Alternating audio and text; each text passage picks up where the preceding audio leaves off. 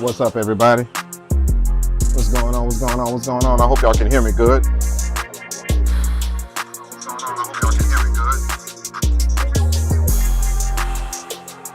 Hopefully. Hopefully. Hopefully.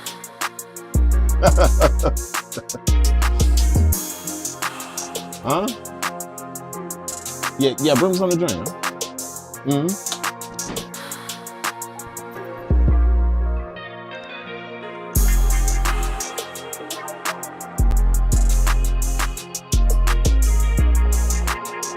Shout out to 10th Lab Beats. What's going on, baby?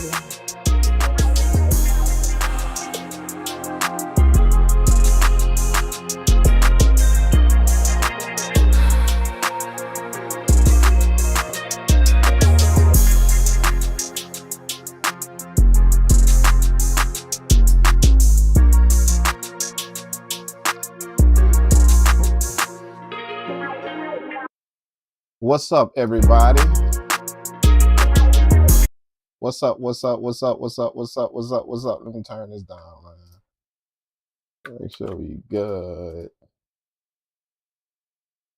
It is back to be with you guys. I mean, it is nice to be back with you guys, man. After a long hiatus on the YouTube channel once again, but of course y'all can see why. Of course y'all can see why, man.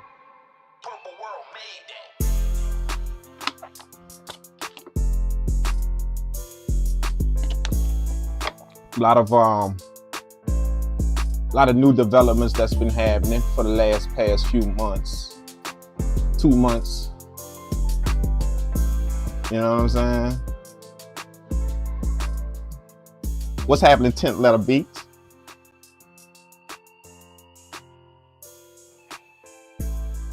Yeah, a lot of new things been going on, man. You know, not only just the building of 2 new studios, not just this one, but another one.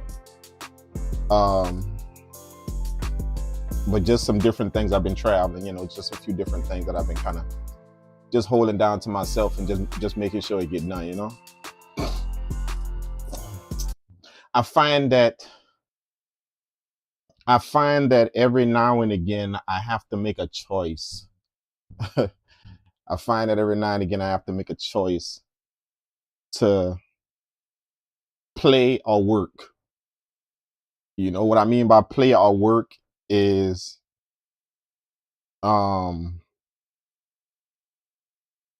like there's a point in time in my career that a period of time has to go just strictly towards work. And what I mean by play is like this is play for me right here. To go live, kick it with you guys, make some music, talk, laugh, chill. This is playtime right here in the studio. You know what I'm saying? So sometimes I got to put playtime to the side in order to get to work. So that's why you guys kind of don't see me on here a lot. It's just simply because I'm working, you know, like this. I don't really have the luxury of just doing this whenever I want. You know, some of you guys may have that luxury of just making beats whenever, but you know, making music or being in your studio or doing something with music. Some of you guys have that option to do that whether you want to or not. You know, I don't really have that option. This has to happen. You feel what I'm saying? So whenever I get to that point, that means that it's time to put the playtime down, time to get to work. You know what I'm saying? What's up? I'm a J Slaps. I got the XL. And, wait, man, I'm realizing I've spent way too many years making sample driven production.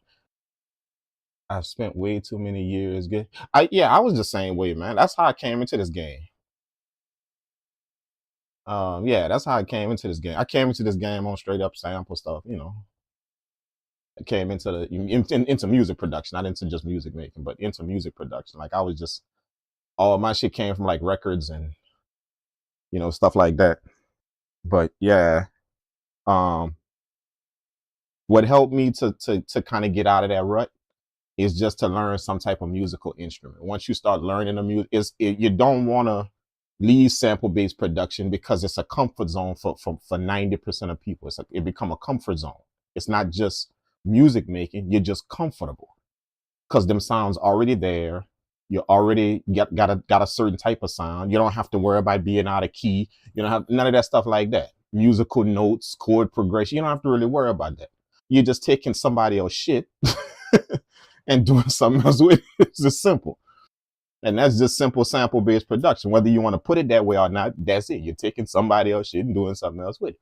That's it. You know, now there's nothing wrong with that, you know, because we wouldn't have that option to do that as music producers if there was something wrong with it. So there's nothing wrong with it. It's just that it puts you in this comfort zone, though. It puts you in this nice safe zone of just making music. You know, and the object is to get out of that safe zone. That way you can start understanding what music is about, the self-expression of it. The person, you know, that person that you're sampling, they already got some self-expressions. Now you're going to take their self-expression and you're going to do something else with. But it's time, you know, it's going to get to a point to where you want to have some type of self-expression. You know, so I don't want nobody else shit on my stuff. I want just all this, the 100% of this to be me, all me. You know, so again, the way I got out of that rut, or got out of that comfort zone, I'm not going to say a rut, I'm going to say a comfort zone. The way I got out of that comfort zone is just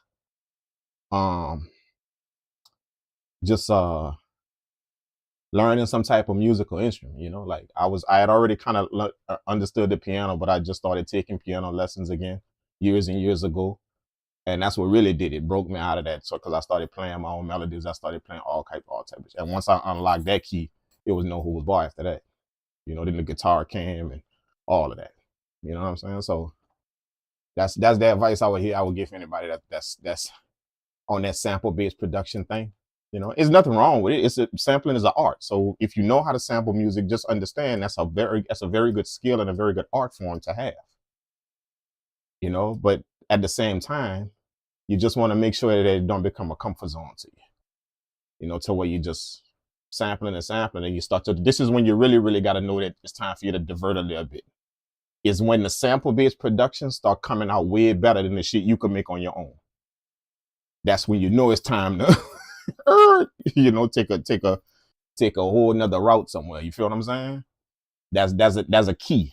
That's like a, you know, and a lot of people bypass that. They bypass that telltale sign. They just overlook it, knowing damn well that, you know, whenever they make something and then whenever they sample something, that's two totally different sounds. They can't make no hot shit unless they go put somebody else stuff on.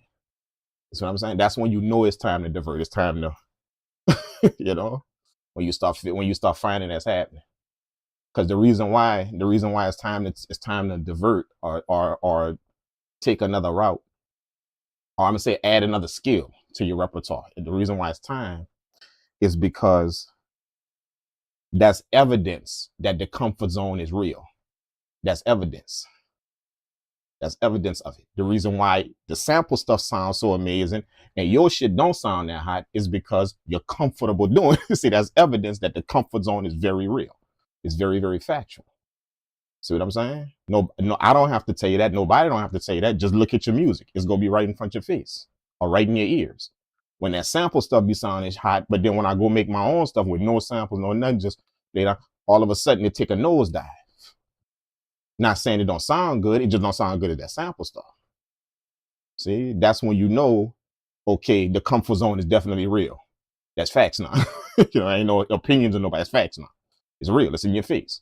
Now, most people just bypass. They just overlook that and keep going and just be like, oh well, I just like sampling. I just like sample. But that's that. Now you're missing opportunity. Now, you feel what I'm saying? You're going into a realm of missing opportunity. You're taking opportunity off the table just to stay comfortable. When the object in this music game is to explore opportunity, to explore it. Don't take it off the table just so you can remain comfortable. You know what I'm saying? That makes sense. I don't know if that makes sense, But yeah.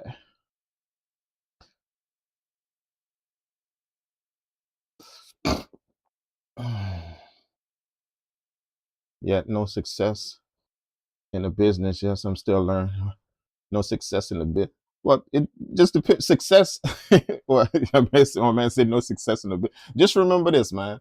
When you take one of these right here, when you take 1 foot right here, you take 1 foot right here, and you put it forward, that's success, man. Just never forget that. That's success. The reason why we don't think it's success is because we gauging our success by what somebody else doing out here. So if I'm not doing like that dude doing, then I'm not successful. But the only thing success is just to take this foot and put it in front of the other, no matter how small the step is. That's all. And you're successful or something. And the object just keep doing that. So don't gauge your success by what somebody else doing out here. You set your own standard of success with the steps you take. You know what I'm saying? You set your own standard of what success is to you. And that's it. You're gonna do your thing.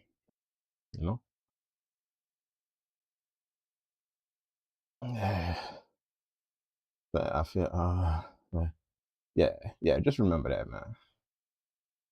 Okay, so that's what we're gonna do, man. That's what we're gonna do, man. We're gonna make some vibes, I'm gonna do what I do. Most of my stuff is from scratch. Sometimes I sample, sometimes I create around. As a matter of fact, I think I'm gonna do that. I think I'm gonna make some a beat from scratch. I'm gonna try and make 3 beats, something like that before I get off here. Cause I got a session to do tonight. I got a session to record tonight in the front studio. So yeah, I'm gonna try and make 3 beats. And I don't even know what time that is. Damn, now that I'm thinking about it, I don't even know what time that is, what it's supposed to be. It's not really my session. I'm just in it. I'm just on it. I'm just gonna be a fly on the wall in now. Just kind of, I guess, quote unquote, producing the session. Not really engineering it. But yeah, I'm gonna try and make 3 years. So what I'm gonna do is I'm gonna make some stuff from scratch. The title of the video is "Making Melodies." Or what is it? I don't know. What is it? Again? Yikes! What's the title of the video again? I don't even know the title of the video. It's making better melodies or better beats that vibe. Making beats that vibe with better melodies. All right, so I'm gonna try and make different beats and kind of showcase just what you could do with melodies, like from scratch, like just your own stuff. I'm gonna take my own. I'm gonna make a beat to where I take my own melodies and I resample it, to where I take my own stuff and not somebody else ever resample it. See what I'm saying? And then the last beat I probably gonna make. What I'm gonna probably do is I'm gonna take a small sample, something very small, and create around it. See what I'm saying? Not something that I gotta chop up or do something with.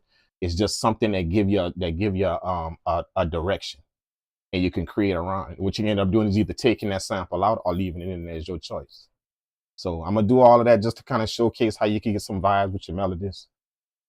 You know, um,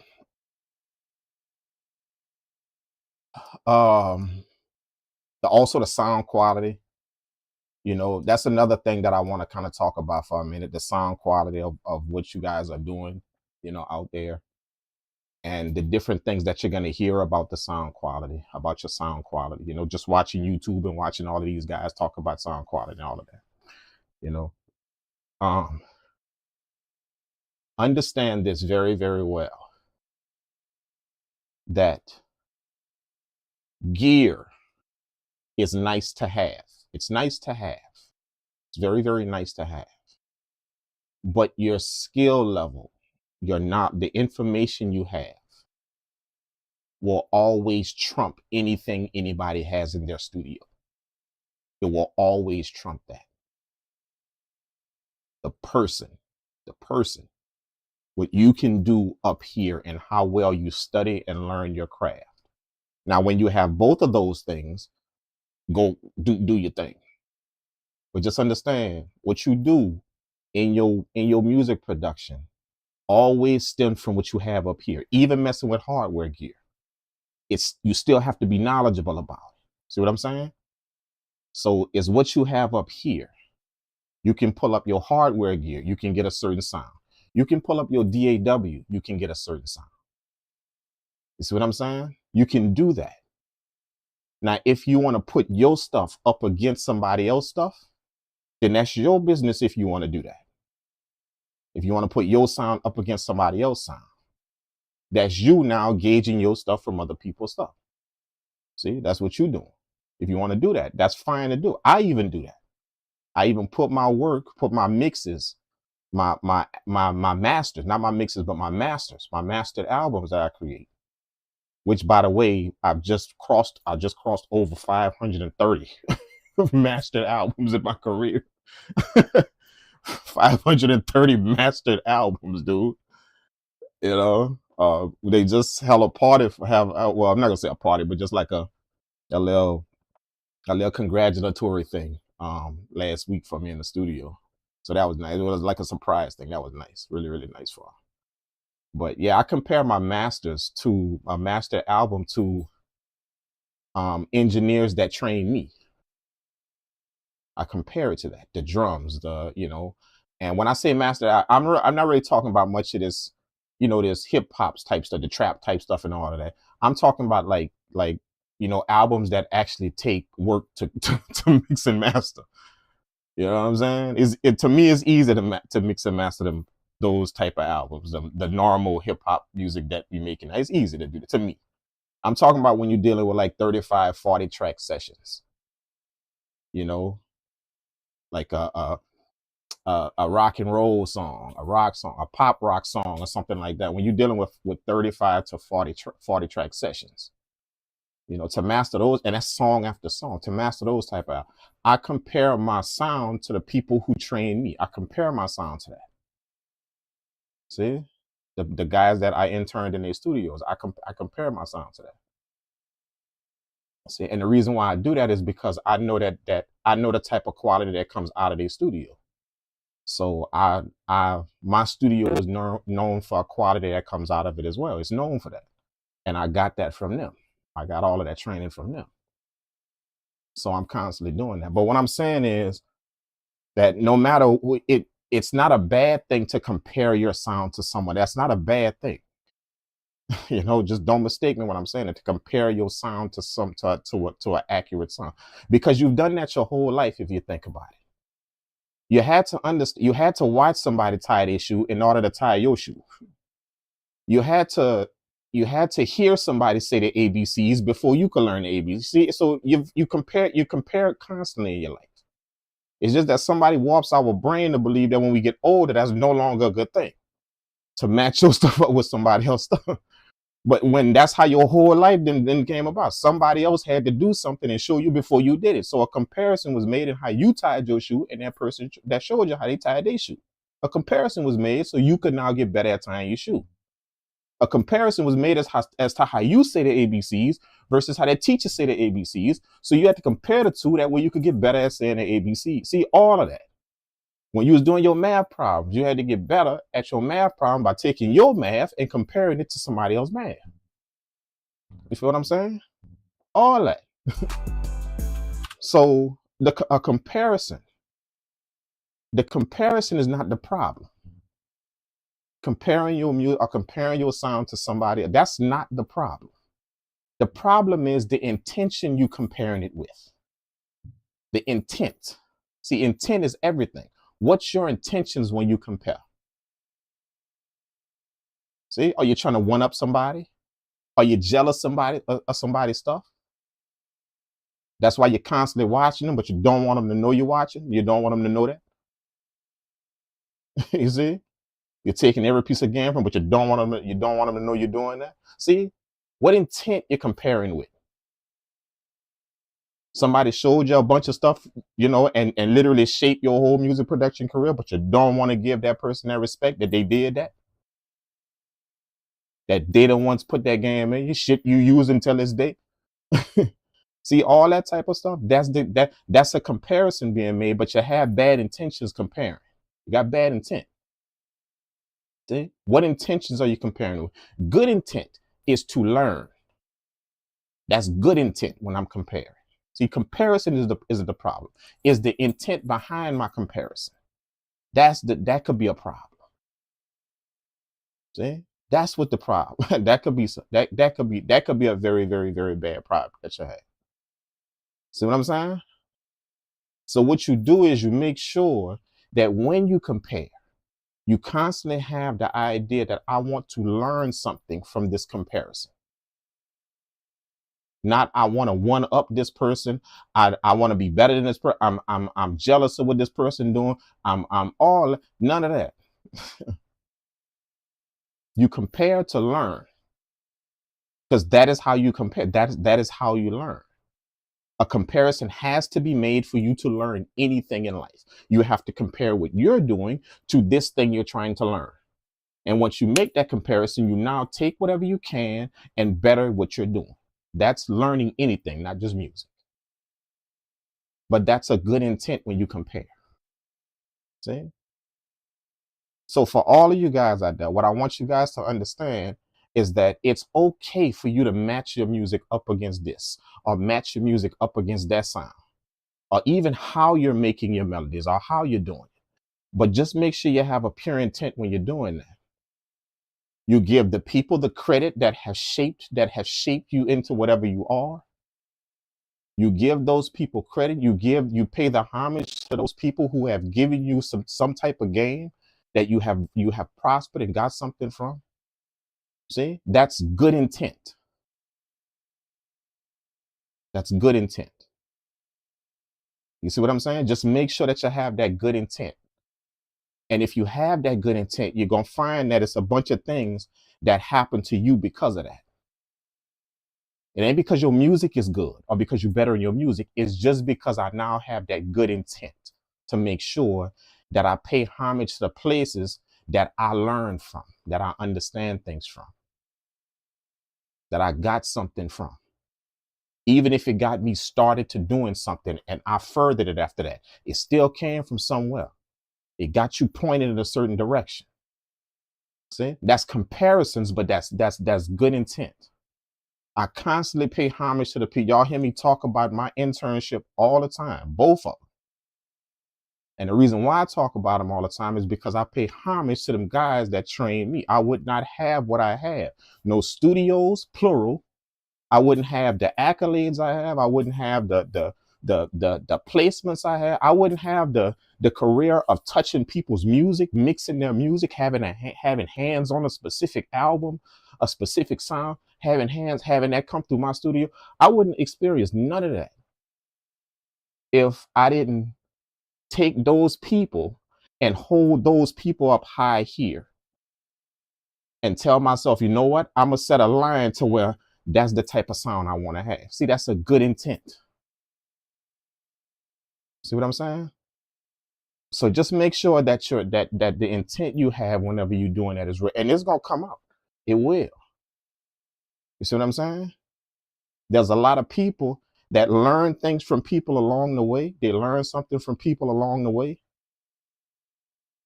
and then for whatever reason, it's almost like they can't bring themselves to say, "Hey, that person right there got me started on this path right here. That person right there gave me a lot of gain that got me in it, that put me in the spot right here to even further this and do this."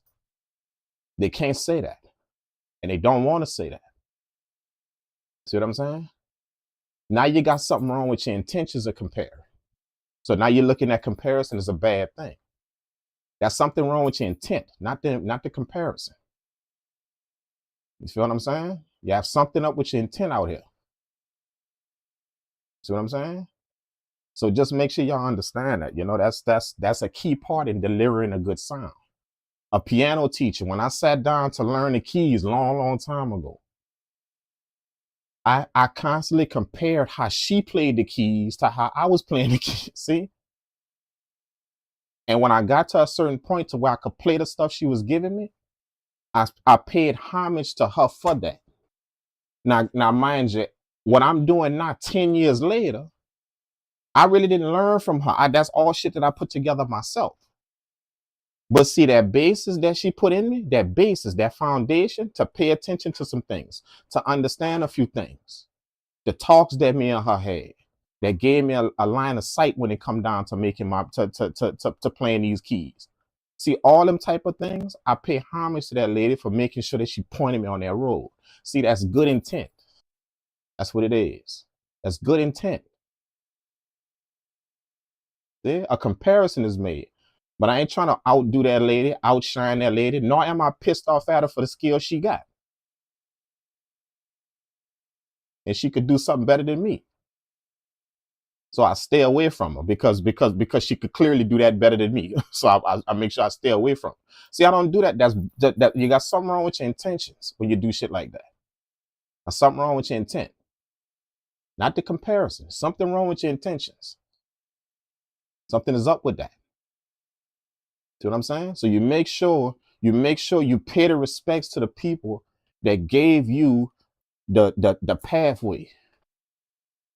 Whether they put you on it, whether they walk with you on that path for a certain period of time, whether they helped you on with a few things on that path, you make sure you pay homage to those people that done that. And the reason why you want to do that is because that's gonna make sure that your intentions stay pure with whatever you about to go do. It's gonna make sure of that. And if your intentions can stay pure, and you can make sure that you have no ulterior motives with what you're doing. You know, you're not smiling at somebody's face, but secretly don't like them because they're better than you at something. You're not trying to be cool with somebody, but secretly can't stand them because they got more whatever than you do. See? You're gonna make sure that your intent stay pure. And it comes out of you, regardless of whether you like it or not. It will come out of you because you're not going to be able to bring yourself to stand up in front of that person no more. You're not going to be able to do it. You won't. So you're just going to stay away from it. Somehow telling yourself that I don't want to compare my stuff to them no more. No, you learn from them. That's what you did. And a comparison was made for you to learn from. So why you're running from them now? You pay respect to those people. And that's to make sure that it's almost like you're making sure that your intent stay pure with what you're doing. Because I'm making sure I pay respects to the places where I got this from, that pointed me in this direction, that put me on this path right, that put me on this thing right, that helped me to pay attention to some things that I had no clue about. See what I'm saying? So y'all just remember that it's not only what you do with your sound, the equipment you have, the understanding you have and what you're doing. It's not only that. It's also the understanding is up here, but your intent is here. These two things got to work together. Y'all feel what I'm saying? They got to work together. If they don't work together, then you're gonna find yourself in a conflict between the two. You're gonna find yourself smiling at somebody, but secretly hating them for what they do and how they do it. You're gonna find yourself trying to be cool with somebody, but secretly don't really fool with them because of how they move. Because they got a few more things than you do. Saying you're gonna secretly be doing is gonna be that's a conflict between here and here. It's a conflict between what I'm learning from them, but how I feel. How I feel when I'm learning. See the intent. How I feel when I'm learning. That's a conflict that's happening. And it's up to you to resolve that conflict. That way your music can get better. You're not only learning, but my intent is good with what I'm learning. It's good with what I'm learning and how I'm learning. It's good. I understand this person could do some stuff I can't do yet. And I make sure I show respect to them for that. If they could do that. You know what I'm saying?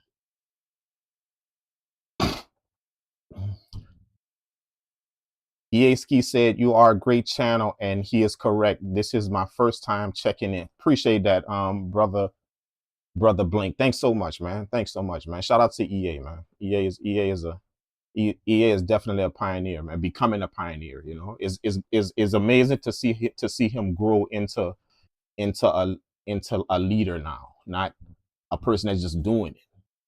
You know, time has to do that. Time has to give you your stripes. So when you're young in the game, when he was making all his hits and doing all of that, he was in the game doing his thing. But it's amazing to see him transform into a leader of doing his thing now, stepping out in the forefront and leading the charge on some things. You know, and the reason why that's so amazing is because when a person decides to do that in life, and y'all familiar with this, y'all all are, trust me, y'all are, with what I'm about to say. When a person decides to do that, decides to take a leadership role in something, or to lead a charge on something, on a certain particular point, a certain stance, a certain whatever, that person has not only decided to lead, but he's decided to take whatever backlash gonna come with that. And y'all know the backlash come whenever you step out. No good deed goes unpunished. Y'all know that. So when a person decides to lead, he finna get everything thrown at him. Everything.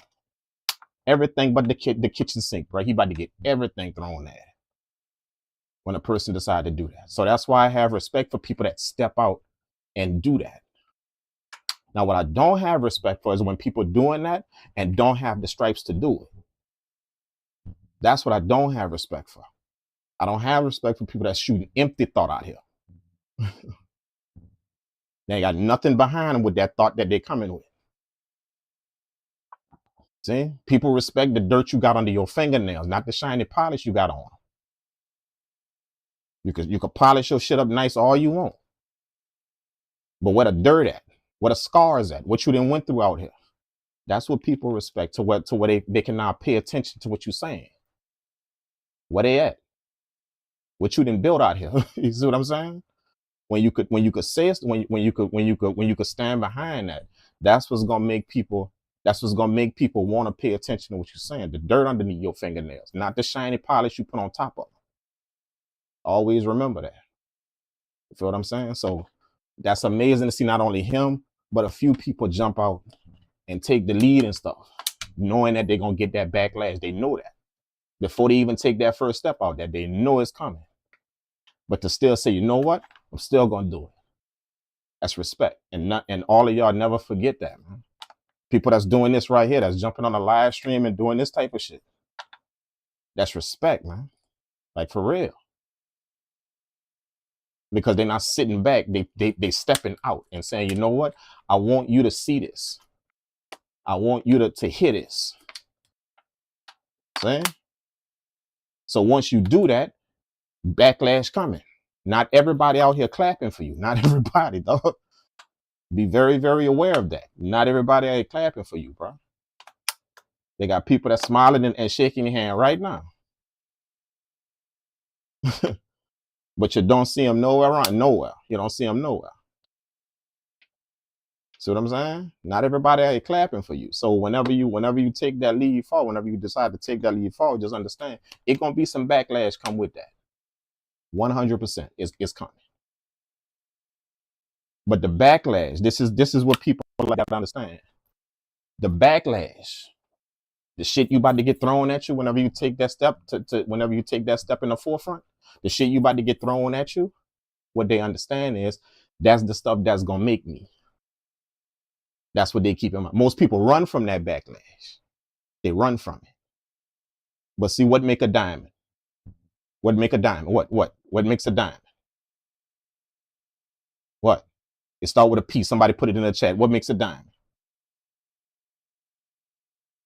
See? What makes a diamond? See, pressure. Appreciate that, classic, okay? Pressure makes a diamond. That's why they step out and do that. People that understand that understand they're about to get hit with everything but the kitchen sink. That's why we do that.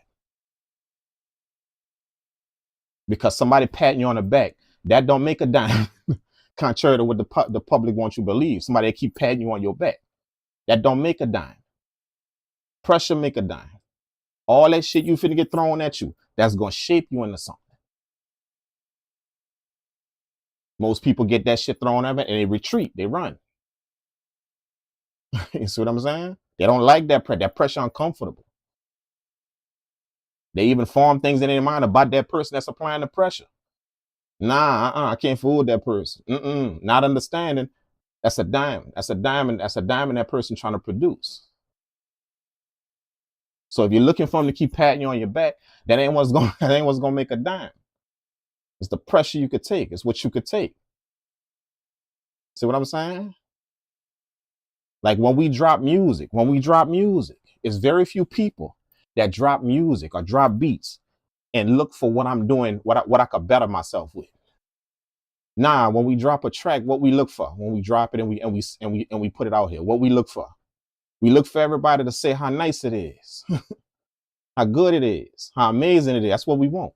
It's very, very few people that look for the people that's gonna tell me that's gonna give me what I could do better. Cause see, I know I ain't perfect. I know that music ain't perfect, and I know I'm not perfect when I made it. So it could be better. It could be. But think about it. When you drop a track, you're not trying to hear that. You'll go as far as to stay away from the people that's telling you that. Yeah, all you want to hear is the good shit. If somebody tell you, you know what, that snare drum could use a little this, or that bass could use a little, I'm gonna stay away from them people. I don't want to hear that. Because I don't want them people putting no thoughts in my head that could somehow sway my music. See, that's you running from pressure. You're running from pressure. Because see, you forgot one simple thing. Who is that person that's telling you that? Does that person have the stripes to tell you whatever that is, to tell you about your snare drum? If that person ain't got them stripes to tell you that, then by all means, disregard everything they said and go run your ass from, go take your ass somewhere else. But see, if you got enough nuts, you can give that person the respect to say, you know what, that person then done some shit out here. And they didn't obviously created a good sound. So when they tell me about my bass or when they tell me about my snare drum, that ain't coming from a place of hate. That's coming from a place of pressure. They want to make a diamond out of you. That's what they want to make. And you're going to always be able to tell, because that pressure going to come with a helping hand. That's what that pressure going to come with. So they got people out here that's going to apply pressure, but you're never going to see no help. They just going to apply pressure. That's it. That's what they're going to do to you. They're going to tell you all type of shit about your music, but they ain't going to offer to help you with your snare drum. They ain't going to offer to help you with your bass. They're going to tell you all type of shit about it, though. They will. I'm lying? Am I lying? Am I lying? Tell me I'm lying. They got them two type of people. They got the ones that gonna tell you about your stuff all day long. They will. And not offer one helping hand to you. But they got some people that's gonna tell you about your snare drum and they're gonna tell you about your bass line. And if they tell you about it, they're gonna tell you, say, bro, come check this out. See if you could get something from this. Yeah, come look at this right here. See if you could take this in. See if this might help you. See? That's somebody that's applying pressure to make a dime and not applying pressure to hurt you. They're applying pressure to make a dime. That's why they told you about your bass. And that's why they told you about your snare. That's why. See? So just make sure y'all understand that, man. Somebody patting you on your back don't make diamonds out here, bro. Gems is found underground, not on top of the ground, bro. They're found under the ground. Not on top, which means a little bit of digging gonna have to be done. You see what I'm saying? A little bit of what's under the hood of my shit. What's under the hood of my sound. Not just, oh, that's amazing. Oh, that's amazing. And everybody keep telling me that. No. Tell me what's under the hood of it. Tell me what's going on inside of my sound, man. Let me find somebody that got the qualification enough to do that. And tell me what's going on inside my sound. And when they tell it to me, I got to have enough sense in my mind. Enough sense, not be stupid. I got to have enough sense in my mind to understand that's somebody that want to create a diamond. That's why they're applying this pressure. See what I'm saying? And you're gonna recognize that they want to make that diamond because after they apply that pressure, they're gonna offer you to be right there on side of you to learn. They're gonna offer you that. They're gonna offer you a helping hand after the pressure. Was somebody just applying pressure? Yeah, watch out for that. When they're applying pressure, but no helping hand came with the pressure. See? Be careful about that. All them different things make up a good sound, man. Toughest thing is making sure you can take criticism for elevation. Yeah, man, brother, that's factual right there. That's amazing when you put. Let me read that again. Toughest thing is making sure you can take criticism for elevation. Yeah, that's good game if I ever heard it right there. Like for real, for real, for real. See what I'm saying? How many people go looking? How many people go looking for the criticism? How many go looking for it? Or how many people run from it? Stay away from it? How many people go looking for it? You know, case in point, I mixed this pop album about 3 weeks ago, almost a month ago. Okay, album done. We had the listening session. 4 ears have to be on the music that leave the studio. Four ears has to be on it before it can leave. Before I sign off on them. Anything that leave my studios, all of them got to be signed off by me. Anything, any sound. Okay, so four ears have to be on the music, on the master before it can be signed off on. And I'm gonna make sure I check with these 4 people. So the listening session come before the sign off. The listening session come. So case in point, we have our listening session. I bring my master to the guys that train me. I bring my master to them. Okay. They all told me that's an amazing job. Awesome. They ran it through some checks. They don't just listen to it. They're gonna put it up. They're gonna do the same thing I do. They're gonna put it through the equipment to check it, to check how wide it is, the stereo field, to check how check the depth of it. They're gonna put it through them things, through them analyzers to make sure. See, to make sure that it passed the test of any radio play it can have out here. Even places in other countries, to where they have a different system out there that they measure music by when they go on the radio. See, they're gonna make sure it can be played out there too. So all of that they're gonna check. Okay, so they checked that master. They checked it, and they told me, amazing job. That's a good job. Amazing job. Now, you see, the average person would have been cool with that, just been like, you know what, all right, yeah, appreciate it, thanks, man, thanks, and just went on by their business. Nah, you know what I said? Give me at least 3 things I could work on, though. And it was like, man, shit, look, bruh, this thing awesome right here, man. Like, I'm like, give me 3. I need 3. Because I know I ain't perfect, and I know this music ain't perfect. Give me 3 things I can work on. See? I didn't go bring my music there for no high fives. I think I did that. That's what I mean by who go looking for the criticism. Who go do that? I didn't bring my music to over there for no high fives. For no yeah. I know I bought it so you can teach me about it. Regardless of how good I am with it, I still could learn something else. So give me 3 things. See? And that's why they respect me. I could just be like, oh man, they think my music awesome, and just ride with them high fives and just go on about my business. Oh yeah, that's a man. Cool. I did it. I passed the check. I did it. Nah, that's not what I bought my music there for. I bought my music to you for the criticism. For where's that? What are 3 things that I could work on? Now, mind you, I've been mixing music for going on 14 years, bro. Mastering music. I didn't been the owner of my own company for 10 of them 13 years. 6 studios. See? What I'm doing asking somebody else that.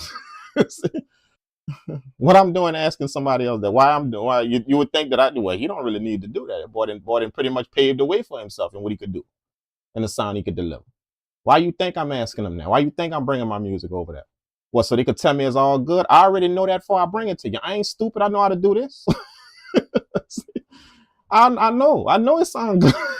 You know, and that's not no being cocky or being, that's just me trusting what I know and what I done built up for 13 years of my career.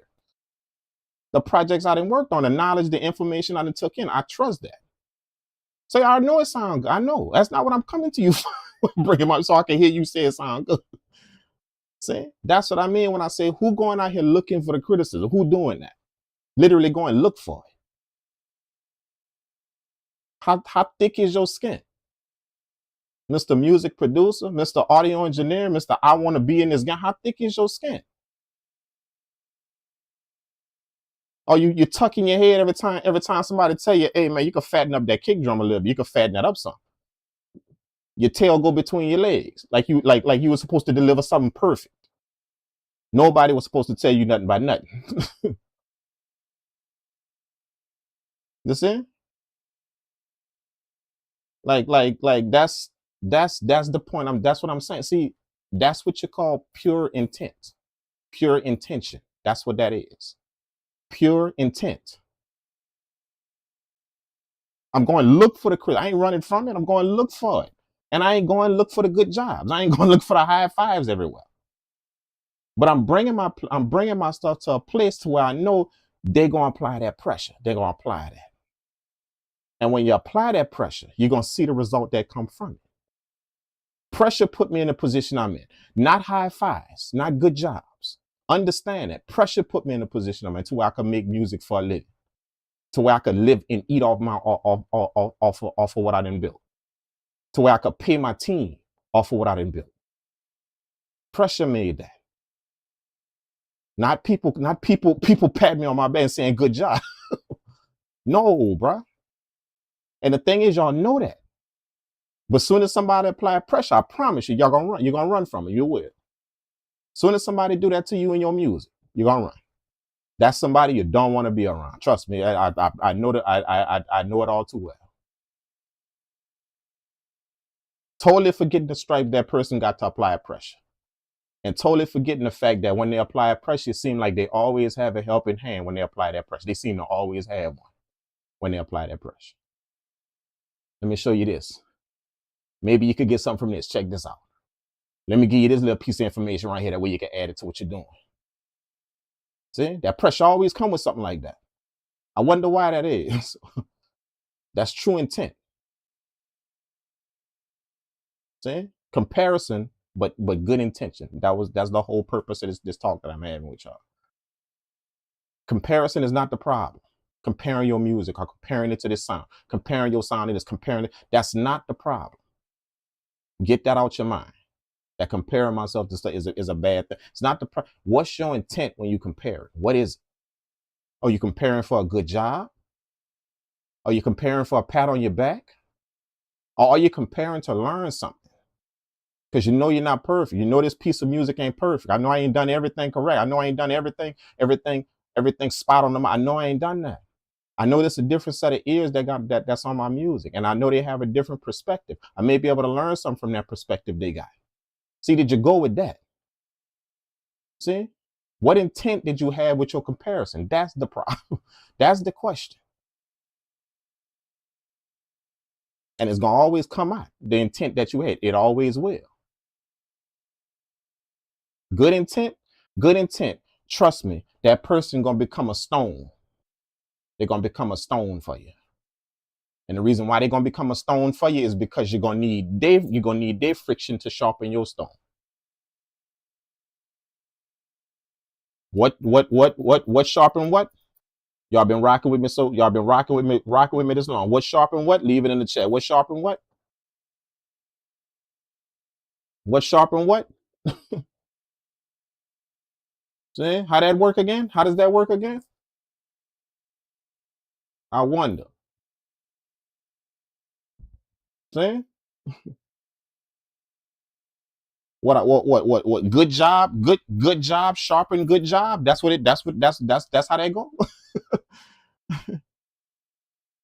Good job sharpens good job. That's how that goes. So that's what y'all here looking for. The pat on your back, the good job, that's amazing. What y'all here looking for? Somebody told you that good job sharpen good job. That's what it do. Right? So there you go. Still sharpen steel. There you go. See?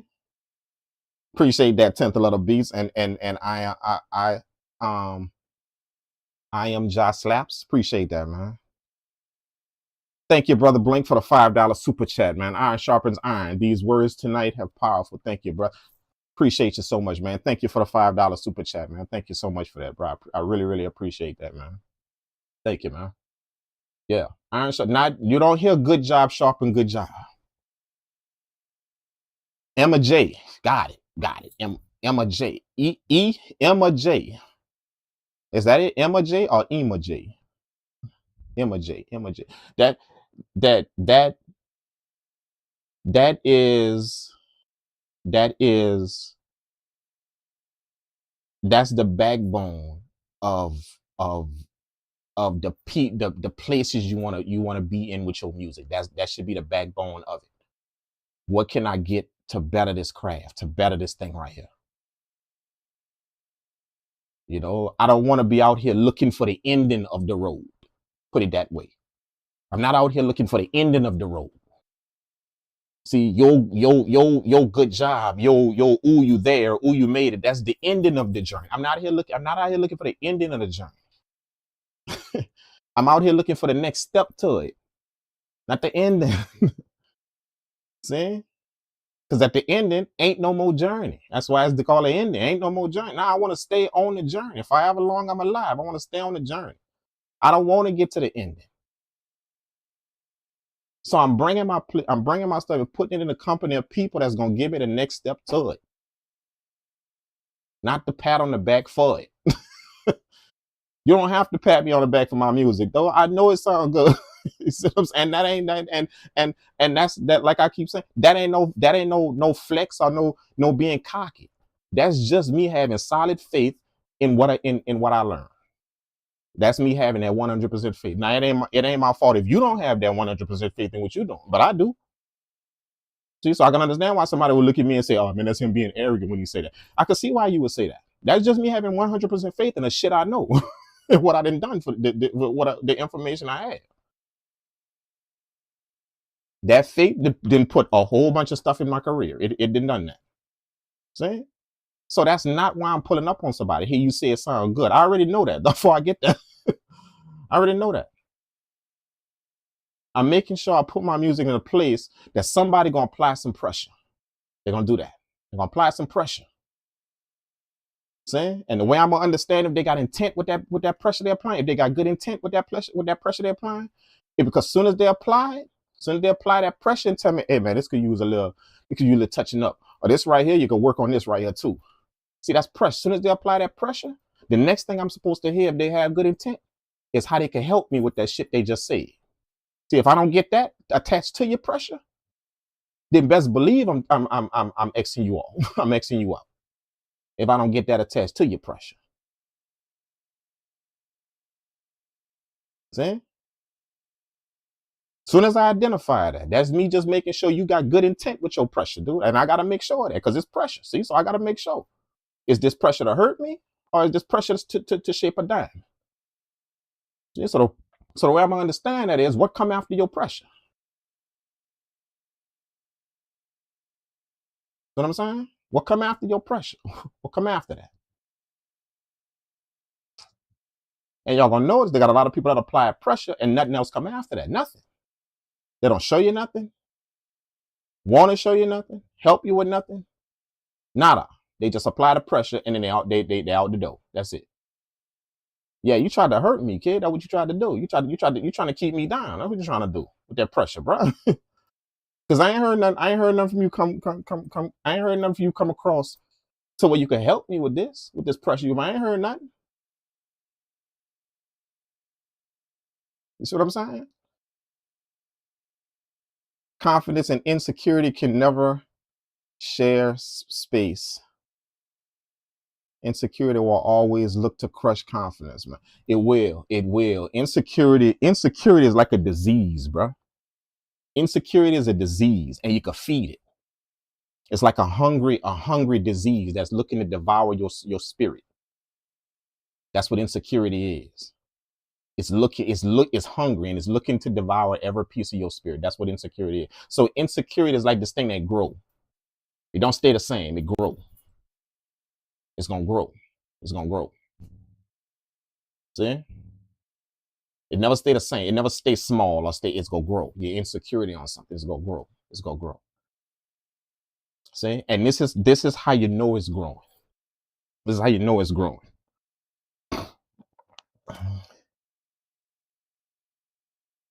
Information is gonna be put on the back burner.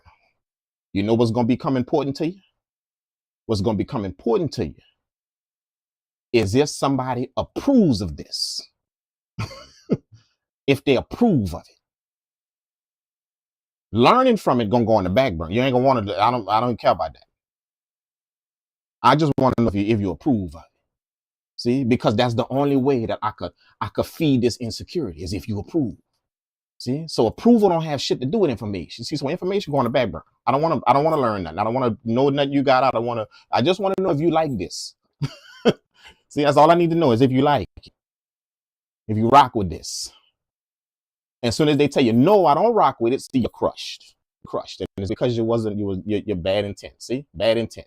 We're looking for the wrong thing. I jumped out here looking for somebody high five and not to learn, not information. That's what I jumped out here looking for. Somebody pat on the back. And when I didn't get it, it literally crushed me when I didn't get it. See what I'm saying? That's what happened, man. But I like the way my man put that, brother. I like the way you put that, man. Confidence and insecurity can't never share the same space. They can't. They can't coexist at the same time. They can't shake hands and play well together. They can't. It's virtually impossible. You know? What's up, Wild Room? Shout out to Dre. Appreciate that, man. Shout out, man. Thanks so much, man. Lionel Ferreira, love the new studio setup. Appreciate that, man. Appreciate that, man. It took a little while to get it up, man, but you know. That's why I've kind of been gone for the past few months, man. Just this one really didn't take. This one took a little bit, but the other one took. You know, it because I had to. I'm actually billing now. You know, like literally billing it from the ground up. So that still ain't done yet, but hopefully that's gonna be done soon. You know, but yeah, yeah, man. So this little talk right here, before we get to the music, is just to make sure that all of y'all kind of just take it to understand that. You know, your music is your expression, and you can do whatever you want with it. You can. And you can take whatever advice you want from whoever, wherever. You can. You know, you could take advice from the Most High. Take advice from God if you want, but just understand that the skills we all have, they vary. I got some skills y'all don't have. Y'all out there got some skills I don't have. There's a reason for that. There's a reason why all of us ain't made the same.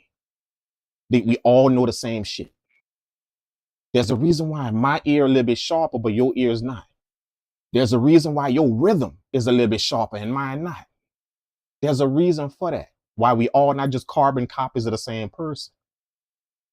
And everybody's skill is at a 10. Everybody just doing, there's a reason for that. The reason why we all got them things, why you a 10 over here, but he a 5 at the same thing. You a 10 at.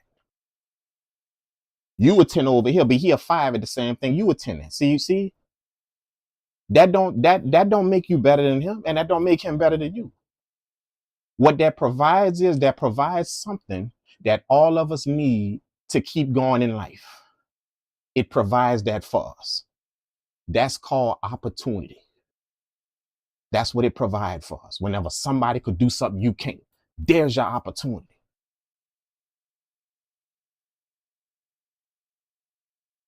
When you realize that you could do something somebody else can't, there's your opportunity to go help them.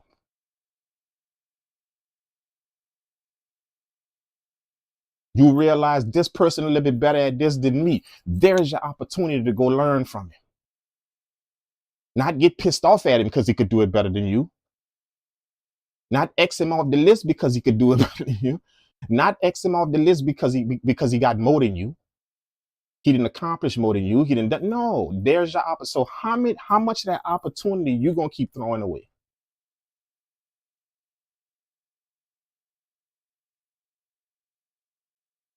You're right, man. That's what it's about. Leveling up every year, man. Absolutely right, man.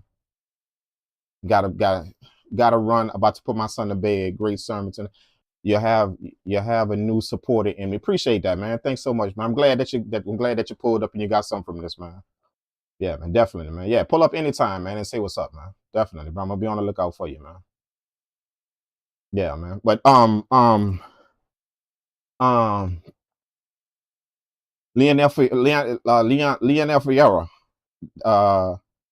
he said that's what it's all about, leveling up every year. Yeah, not just every year, man. Like every day. I say every day. You know, every day. You know what I'm saying? Every hour if you can, every 3 seconds if you could. You know what I'm saying? But I get what you're saying, though, man. Facts, family. I'm still here, but new and happy to be a new subscriber. Thanks, man. I appreciate you hitting that subscribe button, man. Yeah, just take what you can from the places you can. Appreciate it. Make sure that you have a good intent with it. You know, just make sure that. And make sure that you're not out here pointing the finger at somebody just because they applied a little pressure to you. Yeah, just make sure you're not out here doing that. You're not out here labeling people and pointing fingers at somebody and giving them some type of label just simply because they applied a little pressure to you. You see what I'm saying? The assumption is that this thing right here that I got, I wanna actually be better at it. I don't want to stay like this with it. I want to do something else with it, something more with it. I want to advance it. See, that's the assumption. So that's where the pressure come from. The pressure don't come from somebody thinking your shit terrible or is bad. The pressure comes from an assumption that you playing this because you want to get better at it. That's why you're playing it for me. You playing this because you don't want to stay at the same spot with it, even if it's amazing. You don't want to stay at the same spot. You want to find out something else you could do with it, something else to give it, something else to bring to it. Imagine if plants stayed the same size. Imagine if all plants out there was the same size. Them shits only grew up to right here and that's it. We ain't got no trees out here. None. Them shits grow up to right here and that's where they stay. The assumption is you want to grow. That's the assumption when you play your music for somebody. But see, you got the assumption when you play it that you want to hit a good job. I don't want to grow. I want to hit a good job. So I don't want to hear what you're going to tell me about my kick drum. I don't want to hear what you're going to tell me about my bass. I don't want to hear what you're going to tell me about my stereo field. What I want to hear is I want to hear a good job. You're literally looking for the end of your journey. You're not looking for the next step of it. That's what y'all here doing. Y'all here looking for the ending of it, not the next step to it. See what I'm saying? And just make sure wherever that pressure come from. I told you to identify and mark. That pressure gonna come with something attached to it. That pressure ain't gonna just come with pressure and then somebody just out the door. That pressure gonna come with pressure and it's gonna come with a helping hand for that pressure. That's what it's gonna come with. And if you can't identify both them things attached to each other, if you can't identify both of those things attached, then I suggest you get the hell away from whoever that is quickly. That's applying that pressure. When all you feeling is pressure, but no helping hand to get something done. So what I'm saying? I suggest you get the hell away from whoever that is. But if you can identify when somebody put that pressure there, when somebody become that steel that you could rub up against, they become that steel. Think about it. In order for you to sharpen yourself, they got to be hard. See what I'm saying? They got to be of a solid foundation in order for you to rub up against them and sharpen themselves. They got to be of a so they're not gonna be soft on you. And I think that's what people wait for. They some kind of way they're trying to rub up against something soft and get sharp. See, that's what we out here doing. Some type of way we trying to rub up against something soft and get sharp. That's what we trying to do. I want to rub up against a good job and get sharp. That's what I want to do. I want to rub up against a high five and get good. That's what I want to do. I want to rub up against a ooh, that's amazing and get good. That's what I want to do. No, bruh. The places you're gonna learn stuff from. gonna be just as solid as you are. So that place you're going gonna be solid, and it's gonna be soft on you. The place you're gonna be solid, and you're gonna have to learn how to be solid. That way, that friction can happen and the sharpening can start. But when I'm out here looking for the soft place I can rub up against and try and get sharp, I'm out here looking for the congratulations that I can rub up against and get sharp. I'm out here looking for the ooh, you did that amazing. Rub up against that and get sharp. When I'm out here looking for that, don't expect to get sharp no time soon, dog. What you're gonna do is you're gonna sit there and watch other people doing the shit you want to do. And you're gonna hate them for it. You're gonna secretly hate them for it. You're gonna hate them with silence. That's what you're gonna hate them with. That's what my grandmother called. You're gonna hate them with silence. That's what you're gonna hate them because you're gonna see them doing everything you want to do. Simply because they're looking for the pressure and you're not. You're looking for the good job. So you're gonna watch them in every position you want to be in. Everyone. They're gonna have the shit you want. They're gonna own the shit you're trying to get. They're gonna be in the spots you want to be in. They're gonna do all of that simply because they're out here looking for the pressure, and you out here looking for the soft thing you can rub up against.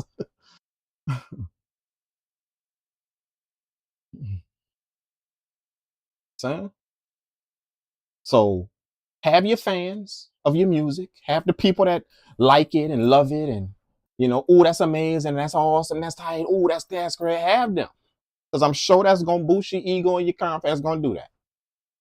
I'm sure it will. But just make sure you have pressure. Just make sure of that. Make sure somewhere you got pressure. Somewhere. And with that pressure, make sure good intent come with that pressure. Appreciate that, Alcohol. Thanks, man. Thanks, man. Thanks, Mango. Appreciate that, man. Yeah, just make sure you got that. Just make sure you got that pressure, man. Make sure that pressure is somewhere around you. That pressure is there. And you develop some thick skin. That way, when that pressure come your way, you solid, and the place that the pressure coming from solid. Put them two things up against each other, that's gonna sharpen each other. That's what's about to happen. The sharpening about to start. But when one of them things soft, you see, when one of them soft, and sad to say, that's what people out there looking. They looking for that soft I could go rub up against. Yeah, that's what I want. Just make sure that pressure there. Just make it's somewhere. You pick where your pressure come from, but just make sure it's there. Make sure it's there. And make sure the intent behind it is very, very true.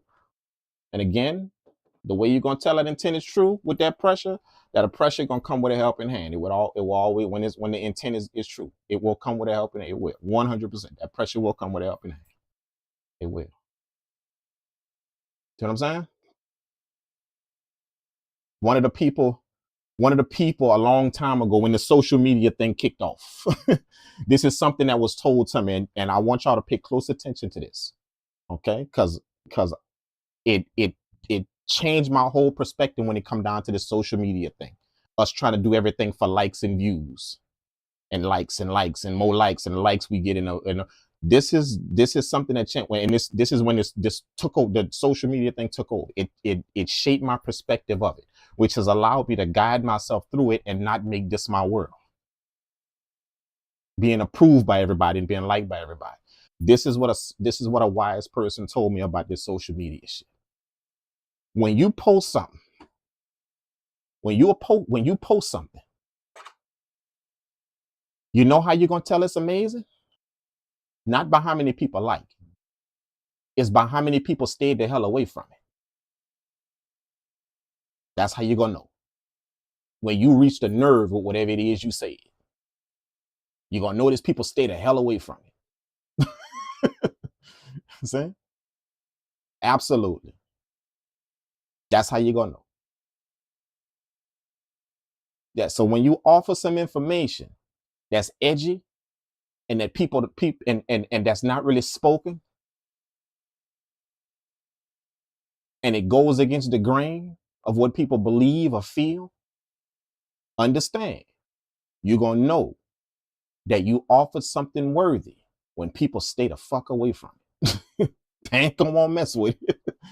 Saying, and the reason why is because that's people looking for something soft they can rub up against, and they just got something very, very solid. They just got it. But ain't trying to rub up against that and get shot. They not. So always remember that. That's how you're gonna know. And it changed my view about this whole social media thing. You didn't be trained to believe when nobody liking it. That's nah, and it wasn't good. Nah, man. People not drawn to solid stuff, man. They not. They run from it. The two people out here looking for the comfortable thing I can hear, or the comfortable thing I can get. So that's how you're gonna know. That's how you're gonna know when you impacted something. Trust me, people gonna run from it. Like literally, they're gonna haul, like they're gonna literally go in the other direction. They will. See what I'm saying? But the real ones, they gonna salute the fact that hard ass shit I just heard, that just touched the nerve. But that thing that was just said, or that thing that was just is literally applies to me. The real ones gonna understand. There's my pressure. That is. So that means I could be a diamond if I take this pressure, develop some thick skin, and I take this pressure. I mean, I could that, because that's what's needed. That pressure, not the pat on them, not the good job. So yeah, what I heard or what I saw that applies to me. Yeah, let me take that to heart. Let me take that to heart. Let me take this pressure, simply because I know that's what's needed out here. That's what's needed to get shit done. The pressure, not the good job. Just make sure y'all remember that, man. All right. Good talk. Good talk. Good talk. Shout out to everybody, man. Shout out to everybody. Too many soft motherfuckers around. I gotta put that pressure on myself sometimes. Yeah, man. Mango, that's a gem right there. That's a gem, to put that pressure on yourself too. You know, not only from other people, but putting on yourself too. You know, like if we running around trying to be comfortable everywhere, just imagine if everything was comfortable in the world, man. Like y'all ain't never sat back and thought about, just imagine if we had everything we could possibly want. Y'all ain't never thought about that? Like if we lived in a world to where you could have everything you could possibly want, everything, anything you could think of, you could just have it right now. $1 million, you could just have it. You know, that job you want, you could just have it. That studio equipment you want, you could just have it. That business you want, that company, you could just have it. Like, what if we lived in a world to where you could just have whatever you want just right now? What the hell you think would happen out here, bro? What you think would go on? That should let you know that some type of pressure is needed. The fact that we can't have it all. We trying to get some shit out of him, trying to do that, and we trying to do that. That should let you know the pressure is needed. We not living in the world to where you can have everything your little heart could possibly desire. No, man, you're going to have to put a little pressure. You're going to have to go through a little fire, go through a little pressure, go through a little uncomfortable shit. And then you're going to get where you got to get. Very simple. You got to do that. We all got to do that. That's the way this works. So if I know it worked that way, let me piece 2 and 2 together now. If I know it worked that way, that I gotta go through this, I can't have everything I want just right out. Can't have it. Can't. And I know I'm gonna have to go through some shit to get it. Everything ain't just gonna be plopped in my lap with a red bow on it, just waiting for me to just unwrap it and enjoy it. No. If I know I gotta go through a few things to get, and I know that's out here waiting on me, then why the hell I'm running from it? Let me go look for it. Because I know that's needed to get that thing right now. Why am I out here running from it? Why am I out here running from the pressure if I know that's what's needed for me to get it? Why? Why am I out here trying to avoid it? Why? Why am I doing that? It's almost like I'm trying to avoid the next step for me to get that thing right that I want. I'm trying to avoid that next step. Yeah. See, it happens. It pops in my head that I want it. I see it over there that I want it. I'm gonna take a step to go get it, but that step that I'm about to take, pressure is right there in order for me to go get it. That's the chain. It pop up here. Now I want it. I'm gonna take a step on the journey to get it, but pressure is right there on the journey. Then it's right there. It's literally right there for me to get it. So if I know that pressure is there, not a good time, not here it is, here you go, you can have it. Somebody just gift wrapped it and put it there. If I know that's not on the journey, that's not a whirlwind, that's not on the pressure is on the journey for me to get that. If I know that, why am I trying to run from that thing that's right there in front, that next step that's right there in front? Why am I running from it? Why? Why am I running from anything out here that applies that pressure? Why am I doing that? Why am I doing that? What positive? Because that is literally the next thing on the journey. That's the next step right there. The pressure. That's it right there in front of me. And once that pressure I have, bam, it's right there on the other side of that pressure. So why am I out here running from that thing that's right there? That's the doorway to that thing that I want over there. Why am I out here running?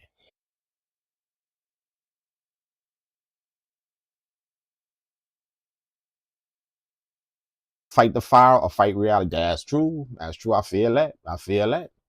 I feel that. Definitely, I feel that. Fight, my boy said, fight the fire, fight reality. You understand what I'm saying? Definitely, I feel that. You understand what I'm saying? Pressure is on the menu, whether you like it or not. It's on the menu. They got some people that's going to try and prolong it for as long as they can. They're going to try and run from it in every place they get it. They're going to try and hide. They're going to try and hide from it. They're going to try and not understand it. It is literally the next step on the day it is there. There it is. Pressure, that thing's open up. That thing opens up right now. Yeah, if I got a tight jaw in my hand and I'm trying to unlock it, see what type of pressure that take. I can't just and it open up. I can't do that. So why am I out here looking for the easy thing in order to open up my jaw? In order to open up this thing that's right here on the other side of this pressure. Why am I looking for it? It's gonna take some pressure to get that top off that jaw. But once I go through the pressure and the top off, there it is. There it is right there. There's everything I wanted right there. So my question is, why am I out here running from the pressure? Why? Why I'm not using that pressure to my advantage? Why? Why I'm not doing that? Yeah. Pressure is going to be needed to get this shit done. Why am I not using that pressure? Why I don't take that pressure that's applied to me and use it for this thing right here? Bam, now I open it. There it is. See, they have some people out here that didn't figure that out. They figured that out. So that's why you're watching them do a bunch of shit. That's why. Not because their music good, not because they just figured that shit out. They figured that out.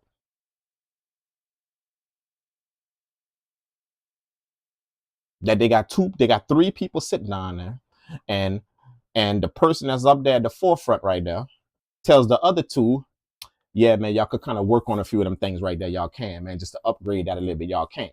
Two different mindsets as soon as they heard that. One of them gonna say, you know what? Screw that dude, man. That dude can't tell me about my music. See, running from the pressure. That dude can't tell me. Totally missing the fact, oh yeah, look, he done that, that too, and he didn't help the countless numbers of motherfuckers do that too as well. He didn't. Damn. Totally forget. No, a dude can't tell. No. See, that's what the first dude gonna say. See, that other dude that heard him say, you know what, y'all can work on that. Y'all can work on that. You know what he gonna say? There's my pressure. There it is. There it is. I needed that pressure right there to open up this thing right here. I needed that. Pressure is what it takes for me to get that job. There it is. Appreciate that. See? Why don't I use that pressure? Why am I running from it? It's just simply because I'm out here looking for what's comfortable. That's why. Dude A, the first dude, he looking for what's comfortable. Dude B, looking for the information, no matter how much pressure it brings. He need the information. But dude A looking for what's comfortable. That's what he looking for. He's trying to put himself in any position that's comfortable to him. Knowing that pressure is on the menu. Is lit. I can't do shit about it. Pressure is on the menu for me to get some shit done. It's on the mission. It's on the menu. Knowing that. But I'm gonna go look for the comfort. That's what I'm gonna look for. They have some people that have figured that out. And you can't get pissed off at them for figuring that out. Possibly they heard it from somewhere. Possibly they was taught it at a young age. I was taught that at a young age from some people wiser than me. I keep telling y'all, I stayed around people older than me. I didn't have friends my age when I was growing up in school. I was around older people, literally on the porch with old heads at a young age. See, so I took in a lot of shit, and I used it along my way, along my journey of life. I used it. Lo and behold, this is where it put me. That's what I mean. They got some people that didn't figure some shit out like that. They have figured that out. The thing that you may have heard that's amazing and you just took that in just now, and that's amazing. They've been figured that out 10 years ago. That I can't be out here running just because somebody put pressure on. I can't be out here dismissing people that just applied a little pressure. That's what they did. Especially when after they applied the pressure, you can clearly see them say, here, let me offer you a helping hand. Let me do that. I can't be out here doing that. Grown up or otherwise, or teenagers. See? So a lot of teenagers out here, your parents applying pressure to you. They're applying pressure, and you're fighting them. You're running. You always got something to say. You're not understanding they're applying pressure. It takes pressure to make that diamond, not a pat on the back. They're applying pressure. And this is how you can tell if that pressure coming from a good place. Are they still helping you? Are they still doing that? Why are they applying that pressure? You still got a roof over your head. You're still eating food. You're still doing all. They taking care of all. See, they're still doing all of that while they're applying pressure. But you think that they're being hard on. Of course they are. It's the purpose for the pressure. That's why. Of course they are. That's the pressure. And if you can take that pressure and you can apply it where it goes, stop trying to apply the pressure back at them and start applying it to that thing you have to take care of, that schoolwork you got to do, that college you got to get through, that test you got to take, whatever that is, whatever mom and dad applying pressure on, stop trying to apply the pressure back to them and start applying it. You're going to start understanding, oh shit, pressure gets these things done. Wow. Pressure opens that jar. Not a good job of me just looking at it and saying, good job, ooh, amazing, that's what I wanted. That's going to get the jar open. No, the pressure got that jar open. That's what got it open. So stop trying to redirect the pressure back at them and start taking the pressure and start applying it to whatever it is out there in life you got. And you're going to notice something changes about whatever you're trying to do. You're going to notice everything you put your hands on, you complete it. You get it done. Shout out to the 2 new studios that's been built. So you're gonna notice everything you put your hands on. It's not hanging in the balance. It's not undone. It's not unfinished. You're gonna notice everything you put your hands on. Everything you got a part. Everything you play a part in. You end up getting it done. You end up arriving at that goal you want. You end up persevering through whatever it is to continue going instead of quitting.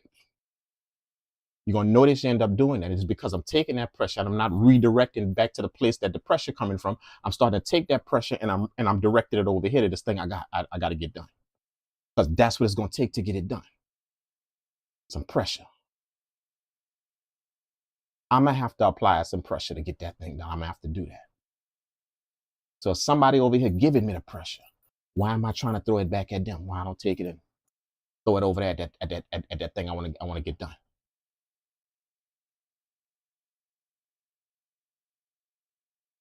A lot of things out there we doing. It's a lot of things out there that we doing that doesn't help us, but we thinking it does. It's not help, but we think it does. We believe it does. And we put so much belief in it that it's helping us and that it's going to do something. We put so much belief in it that we totally forgetting about the sheer logic of it. We put so much belief into it that we're forgetting about the 2 + 2 of it. Pressure is needed to get that thing done. And they just gave it to me. See, 2 + 2, 4. because we believe that if I had these pats on the back, that's what would get this thing open right here. If I had these pats on the back, that's what would get it. That's what get this. That's what would get this hard road I gotta go through. That's what would get it done.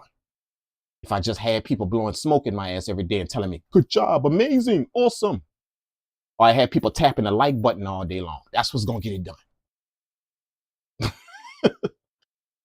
And we believe that so much, and we go out here searching for that from everybody. The good job and the amazing, ooh, that's amazing. We go out there searching from everybody that we forget. We literally forget the 2 + 2 = 4 of it. The very logical fact that pressure is what's needed to get that damn jar open. Pressure is what's needed to go through that door, to get that door unlocked. Pressure is what's needed to form that diamond. We totally forget. We totally take the sheer logical 2 + 2 off the table, just simply because of that thing we believe that's helping us.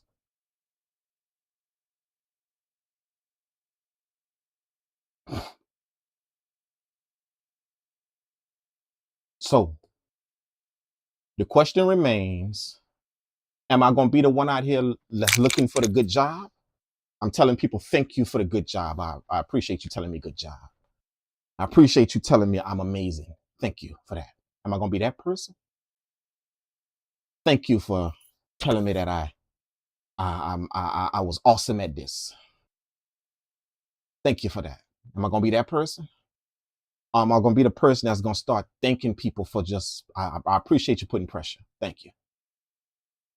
Am I strong enough to be that dude?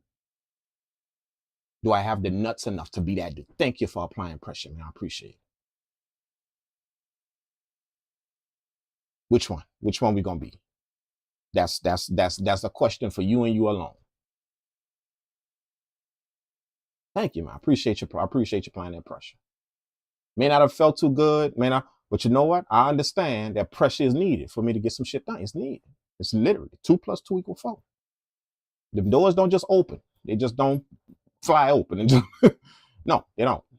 The pressure gonna have to be. So I appreciate you for applying that pressure here, so I can learn how to apply that pressure there at that door I gotta go through. Thank you for that. So which one I'm gonna be? Am I gonna be the one just congratulating people? Am I gonna be the one that's just thanking everybody for the good job they gave? That's what I want to thank everybody for. Am I gonna be the one that's thanking people for the pressure? I appreciate the pressure, man. Thanks. Appreciate that pressure, man. Thanks.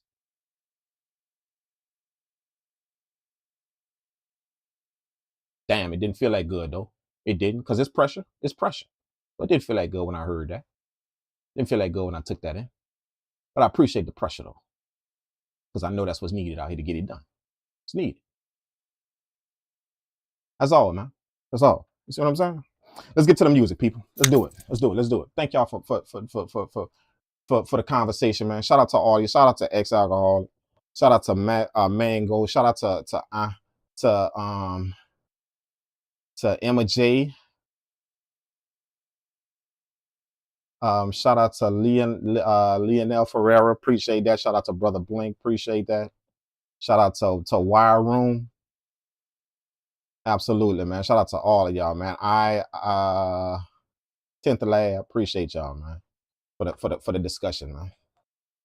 Okay, all right. So we're gonna make some melody. We're gonna title the video, make some melodies, do all that, and we're gonna do it. We're gonna do it in a few different ways. Okay, one of the ways, obviously, from scratch. We're gonna do everything from scratch. We're gonna make some stuff just off the dome. Next, we're gonna be taking our own stuff, remixing it a little bit, whatever we made, remix it a little bit to get some shit going. And then the third way gonna be taking something small that gives us an idea, not a full melody, no, an idea or something. And an idea could be anything, like a little vocal stab. It could be a 2 hits of a guitar. It could be a just something slight. And the reason why I want to give myself something slight and not give myself this full thing I want to chop and flip and do, the reason why I want to give myself something slight is because I'm testing myself to see how much I could do, not how much I could do with somebody else's shit. See? So when I go sample and when I go use this, I'm gonna get something slight because I want to do the rest. I want to test myself, see what I could do too. See, so sometimes I take three notes from a guitar solo, just 3 notes that is hidden. And that's what I'm about to create around.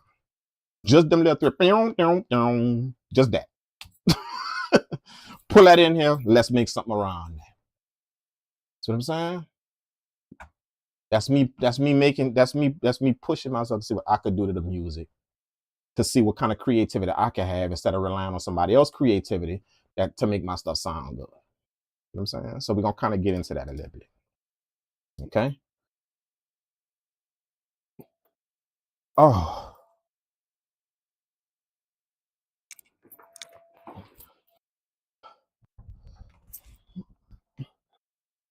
Okay, we got Ableton line pulled up. You know how we get on.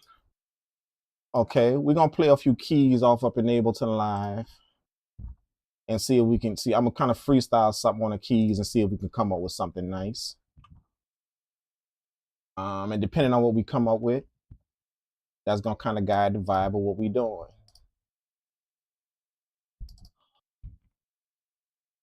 All right. I think we're good to go. We should.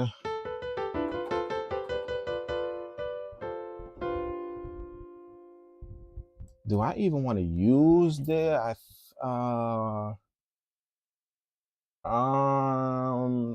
Let me use this one. I've been wanting to try this one out. This is a different piano plugin. This is a different.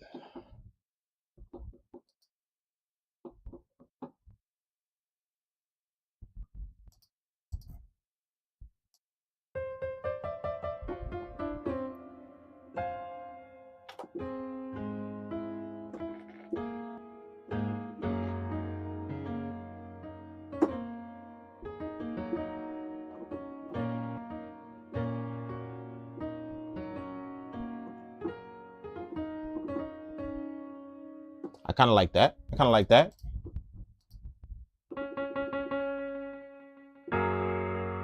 Oh, okay. It's a little bit more romantic. Oh.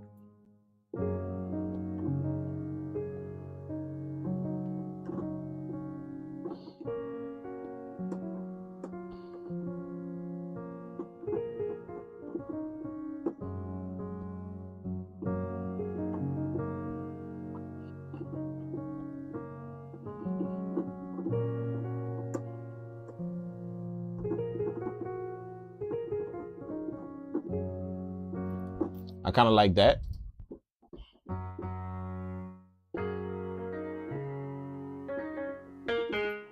Nah, I don't like that. I don't like that. I don't like that.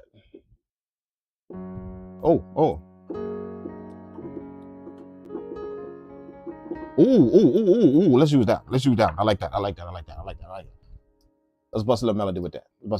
So you're gonna give ourselves a cool little BPM, like 160 something. You know, just something to kind of rock with.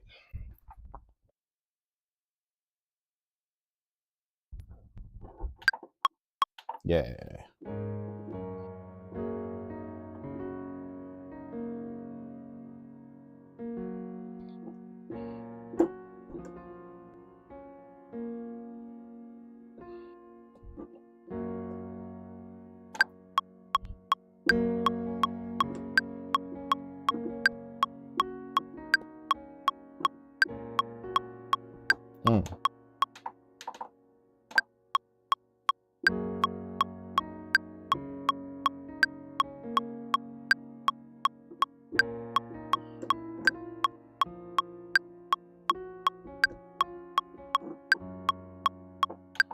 Ooh.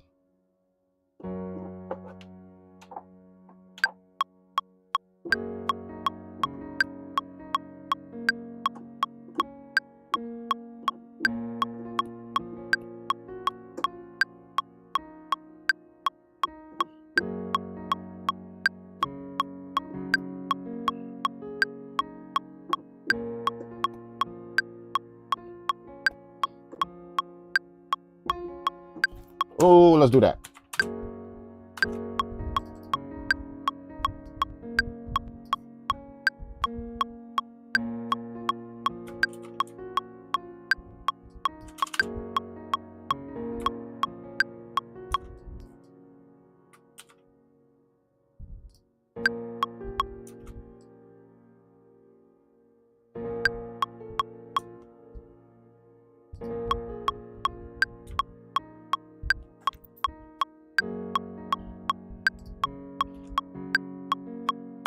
All right, boom. I'm gonna duplicate that track over right there. Right. We got a nice little melody happening right there. I'm gonna duplicate that track over, give myself another plugin, and I'm gonna hit it with this piano right here to give myself like a. I'm gonna give myself some notes underneath that. And this is what's gonna kind of give my simple melody like the feeling. It's gonna give it a little feeling. So if y'all notice how I play these chords, it's gonna be like some different chords that go over it. Like this is the normal chords right here. See?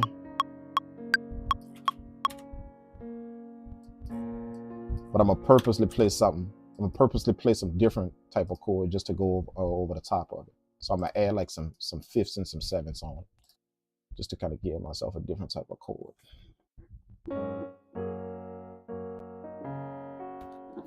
I want to softer piano though. Let me use this dark ballad. Yeah.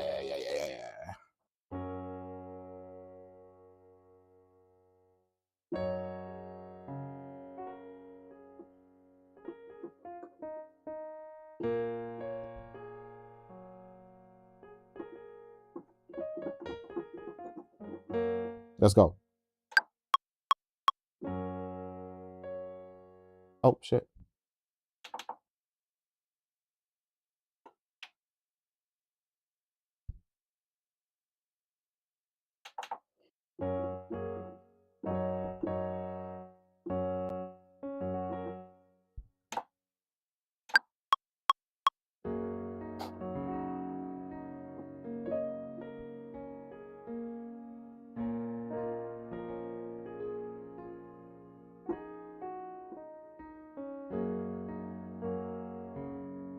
See something like that. Something like that. I'm gonna undo that. Play that again.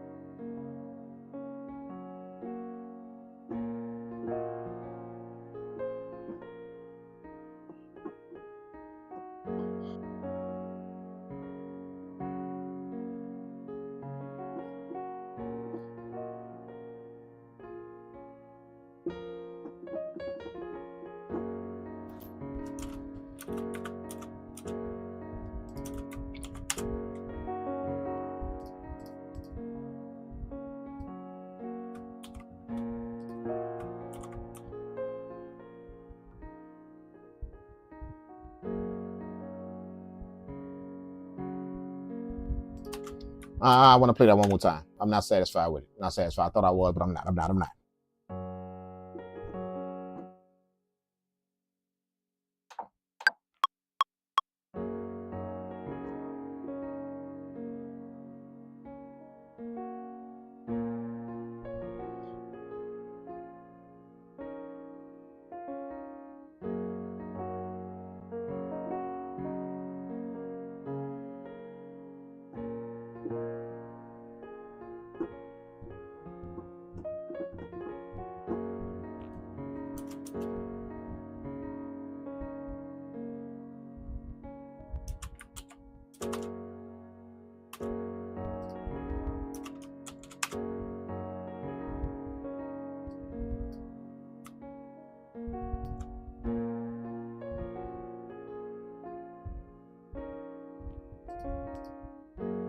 All right, let's go.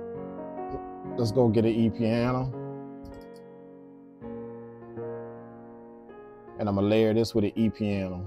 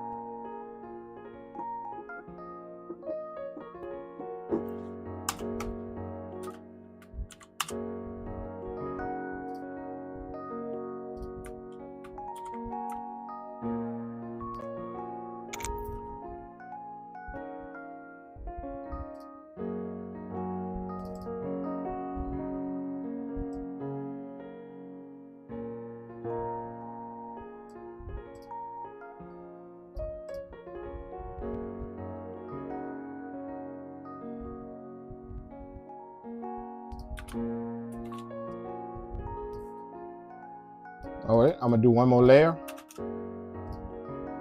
I'll do one more layer.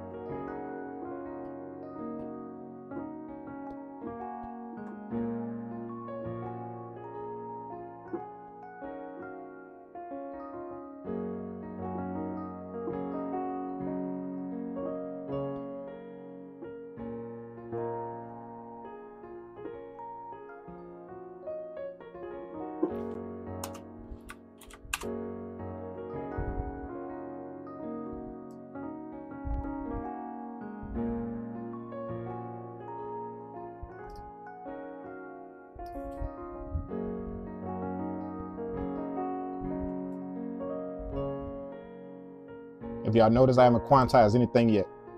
Nothing. That's all. That's all. No quantize, just original playing. Notes all slow, thrown off, everything. But y'all gonna notice that's what give it the vibe. Though once we start bringing everything together, that's what gonna give it the vibe.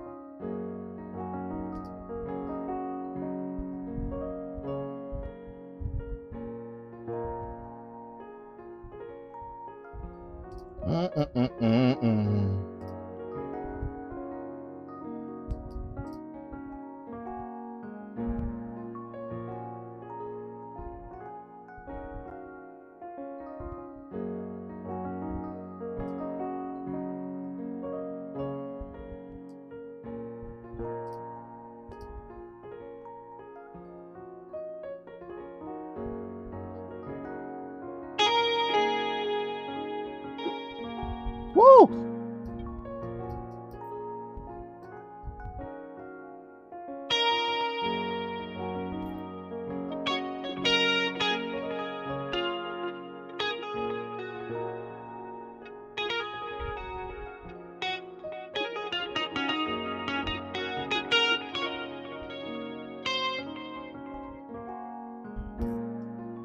Let me get rid of that. Let me get rid of that delay off of that.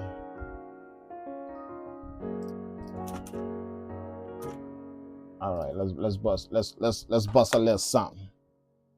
Let's bust a little something.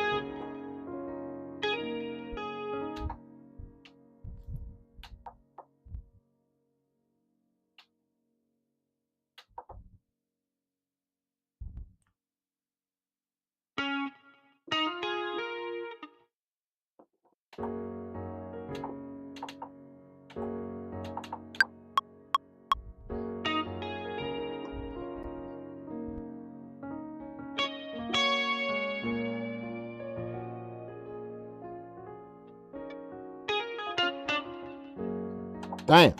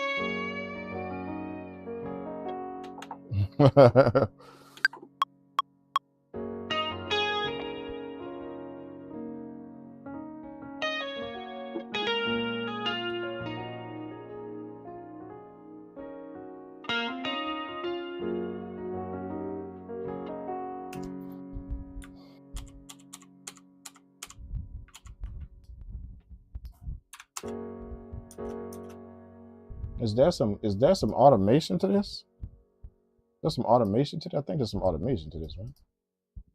I heard automation. I heard that. Nope, nothing. I heard it. I heard it.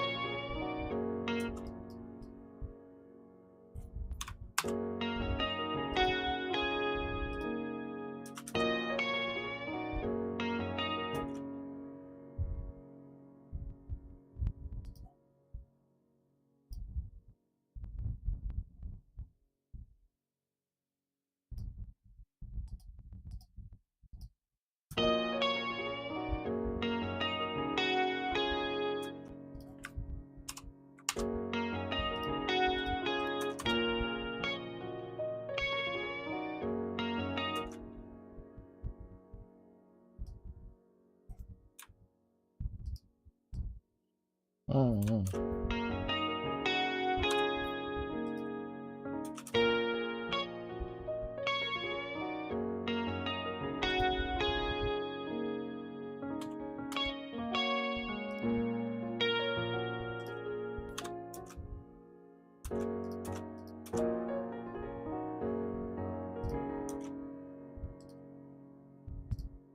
I don't like one of the. I don't like how the thing set, man. I don't like it. I don't like it.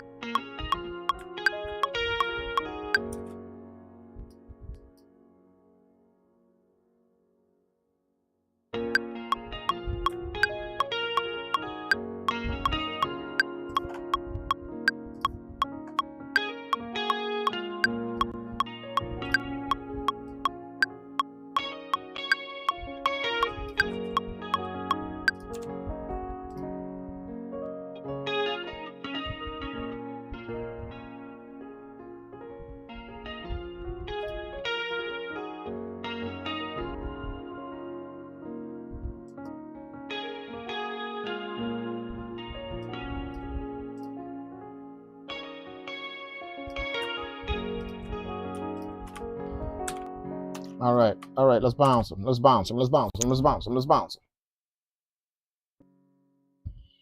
Boom, get rid of that.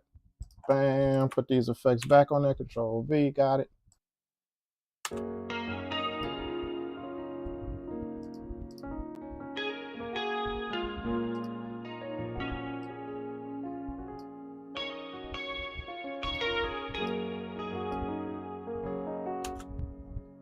Let's bounce all of these. And then we're gonna play that E piano part again after I kind of arrange this. We got all the melodies though. I mean, well, most of the melodies, we got them all. Boom, boom, boom. Get rid of these. Bam.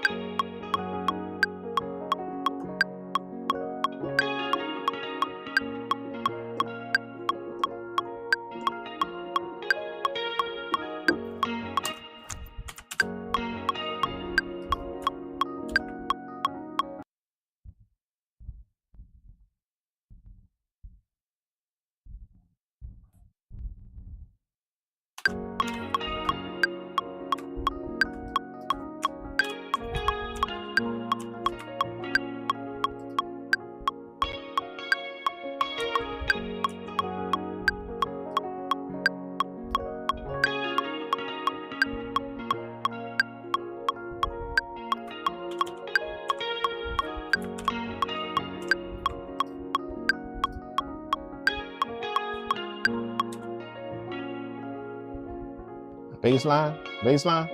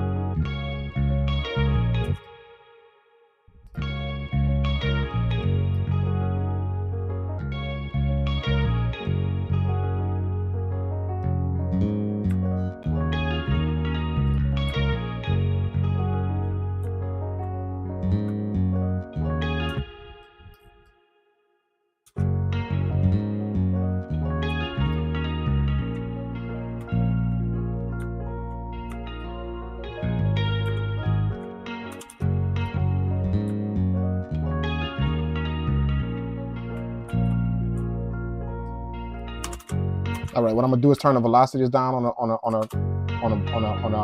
amp, the bass guitar.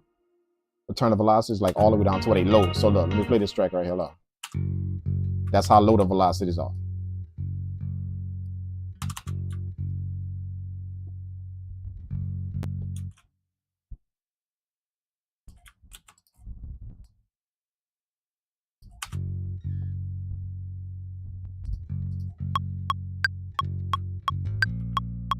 See, that's how low they are, all right? So I'm gonna render it out. I'm gonna render the audio out like that, low. I'm gonna keep it low, boom, like that. See? So if you look at the track on the screen, this is the bass track. Look how low the audio is. All right? Boom. But the reason why I wanted that low is because if the lower you bring the velocity, the smoother the bass is gonna be. All right. So I brought the velocity down as low as they could be to where the bass be really, really smooth. Now I'm gonna bring the depth back to the bass. I'm gonna bring it back to it. See? That way it can retain the smoothness, but still have the depth that I want in the bass line. That way we don't have to use no 808, no nothing. We can literally let that bass line rock, dog. Y'all gonna see what I mean? But the bass line gotta be full enough to carry the track though. You know?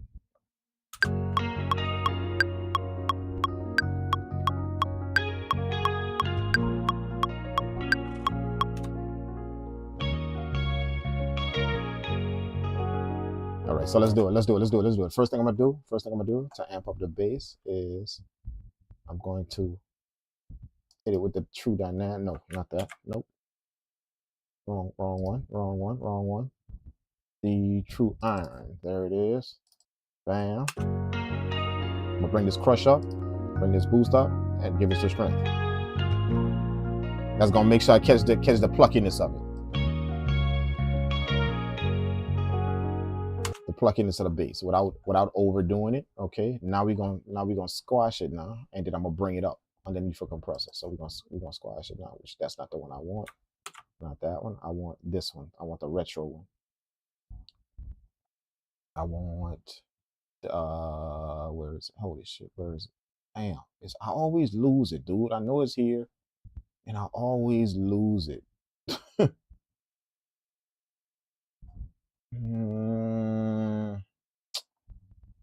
Where the hell is it? It's nope, not that one. Retro, right there, retro. There we go. Bam, that's the one I want. Click this on, click this vintage mode on, connect them.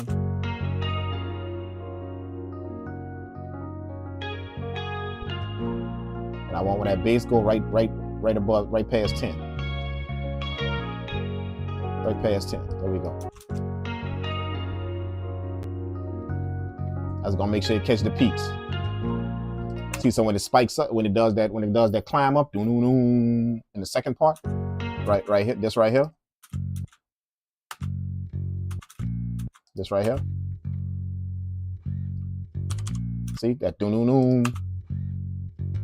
that compressor gonna keep it right there. The higher the notes go, that's the more pluckier the bass get. I don't know if y'all know that about a bass guitar. The higher the notes go, like so if you keep the notes at the bottom, it's gonna be smooth. But the higher the bass go on a bass guitar, that's the pluckier the notes get.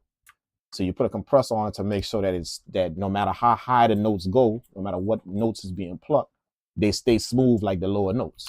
See what I'm saying? And then after that is how you boost up the bass. So I'm gonna do that with this PSP warmer right here. So this knee right here is the sauce. This knee right here, that's the sauce. So watch, check this out. See what I'm saying? And then you can shape it with the low and the high right here. Boom. So let's do it. Let's do it. Put this back. And let's bring it up.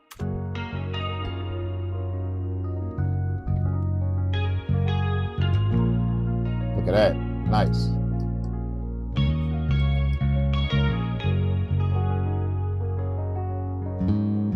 Woo! See what I mean? That compressor keep it nice and tame. See, no matter how high pitched them notes get on the bass guitar, That compressor working. Watch, let me bring up that compressor. Watch how that compressor go to work on that when that bass twinge up like that. Look, right here. Right here. Look how that compressor working. See? See? let me just play this part right here. Look. See it? Look how that compressor spike. Watch when he go back around. Look. So that compressor, no matter how hard the notes hit, that compressor keep it under wraps. So now that it's running through this warmer right here, you can make sure that it hit exactly what it wants through that warmer right there.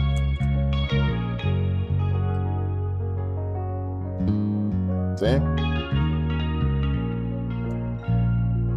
That's tight.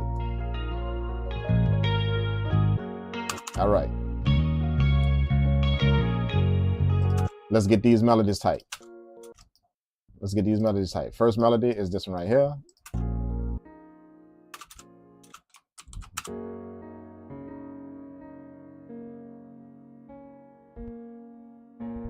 We're gonna make sure we got everything we need out of the melodies, everything that we don't want.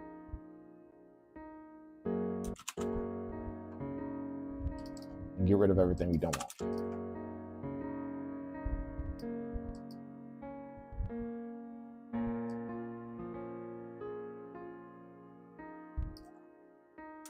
Most people cut. They cut low end. They do this to low stuff. They do this, you know, get rid of stuff. I don't do that. I shelf it. I shelf a bunch of low end stuff. And the reason why I shelf it is because it's gonna put it underneath the stuff you want. You see what I'm saying? Your job ain't to get rid of it. It's just to make it lower than what you want. Just lower. You see what I'm saying? That way your low end or the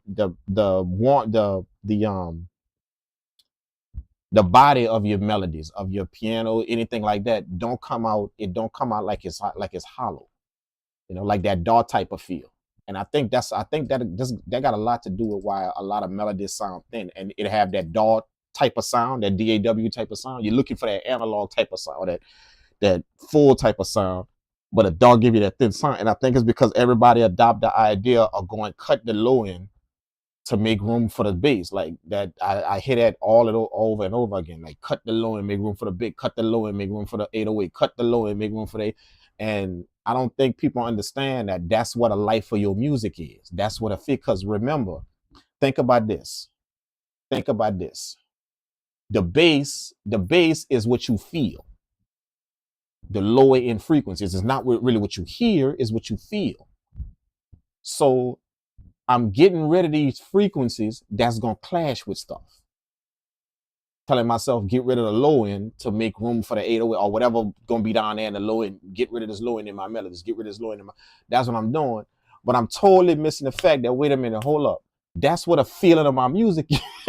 That's what a feeling of it is. The sound is way over there in the mids and the highs.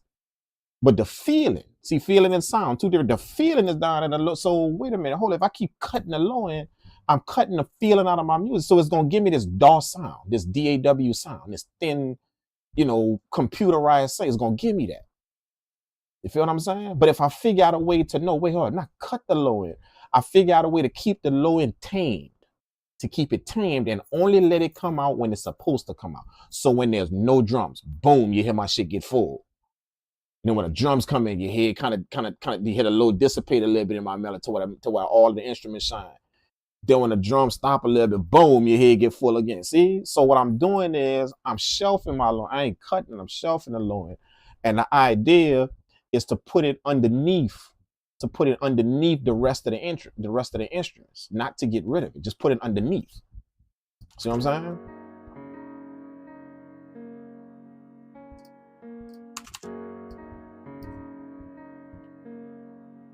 So I'm gonna back that up with this piano right here. See? I'm gonna back that up with this one right here. Now you see in this one right here, in that first one, this low end is shelved right here, right? It's shelved. So now I'm gonna back up the low with this other. That's what the layer is for. See, a layer. Remember this if you can. A layer to your melody is a layer. It's not just to is just to sound good over your melodies. A layer is to fill in the places that you want. Now, this is the key part. When you layer a melody on top of a layer, you not only want to fill in the key places, the key places that the melody already giving you, but you want to fill in the places that you're gonna mix it as well. See, I know I'm gonna shelf the low end on one of these melodies, so I purposely put that layer in there to make sure when I shelf the low end on this melody, I got the low end of this other melody, this other piano. I have the low end of that. See what I mean? Because these two instruments ain't gonna be playing at the same time. They're gonna come in. You see, they're gonna come in at different times. Part of the reason why we kind of get away from why a lot of people don't understand this right here is because we think that all of these melodies got to play at the same time. So we constantly trying to make space for this and make space, totally forgetting these melodies don't have to play at the same time. One could play and then the other one could come in right behind at the halfway mark. Let one play for full bar, the other one come in right behind at the halfway mark. See? So I'm literally letting this melody play, and then this one gonna come in and back up the low end. It's gonna come in whenever I want. I can use it as a low end back end melody. It's just come in whenever I want to fill up the low end. Just that layer right there. So I'm not really using the layer for sound. I'm using the layers for texture in my music when I layer stuff. I already got the melody with the first piano. I'm using the rest of it for texture. So that's what I'm about to do. I'm about to take this piano right here and EQ it to where it's gonna be the texture of the other piano. You see what I'm saying? So this is the first one right here. This is the first one. That's the first one. And then this is the next one.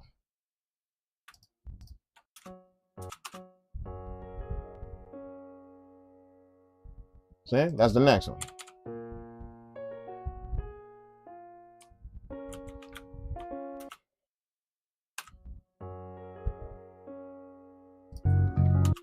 So let's go on and do it. So watch, check this out. See this? See this? See?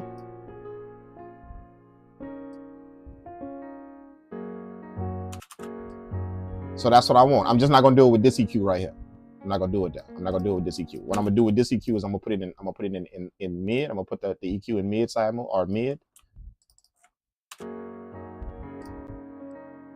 And then I'm gonna take out a little bit of that because I'm about to raise the sound.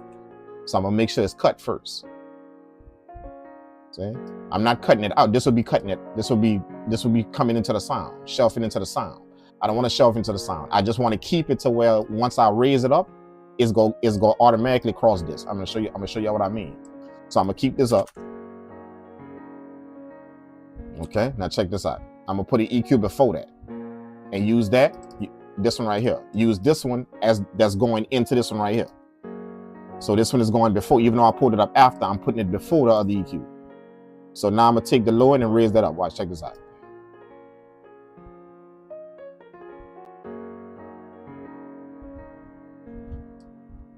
I got this EQ going into this one, so I'm gonna raise up the low end. See?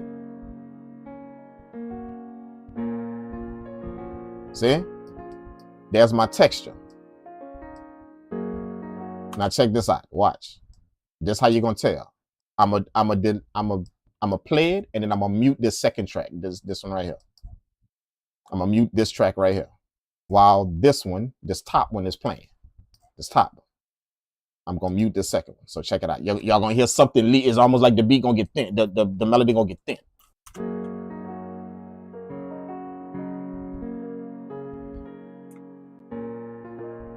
Now check this out. Watch. Look.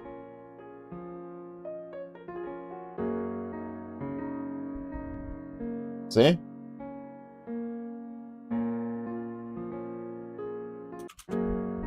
See? It's like it got thin.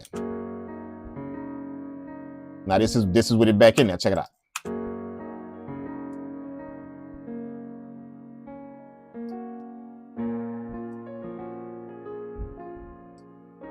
So all I'm doing is using that second piano melody. That's why I got them both the same color. That's just a texture for the piano that's on top of it.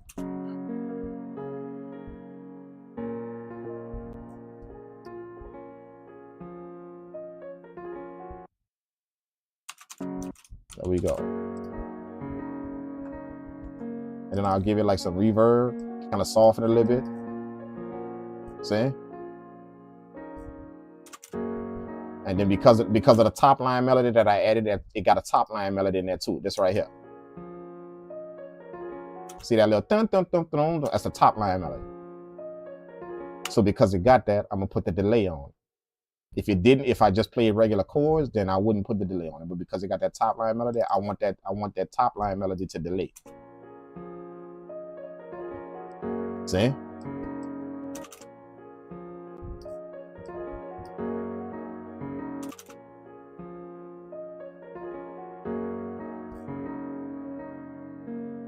Yep. Second one, my E piano. That's gonna give it. That's gonna give it the high end part. So I'm gonna do that same thing. Check this out. Same exact thing. Pull up that first EQ.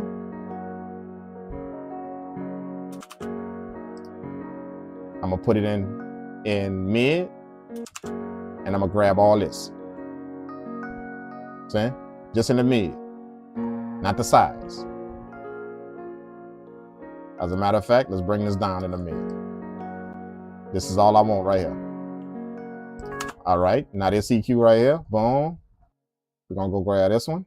Same exact thing. I'm gonna put it behind it, and I'm gonna fill it. I'm gonna fill out what I just did. So I'm gonna grab this one and put it behind, going into that other one. All right.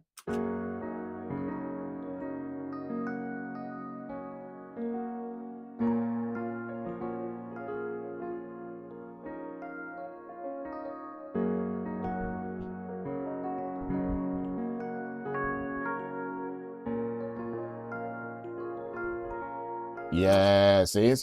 Now watch. Let's tame it with that compressor. Boom.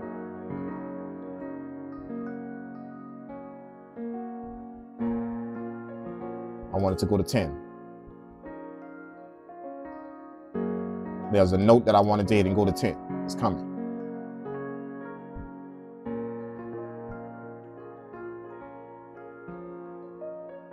There it is. Boom. Right there. Right there. See how the needle go to 10?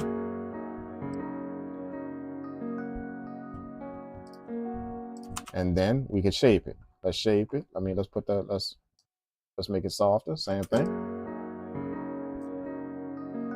I'm gonna use a plate. A plate is gonna make sure it has that ambience to it.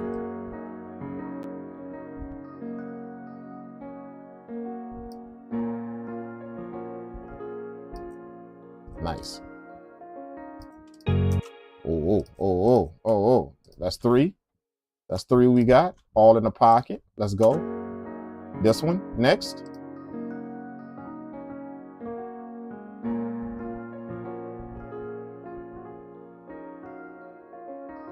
So this is the melody I'm mixing right now. So that's kind of like my top line. So let's go get that. Let's go get that. So what I want to hear is I want to hear my E piano. I want to hear that with it.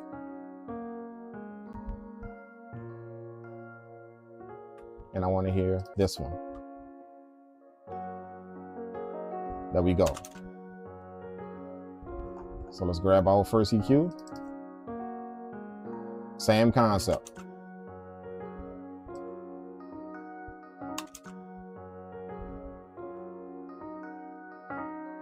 See, all this I want.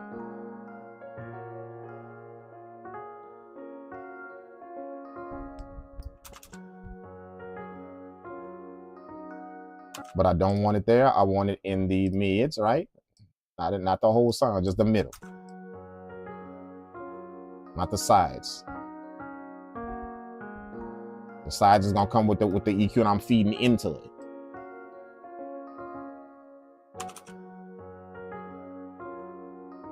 There we go. Now let's go get the one before it. Same concept. Put it up and put that one before it and go into that one.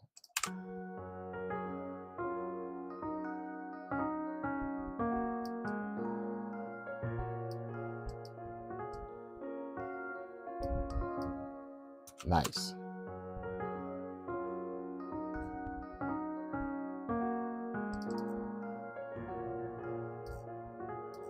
I'll use that same plate.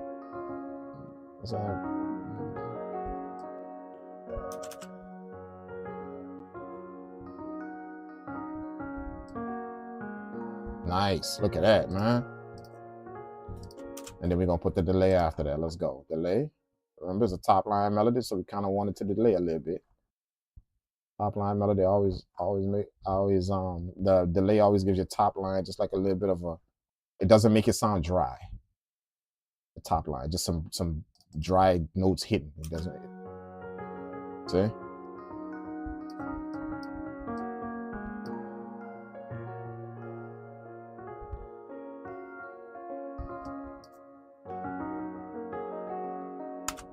Nice. Guitar is next. I need to hear my first two melodies for that one. Let's do that. And don't need to hear this. Don't need to hear this. All I need to hear is just those first two melodies for the guitar. Let's go. Boom, boom.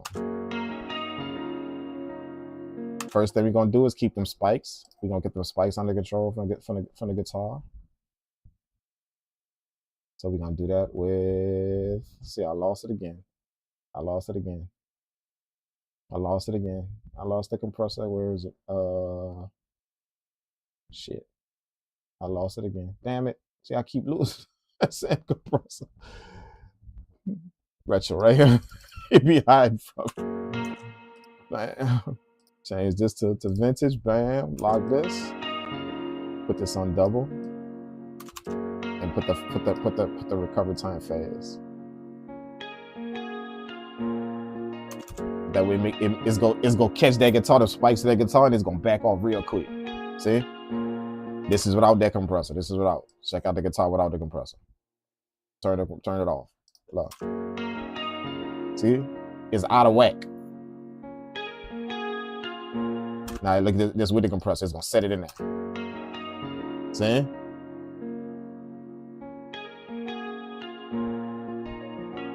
Without. It's like the guitar just doing what it wants over the melodies. Compressor keep it in check.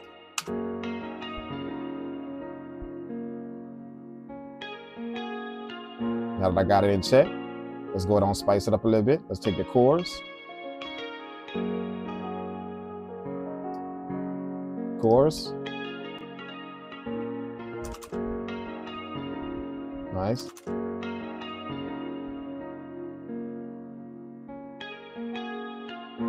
Ooh. Little touch of reverb.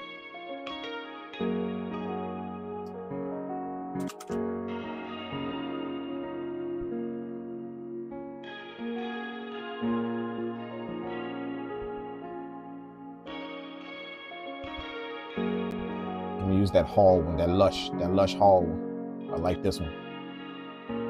I like that one for guitars. It just gives it that like it's inside of a building, a room.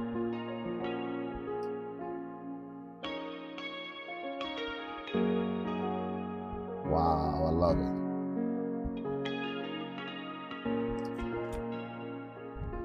Bass line.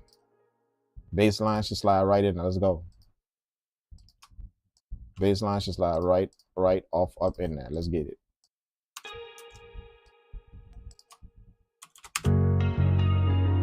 Damn.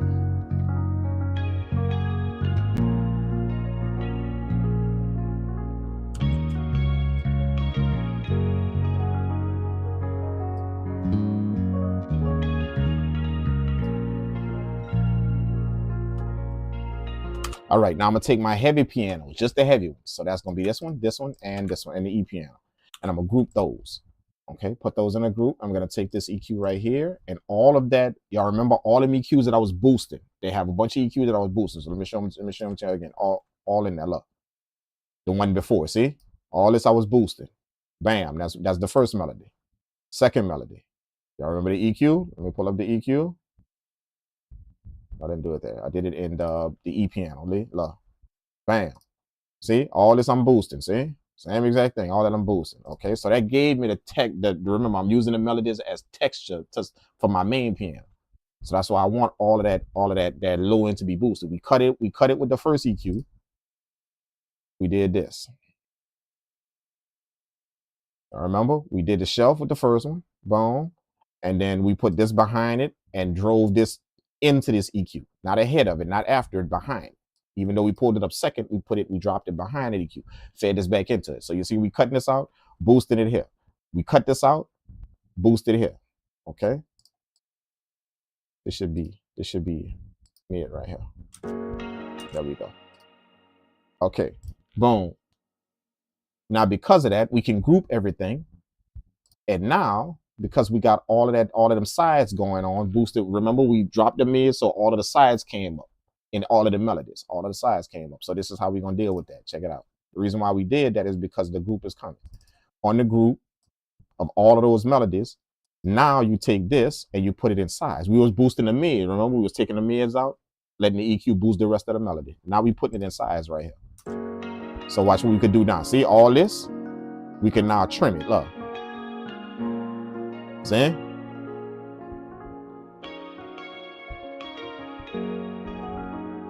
But the trick to having this is to make sure that you do it to the melodies that need it. Not to every melody, just to the melody that way you have this to play with in the melodies.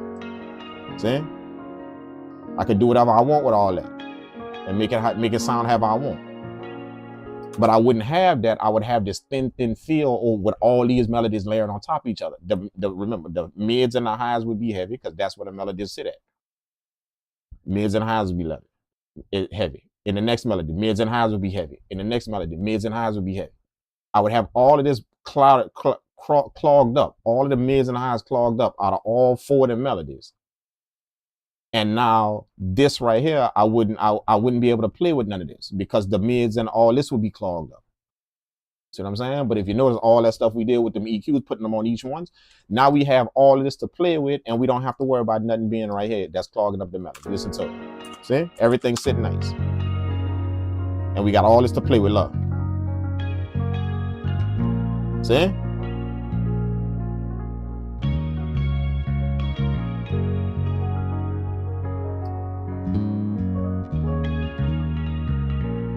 See?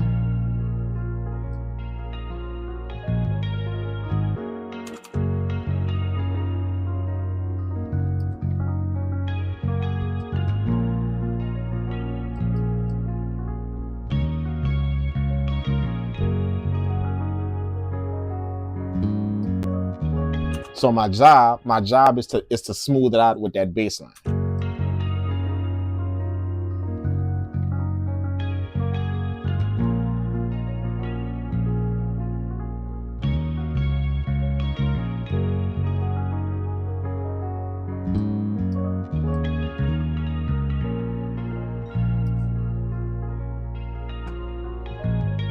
And then I just do this just for the extra oomph.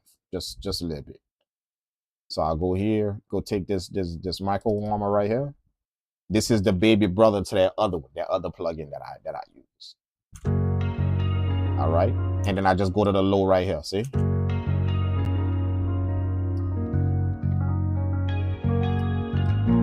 See?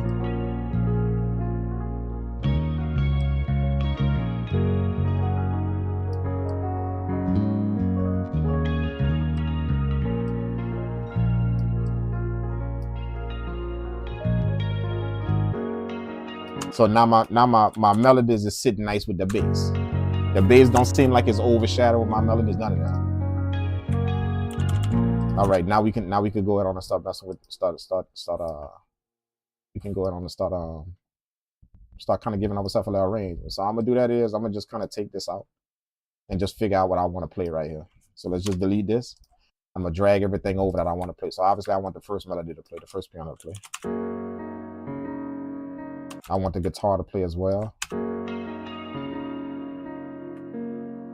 I want that top line melody. No. I want the top line melody to play. Nope. I want the top line melody to play, but I want it to come in here.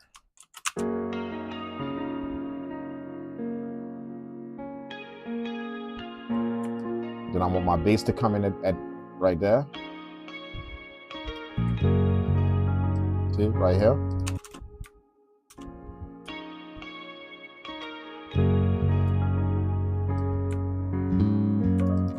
I could bring in this too.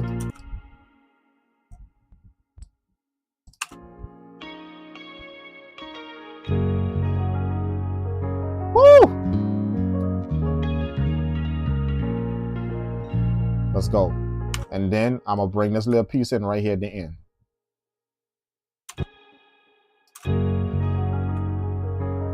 Because I'm gonna stop the bass.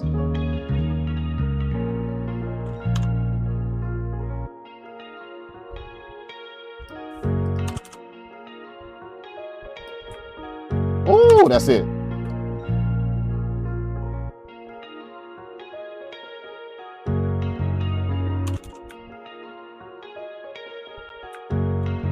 That's it, that's it, that's it, that's it. Now we're gonna take this out, right?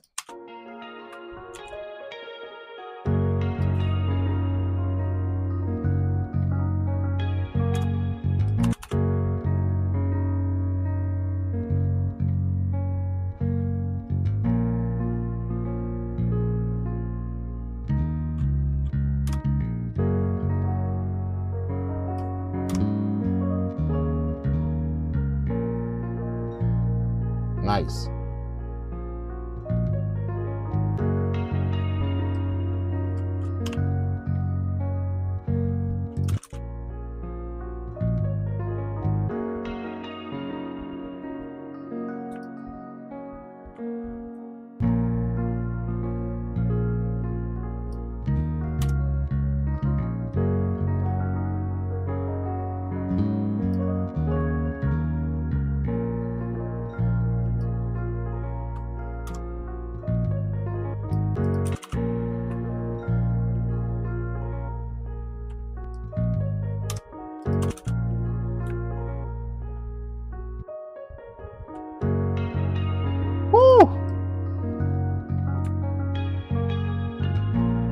All right, for the hook, we're gonna give ourselves another. The hook is like right there over here at the end. So for the hook, we're gonna give ourselves another instrument, and we're gonna kind of do like something to kind of make the hook a little different.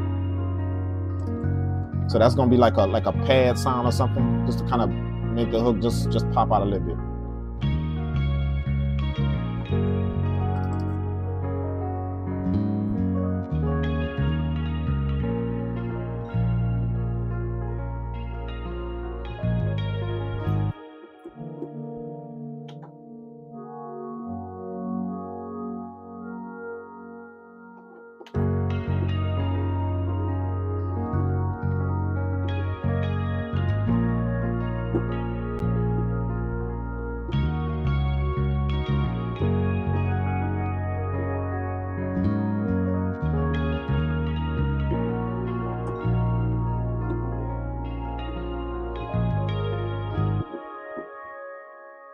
Let's go with that. Let's go with that. I like that. I like that. I like that. I like that. Let's go with that. Let's go with that. I like that. I like that. I like that. I like that. I like that. I like that. I like that.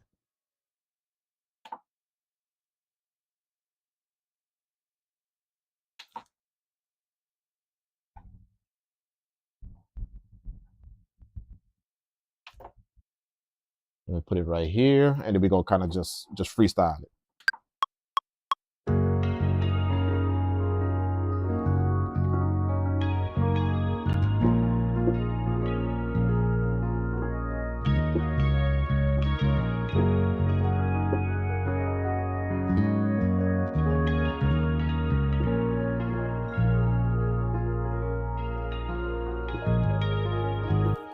Yeah.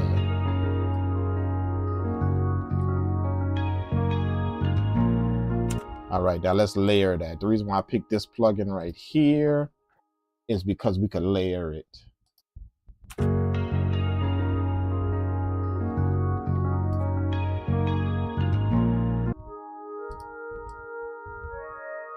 Hit this plus, and we're gonna layer it with another one.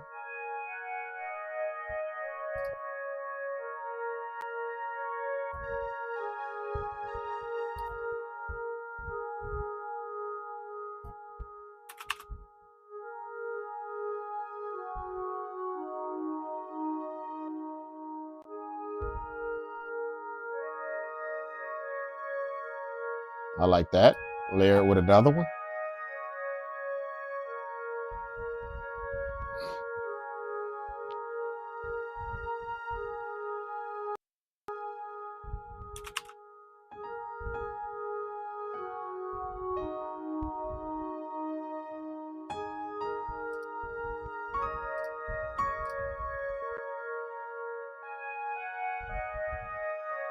Oh, that's it.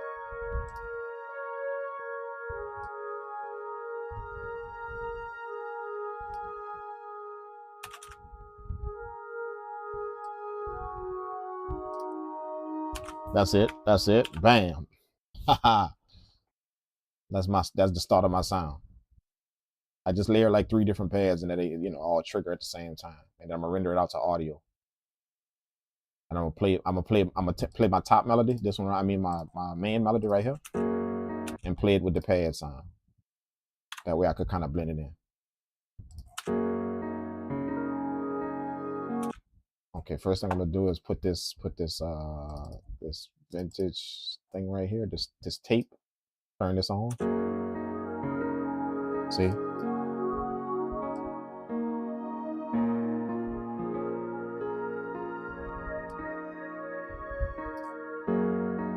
And I do that before I shape it. So now I'm gonna grab this one right here again. And I'm gonna shape the melody. Bam.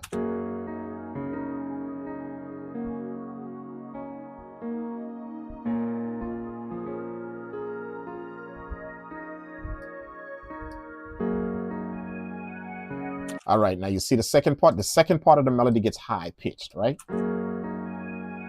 See, that's the second part right here. This second part of that pad sound gets high pitched. See, the first part right over here is kind of low.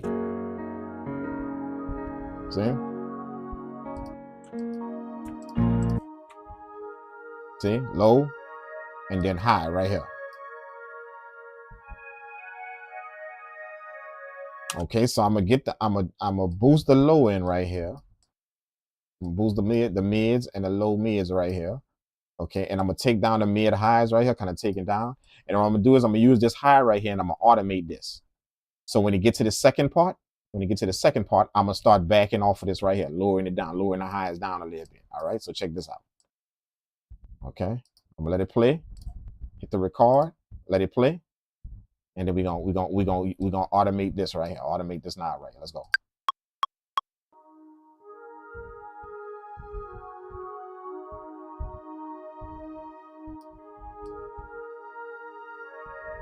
Nice. Look.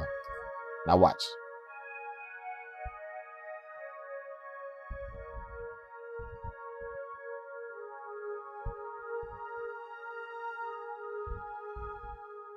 There it is. There it is. Let's check out the automation.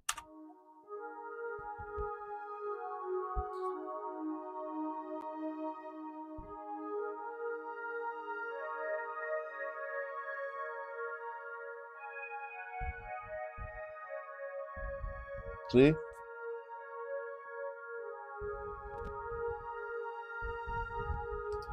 And I just wanted to creep out at the end. See how it crept out at the end, like right here? It creeps out at the end right here. See how this goes higher? Then it back off. See what I'm saying? That's what we want. That's what we want. That's what we want. That's what we want. Okay. So now we're gonna render that out on the track. So now that automation is imprinted on the track now. So we good. This is our new track right here.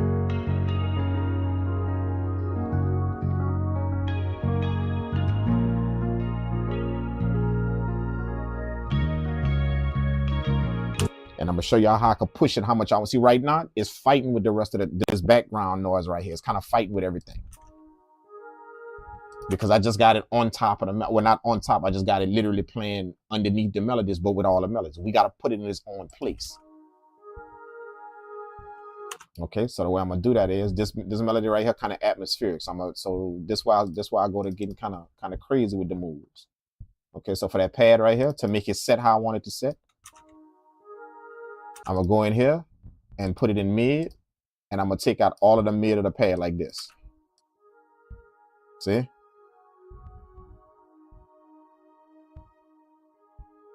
This would be without EQ. See? This is without. See what I'm saying?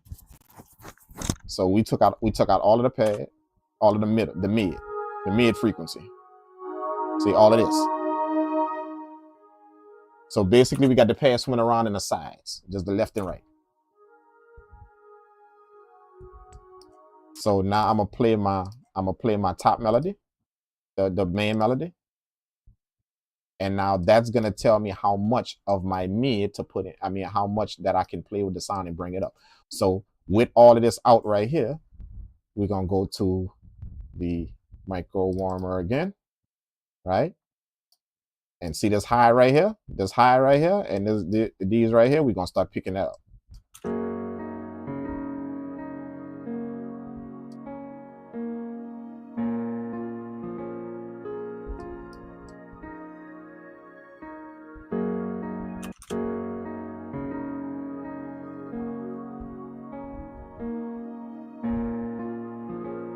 Look at that, man. Now watch how that would sound. Watch how that would sound if I take this. Watch what this EQ was doing. Now that we got it running through here now you're gonna be able to hear what this EQ is doing. It's on right now. So see how my pad sound you can hear, but it's no longer messing with the piano at all. Yeah. But if I was to take this off, see,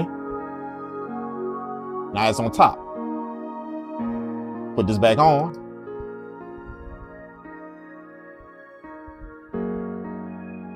See?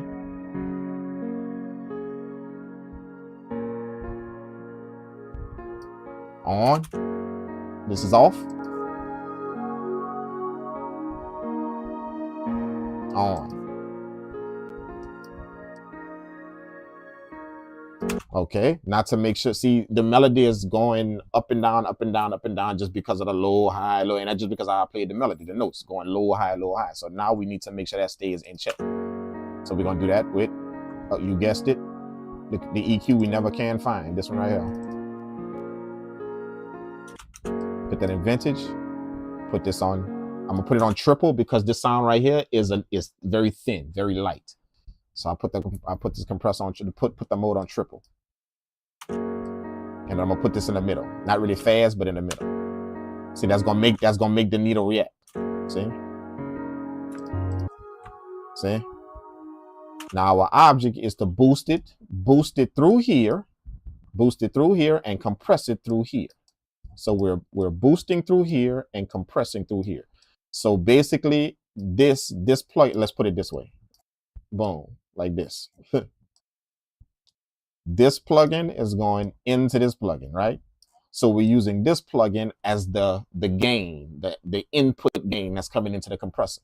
We could just lift up the output, but that would give us the sound of the compression. That's not what we want. We want to give ourselves an input knob going into the compressor. That way, the more we feed into the compressor, the more this needle reacts.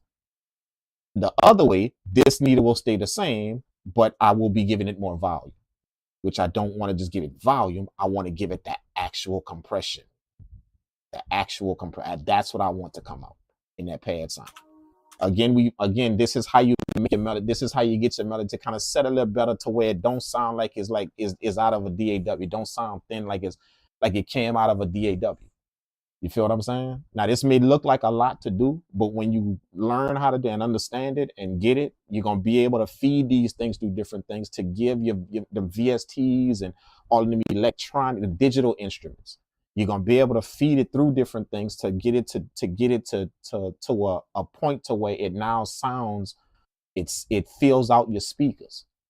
You see what I'm saying? Now, the beautiful part about what we're doing is we're figuring out a way to give you a sound that people are just getting from having a bunch of thousands of dollars of hardware gear. They're just getting that sound.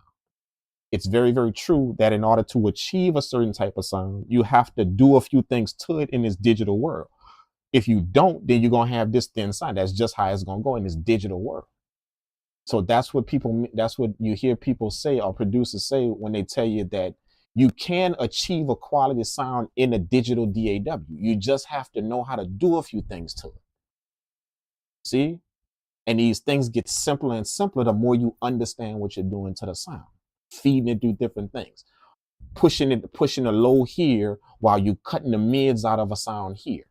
You're driving a certain EQ through this EQ, right? You just cut out the mid section of something, and you drove another EQ through it to now bring it back in, but with that EQ. See, all that type of stuff. What you're doing is you're now controlling your sound in certain places on every track. I want to control it here in the sides. I want it on this track. I want to control it here in the mids on this track. I want to push this through and control the lows on this track right here. Now you blend all this together and you got this sound that every sound is achieving something that's happening. Every single sound is achieving something. It's just not layered on top of it, and you tried to quote unquote make space for something. You see what I'm saying? Make space for it, you know, by cutting and cutting and all that shit with the EQ. No, if you notice what we did here, we didn't cut nothing. Notice all them EQs, I didn't use no cuts. I didn't cut no low end out. I didn't cut no high, nothing, no cuts. I want to keep my sound. You already working with a thin sound already when you in digital. You already working with a thin sound. For me to go cutting and cutting and cutting and cutting, all you doing is just taking something that's already thin and making it hell for you to make it full. When you keep relying on that cut the low end, to make room for it, that's all you doing. You're trying to take something that's already digital and thin and trying to somehow get it to sound after you cut all that shit in the music production. You didn't cut all this stuff in the actual music production when you mixing it now. You're trying to get this sound now. See what I'm saying? What we did here is we learned how to control them different things on different tracks. How to control them, how to push them in certain areas, take things out in certain areas, and compensate with it with this layer right here. Compensate for it. Now what you're doing is you're not boosting volume, you're giving your track more depth, you're giving it more width. See, in order to fit when you look at a cup, basically what we're doing, if you look at a cup has a hole in the middle. It's a cup inside of here. So if you look at the top of a cup, that's a hole. Okay. If I just pour water in that cup, if I just do that, if I just pour water in that cup, then the bottom of the water, this right here, the bottom part of the water is no different than the top part of the water. It's no different. It's just one sitting down here and one sitting down here. So that's what's happening when we got instruments just playing on top of each other and cutting shit and just layering on top of each other. That's what's happening. It's no difference in the water, even though it's up here and even though it's down here. So you know how we tell ourselves, yeah, I want this on top of this. I want this underneath this. See, you're doing that, but it's no difference in the water. Even though this is on top and this is underneath, it's no difference. See? Now, what if you could do this? What if you could take something and magically stick it in section in here? So stick it through here to where it sections this piece of the water off. And then stick another one underneath to where it sections this piece of the water off. And then stick another one underneath that to where it sections this piece of the water off. See, now you can deal with them things individually because the water is no longer all of the water is not over top of each other. See, so basically what we're doing with our plugins is we pushing something in between every stack of water. We're pushing something in between. That way I can now use the middle to compensate for what's on top. I can now use the bottom to compensate for what's in the middle. See what I'm saying? And I can work them differently. But if I'm layering stuff and just making sound, making space for everything by cutting this out. I don't want this to be over this. I don't want this to be over that. And then I put this on top of that and this on top. Yeah, you're doing it. But the only thing you're missing is it's still the same water because they still touch it. It's still the same exact water. I got to put something in between that water to control the top how I want, to control the middle how I want, and control the bottom how I want. I got to stick something in between. So if I could figure out how to put something in between all that water, it's almost like I got layers now, levels. I got a top level, and then I stuck something in between. I got a middle level, and then I stuck something in between. Now I got a bottom level, and I can control the mid by all how I want. That's what y'all saw with the EQs. Mid side, boosting the low here, taking the mid out here to where it doesn't get convoluted, then coming with this next track underneath it and boosting the mid there. See, I got them different layers in the water. They're separated. That way I can now take one and compensate for what the other one don't have. See, you're using the sound. You're using that's what you call using the sound I gave myself. I picked all these instruments, so I'm using the sound I gave myself to make up for the sound I don't have. That's the bottom line of what I'm doing. All I'm doing, I know this thing is thin. It's digital. It's thin. Period. And I can't really get around that because it's coming out of DAW. I can't get around that. And this, all this is switched off in the bag, by the way. The only thing is running through is just my rack right here, and I got my preamp switched off. They're not even on. So none of this sound, all this sound is just coming straight to y'all through a DAW. Now, if I wanted to, I can go put all that shit through it, and then all this stuff go out the window that I'm doing with this, all this in this DAW. All of it go out the window because my sound not gonna be coming through that. Now that's what people throwing in your face. Go get this shit right here. Go get preamp. Go get that so you can have. That's what they throwing in your face. That's cool. And I admire the people that are doing that. But see, some of y'all can't go do that. Some of y'all can't take $3,500. I go get preamps. Some of y'all can't go get a $2,500 mixing board. Some of y'all can't. That's just not in the cards for you right now. It's just not. So what I'm trying to tell you is, do you sit at the back of the bus simply because you don't have that? That's what we got to start addressing. Do you now sit at the back of the bus now? Just simply because, okay, shit, I don't have that. See, I hear people addressing that people don't have this stuff, but I don't hear people taking this time out to go to address the next step.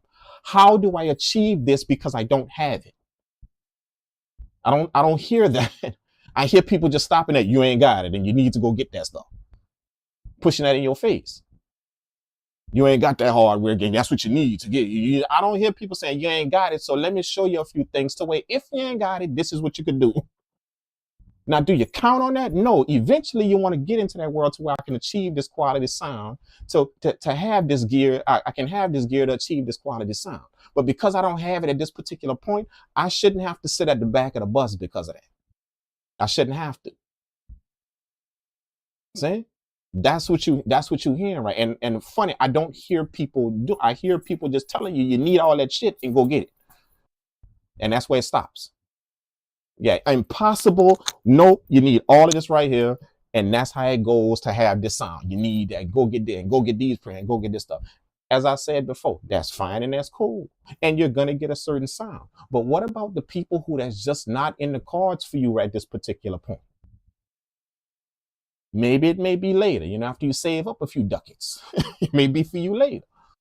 But for right now, in 2026 and possibly in all of 2027, that ain't in the cards for me right now. 2028, I may have saved up a few ducats to where I can go drop 3,000 on this, 2,500 on that, 1,000 on that, and literally put $7,000 towards my music production and get in and have this. I may be able to do that. But for right now, can't do that in the car. That's not in the cards for me right now. So what you do?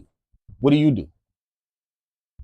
You just sit there and keep getting beat over the head with you ain't got these preamps, you ain't got these preamps, you ain't got this sound, you ain't got this sound. You just sit there and keep getting beaten over the head with that?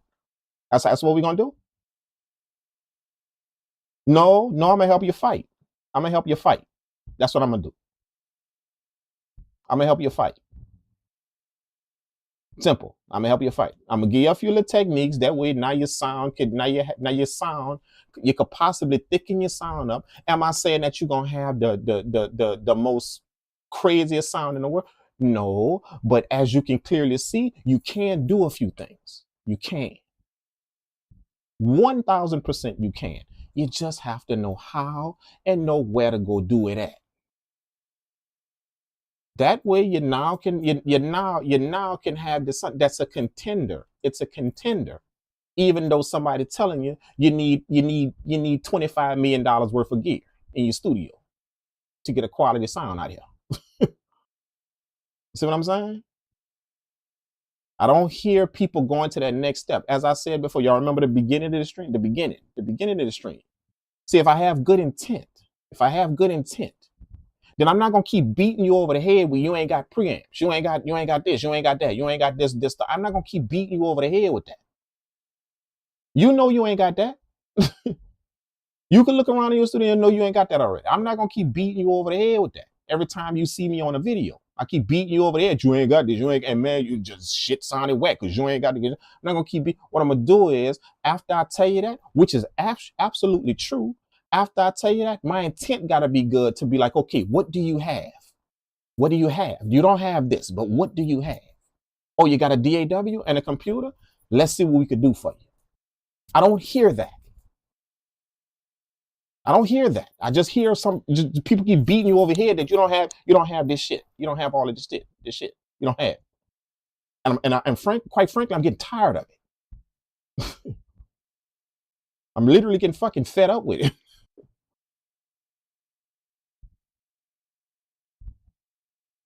You see what I'm saying? No, you still can do something. You still can. Kits are being created out here without on a laptop. They are. That's factual information. And it's a damn good sound that's coming out of that laptop and that interface. It's a damn good sound. Is it the best sound that you can achieve? No, it's not. But it's a good one.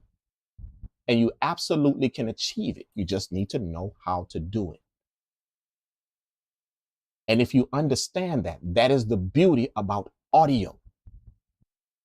What you're hearing is an engineer talking to you, not another producer that's trying to push my shit on you, something that I have that I want to sell you. No, what you're hearing is art telling you that just the frequency that comes out of your speakers, it allows you so much freedom. It allows you that because it's audio and it's frequency. It allows you that. You just need to know how and what to go do with it. Whether it's coming out of a machine or whether it's coming out of your computer, it's still audio. And if you deal with it in a certain manner, this over here, this stuff that's coming out of my gear, I can deal with it in this manner. This stuff that's coming out of my computer, I can deal with it in this manner. And if you know how to deal with those things and put them in their proper place, you can use one to the advantage of the other one. Instead of thinking you're at a disadvantage because you don't have. You don't have this and you don't have that. See? I'm here to tell you that you can absolutely do some amazing things with your audio. You can. That's factual. Not what somebody believes about something. That's factual. Even if it's coming out of your computer and that audio interface. You can do some amazing things with your sound. You can. You're just going to have to put in a little work to understand how and what. Versus old boy over there just got to run it through this and boom, there's my sound. There it is. See, you're good to go. So who am I to keep beating you over your head with that? Who am I to keep doing that? You already know you don't have it. How many times am I going to beat you over the head with it? You already know you don't have it. When am I going to stop beating you over the head with it and tell you that until you get it, still push to get it, but until you do, here's some helpful advice as to what you can do. When do I do that? When? It's almost like I'm going to just keep laughing at you because you ain't got it. And what I'm going to do is I'm going to do it in a quote unquote helpful manner. That's what I'm going to do it. Helpful manner. But I'm pointing the finger at you because you ain't got it. You ain't got this. You ain't got them. You got, man, it's going to sound whack. It's going to sound whack. It's going to sound whack if you ain't got it. If you ain't going to sound whack, if you got it. Then in the same breath, I'm going to tell you, but you know what? Digital, you can do a few things with your digital, but you sound whack if you ain't got. See, when it's almost like I'm convoluting what I'm saying. When am I going to say, hey, you know what? If you don't have this stuff right here, then don't feel left out of the gang. Don't feel left out of the cool club, the cool club kids. Don't feel left out. Because here's a few things that you can actually do. Now the question is, do you know those things that you can do? You know, because the same way that somebody could twist knobs on hardware gear and come out with a certain sound, and preamps and come out with a certain sound, you'd be surprised at some of these people who can't do it in a DAW if you gave it to them. They can't. They can't show you how to do it in a DAW. Not that they don't want to, or they telling you that I ain't gonna fool with that because I got this hardware gear. No, they can't actually show it to you. They can't. Literally can't.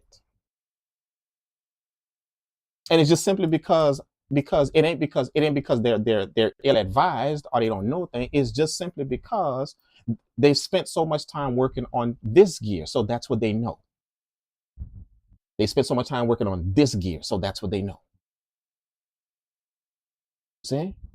That they can't tell you what you can go use to actually do that in your computer, what you can go use to do it. They can't tell it to you.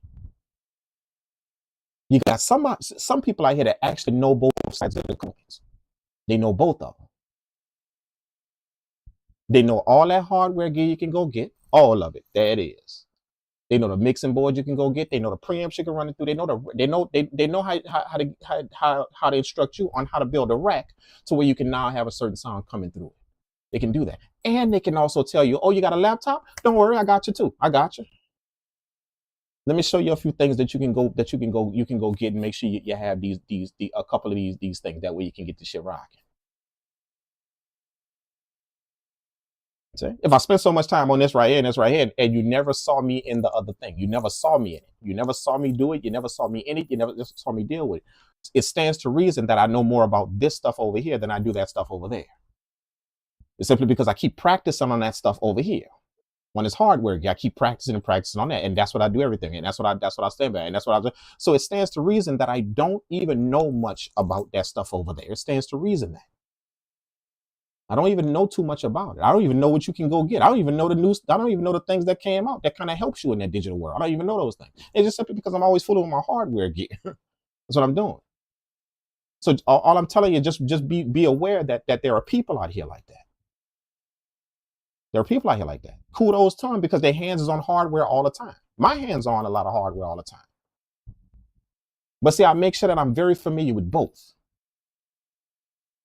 I don't X one out of my life just because I prefer this over here. No, I want to be very efficient at both to make sure that if I'm anywhere, if I'm anywhere dealing with hardware gear, I can definitely get my track rocking. And if I'm anywhere dealing with a computer, I can show you how to get your shit rocking. Very simply put.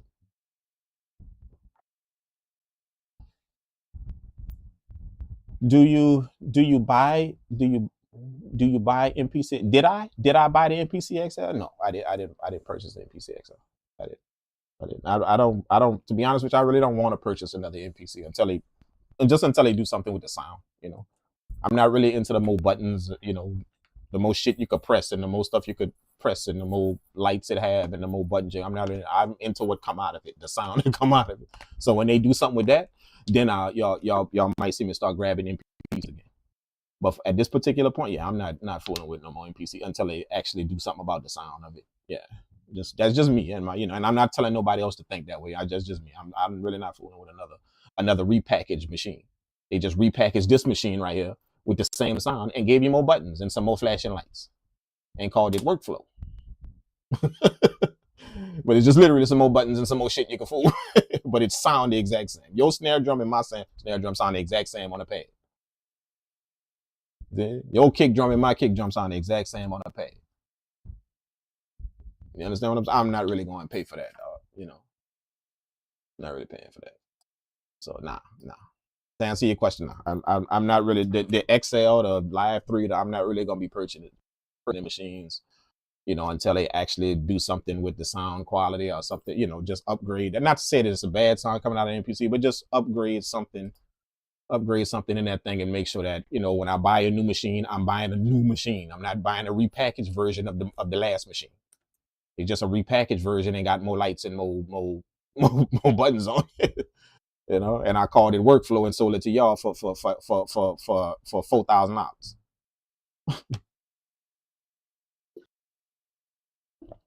My boy put it right. He said that a lot of people, all they want to do is buy a $4,000 DAW or $3,000 DAW. That's what a lot of people would do, and they just don't know they did it because it's the same sound coming out of it. It's not a different sound. It is the same exact sound from the MPC before and the one before that. The same exact one. So really, all you want to do is just buy some more shit. Some more $3,000 DAW. Like you got a $3,000 upgrade on the DAW. That's pretty much what everybody did when they would purchase the got a $3,000 upgrade. I just literally pressed the update button on my DAW, and it cost me $3,000 to do that. So it gave me some more shit, but it still sounded. See what I mean by that is Ableton. Let's take Ableton for example. How Ableton sounds right now. If Ableton was to come out with an update right now, as in right now, this second, and I hit the update button, see, Ableton's still gonna sound the same. Now, some features may change in here. See what I mean? Some features may change in here, but it's gonna still sound the same. See? Because it's Ableton. It's still gonna sound the same. Yeah, I'm not gonna hit the update button, all of a sudden my beat just got nicer. Ooh, when I pull up my old beat, it just got nicer.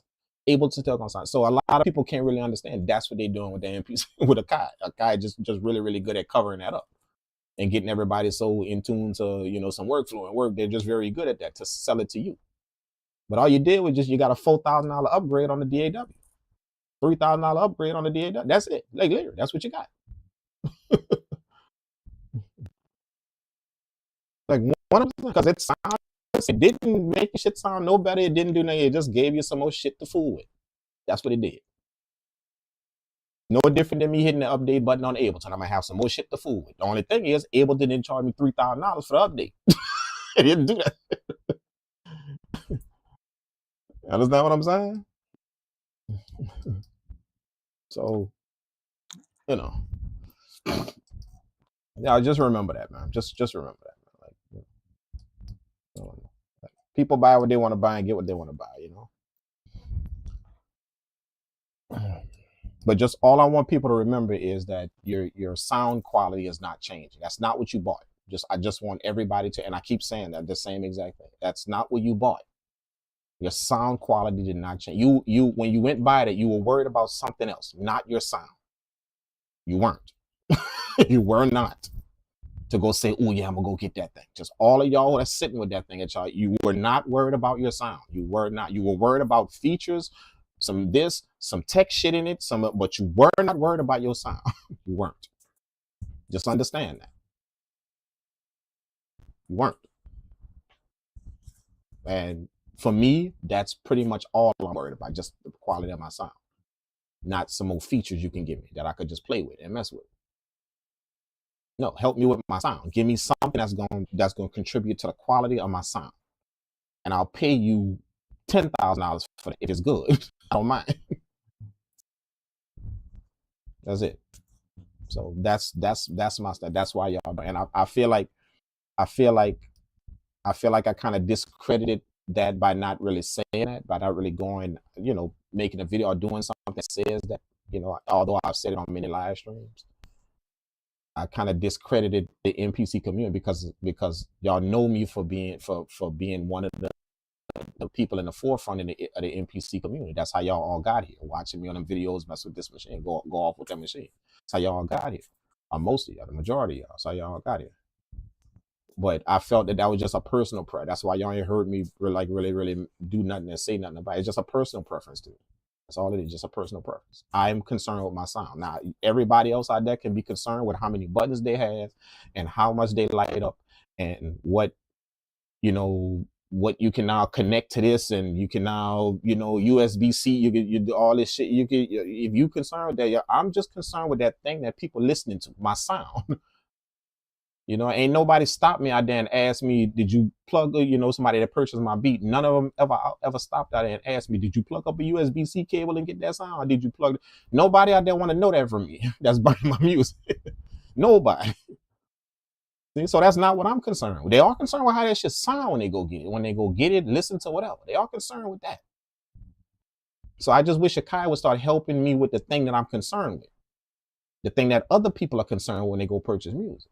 It's just that us in the producer community, we get so caught up in the hype of something that we now take sound off the table, and we just concerned with this new flashy thing that's about to come out. Ooh. So we get all hype about it. And we just totally forget that, wait a minute. That shit it still sound the same. Oh, let me listen to my kick drum on the MPC X right here. Let me hit my kick drum. Okay, now let me hit my kick drum on the MPC XL. Oh, it's the same kick drum. Oh, they didn't do shit for the sound. They didn't do nothing. It's nothing. It's the same exact sound. Yeah, so I'm until Akai chooses to help me out with the thing that I really want help with, my sound, help me out with that. Until they choose to help me with that, then yeah, I probably won't be purchasing another machine. Now, I will get my old machines, like I have the 5,000, I got the 3,000, I got the 2,500, and I got the 2,000. I had the 2,000 XL, but I got rid of that. And I had the 3,000, sold out. But I got those. Because that's different sounds from those machines.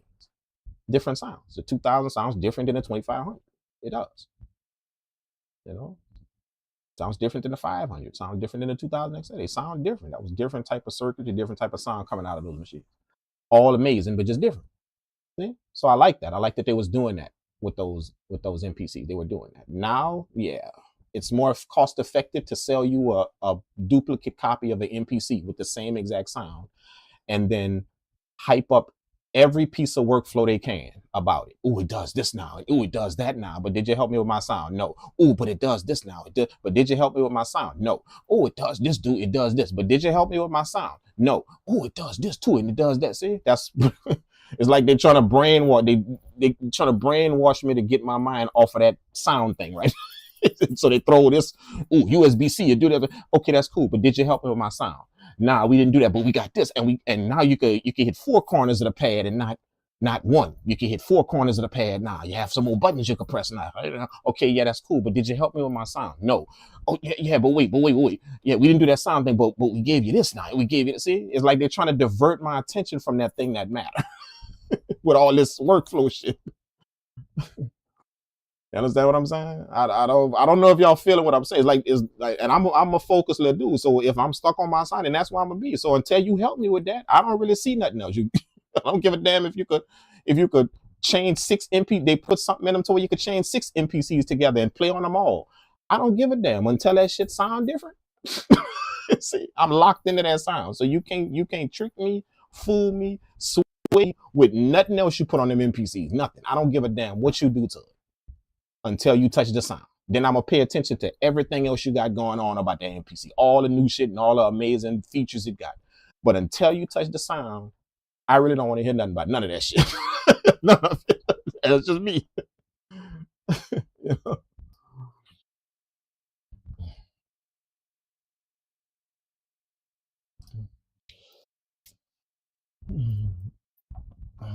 MPC 2.5. Yeah, that's all I'm on. MPC is a done now. It's just the machine is just a DAW in a box now, like that's what it is. It's a DAW in a box now. It's no longer on your computer, it's in a box. It's in a box. And the IOs that's on the back of it is just like your audio interface. The MPC, it has an audio interface in it. That's the IOs that comes out of the back of it. So you got your DAW, then you got your audio interface inside. It's no different to me having a DAW right here and my audio interface right here. It's a DAW in a box. Now the question is, do your MPC IO sound better than my IO as the does it do something? Does it sound better? I got a few things to boost my sound up, so I ain't worried about the IOs of the MPC. I got a few things to run my sound to make it to get it to what I want. So I ain't really concerned with that. But that's my whole point. My whole point about the MPC is just until something is done with when I press the pad and it sounds a certain way, until something is upgraded, done about that something, you can't fool me, dissuade me, trick me, get me to get all hype over some feature. You can't do that to me. You can't. I don't know if I'm just cut from a different cloth, if I'm just bred differently, I don't know what it is. But none of that excites me. None. Zero of it. Zero of it exciting. The USB-C, the 4 corner pads, none of that exciting. It's nice. You know what I'm saying? It's nice and it's cool, but none of that exciting. What's going to excite me is when you say, oh, we put a tube amp in there now. Oh, shit. Give me 2 of them. Now you're going to see me with them shit. Give me 2 of them. Y'all did that? Y'all did that. Y'all actually put it in the inside? Y'all did that? Y'all popped the hood and put that in there. Yeah, give me 2 of them. Yeah, 3,500. Give me 2. I need 2 of them. I need 2. See, now I'm with you. Now I'm going fool with some of that shit. But until we get to some places like that with the MPC, yeah, I'm sorry. Yeah, none of that shit impresses me, tickles my fancy. It nothing. And that's just me concerned about what I'm concerned about, the thing that people want from me. They don't want my workflow from me. That ain't what people buying when they go purchase my music, or go, or or listen to my mixes, or want me to do some work from that. That's not what they're concerned with. That's not, none of them. Nobody. No client, customer, no nothing of my company. No, they're not concerned with my work for how I got it done. They're concerned with the sound that I deliver. So I just want a company to help me with that. Not how many buttons you could squeeze on a machine. How many more buttons you can squeeze? Just help me with what come out of it. Help me with the sound that come out. Help me with that. That's all I'm asking. That's a fair request. Help me with the sound that come out. Help me with that. Something, anything. Do something. I think that's a absolutely fair request.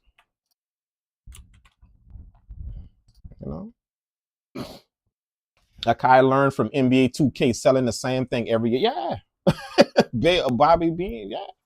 I'm glad. Like I rejoice, and I get warm-hearted when I hear somebody has figured it out. When I hear somebody else that has that can see it, because you'd be surprised at how many people can't. They are so amazed by the machine. They don't understand, bruh. You the only person care about all them things on there, but whoever gonna be buying that music you about to crank out of there, whoever gonna be listening to it, ain't nobody gonna stop in the middle of the song and say, "Oh, that's tight." But listen, if you made that in an MPC, in the old MPC Live, the first one, not even two, not even if you made that in the old Live, I ain't listening to that. Nobody gonna say that, because they're not concerned about what you made it on. Then that's us in this producer thing we do. We try to impress other producers with what we have in our studio and whatever. But trust me, you're not impressing the people out there that's buying your music, because they don't know what you got and don't care. They just care about if it sounds nice. It's just we get to this thing about impressing, the next producer with our stuff, and impressing this producer with ours, and impressing, oh, I got the Live 3, let me start making these videos and these posts on it, and I got the 3, and oh yeah, I'm cooking up another beat on the Live 3, on the MPC XL, I'm cooking up another beat, and all that shit. We get so caught up with trying to impress these producers out here, we forget, ain't nobody that's buying my shit worried about that. They're not really worried about that. They're not. They're not gonna stop in the middle of the beat that I sold them and say, wait a minute, I'm about to buy this beat. But if you made that on the MPC 1 and not on the X, I can't fool with. Nah. Yeah, beats on the MPC 1 I don't fool with. Like, who's saying, see what I mean? See how stupid that sounds? Who's stopping in the middle of music and concerned about if you made it on the Live 3 or the Live 2? Which one? Because if they're on the Live 2, I ain't buying them beats. See?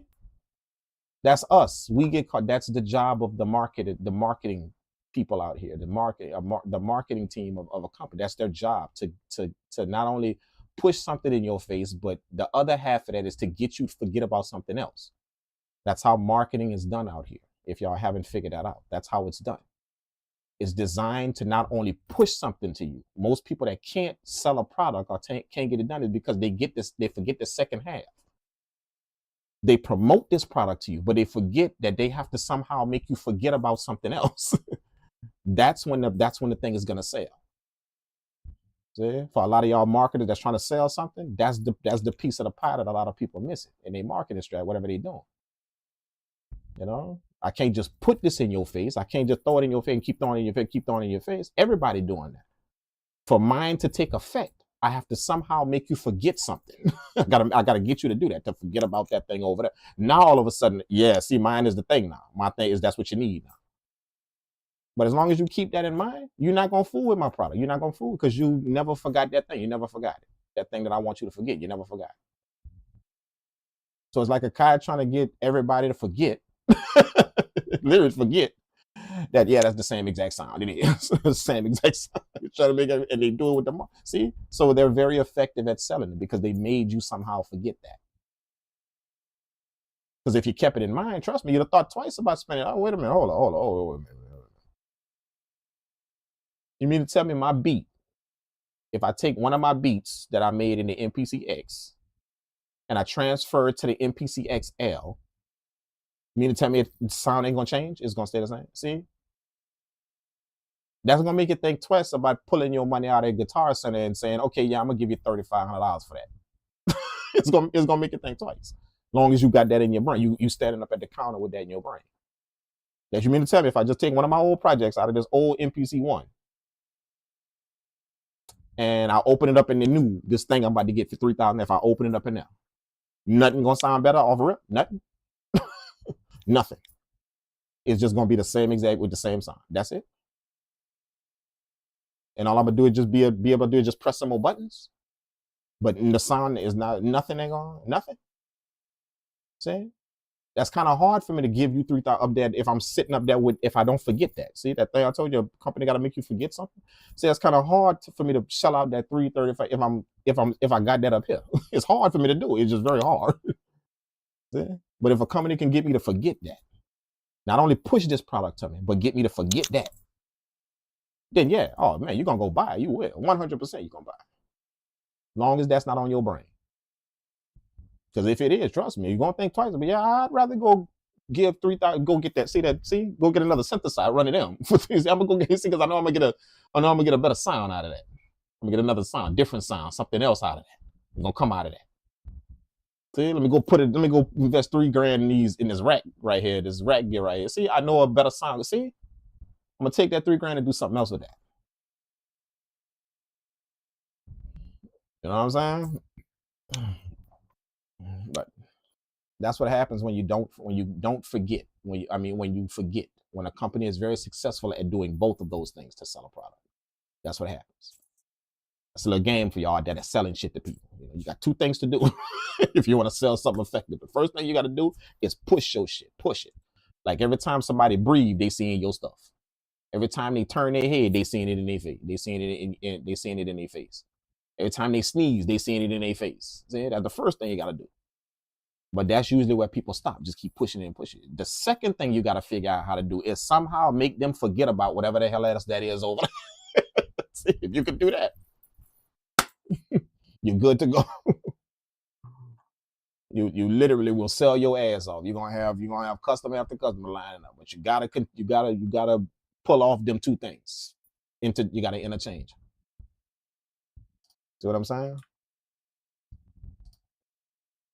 I could come out with the best piece of gear right now in the world, and I can push it to you in your face, and have it every time you see this piece of gear that I came out with.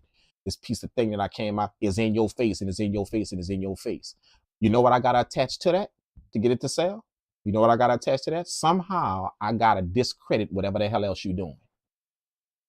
See? That's me make you forget about whatever else you got.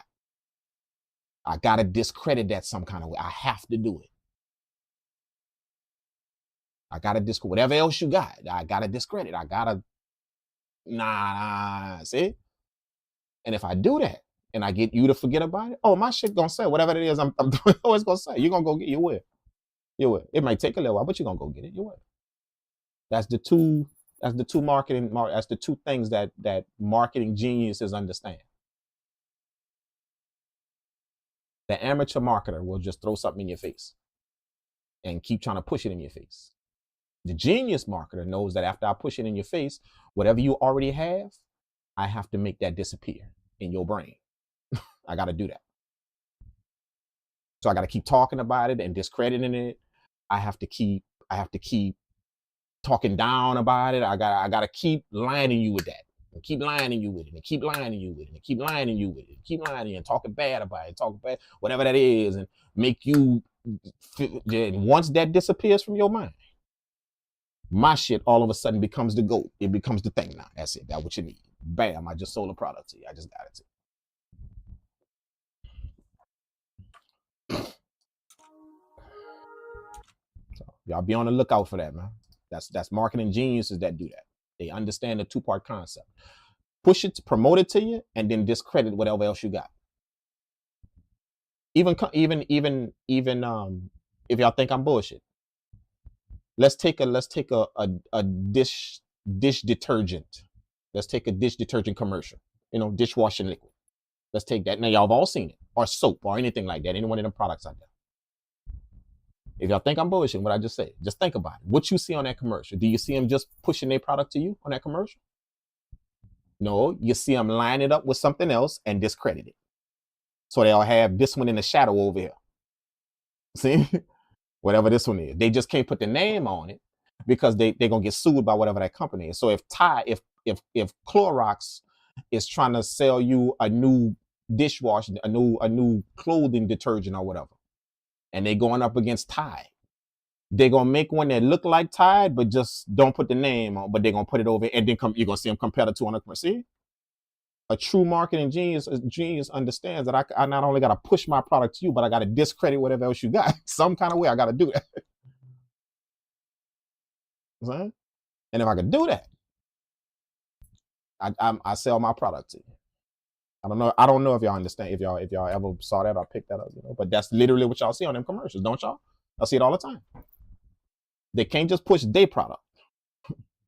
They can't just push their product to you. They gotta discredit that thing that you may have in your house already. See what I'm saying? So just be on the lookout for that. Some people have to do that. And it's not that they're trying to hurt you or harm you. It's just that's the marketing strat. That is marketing. That's it. It's marketing. Those two things. And it's the people that can do that effectively. That's the people that sell whatever they're doing. See?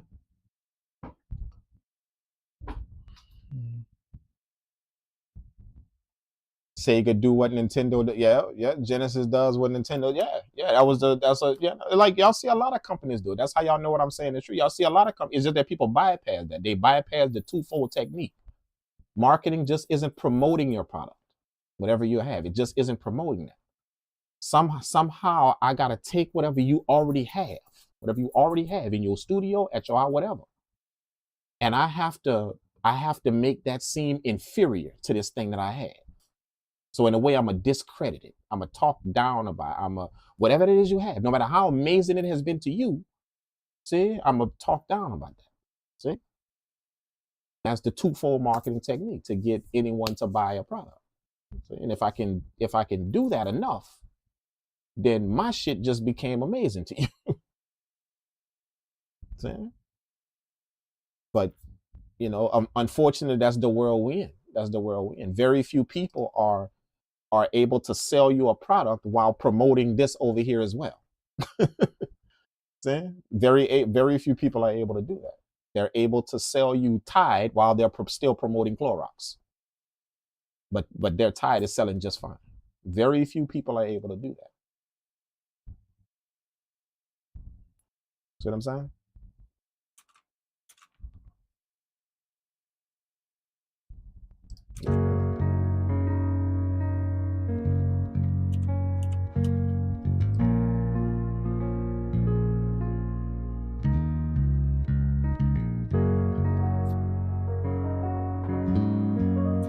They're saying workflow is better than sound. Yeah, that's pretty much, not better. No. I wouldn't say they're saying it's better than sound. What I'm saying, remember what I said. In order for me to sell, so I have to make you forget something. See, I have to make you forget. That's not necessarily saying it, but I just made you forget about it.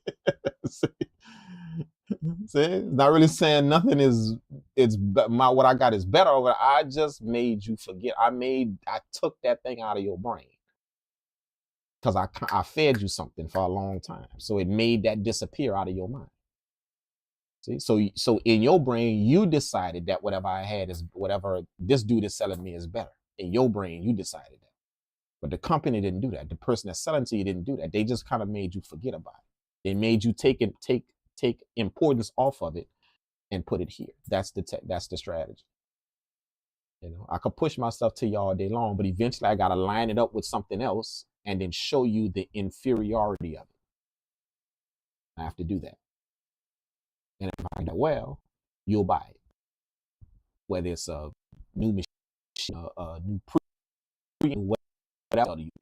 I just got to go make this other thing seem inferior. That's all. You're going to eventually, if you hear enough of it and you keep hearing enough of it and keep taking it in, eventually you will go purchase my product. But if you stand up there and you know for a fact that no matter what Tide you're selling me, my Clorox, it does well. See, when you never forget that, it's gonna make it very hard for me to go buy your time. See, whatever that is you're putting in my face, it's gonna make it very hard. No matter how much you discredit my Clorox and discredit my what it's doing, no matter how much it's gonna be very hard for you to get me to go mess with it, simply because I'm not forgetting what this Clorox has done for me. I'm not forgetting that. So when it comes down to somebody pushing hardware gear in your face all the time and pushing hardware gear in your face, not only will they push the hardware gear in your face, but some kind of way they will have to discredit whatever you have. Is they're gonna have to do that. They're gonna have to talk about it, talk down about it, make some jokes about it, and they're gonna do it in a, like I said, in a helpful manner. They're gonna make jokes about whatever it is you're doing. They're gonna all of that stuff, sneak dissing, all that shit. They're gonna do all of that, trying to make whatever you got inferior, whatever you already have inferior. And they're gonna do that, and they're gonna keep serving it to you over and over and over again. No matter how, every time you pull up, they're gonna keep serving it to you over and over and over and over again. So where literally in your mind, you're gonna forget the goodness of what you have. You're gonna forget it. It's gonna be gone. You're gonna forget the goodness that laptop done for you. Your whole entire life, you're gonna forget, and you're gonna go chase whatever that is they're selling to you. You're gonna forget the goodness of what your audio interface has done for you. That person that's selling you that other thing, he don't know nothing about. He don't know how good that's been to you. He has no clue. He just assuming it all been bad to everybody. All them shits been bad. And my product is what got it. That's what got it. All them shits been bad to everybody. All of them. That's what he assumed. He doesn't know how good your shit been to you. Whatever it is you got, that little thing that you got. He don't know how good that's been. He has no clue. And as long as you never forget that, it's going to be very hard for you to go buy into what somebody's trying to say. As long as you never, ever forget how good this thing right here has been to me. See?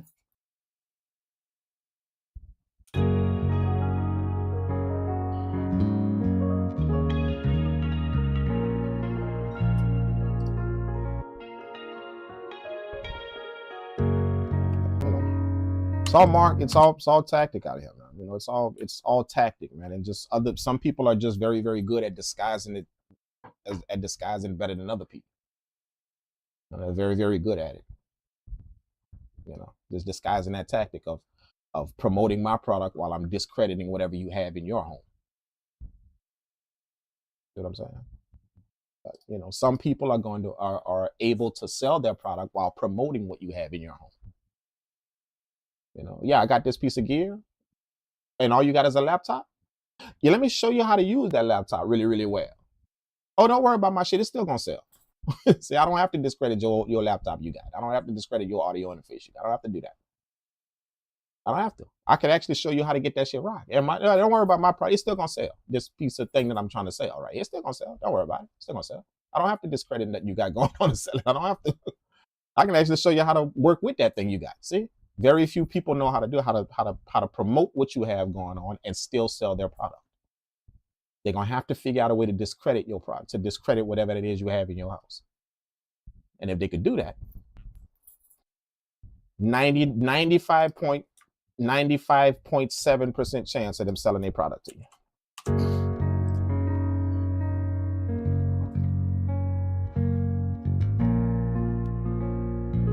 Just never forget how good something has been to you. If that focus right, audio interface didn't help you create the last 200 tracks you done made. Whoever trying to push their product to you, whoever that is, trying to push their new whatever, because it's a better sound and a better whoever that is trying to do that. They just remember, they don't know how good that little $60 interface done been to you. They have no clue how good that's been to you. None. Only you have that information. Only you. So some kind of way he gonna have to get you to forget how good that shit done been to you. Them 200 tracks you done made with that. He gonna have to get you to forget that. But as long as you know how good it done been to me, it's been good to me, and bro, I didn't you gonna, yeah, it's gonna be very, very hard for somebody to run you down and say you some shit that they swearing to God is the hottest thing on the market. It's gonna be very hard for them to sell it to you, man. Very hard.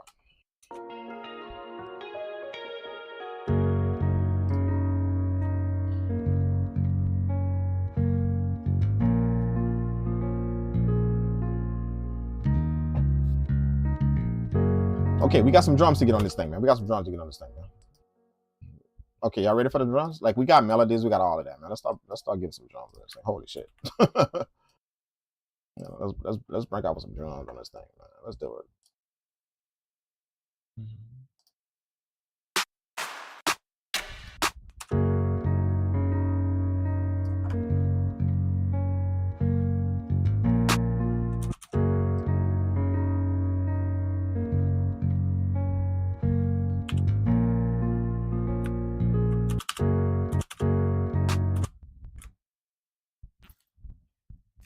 Hmm?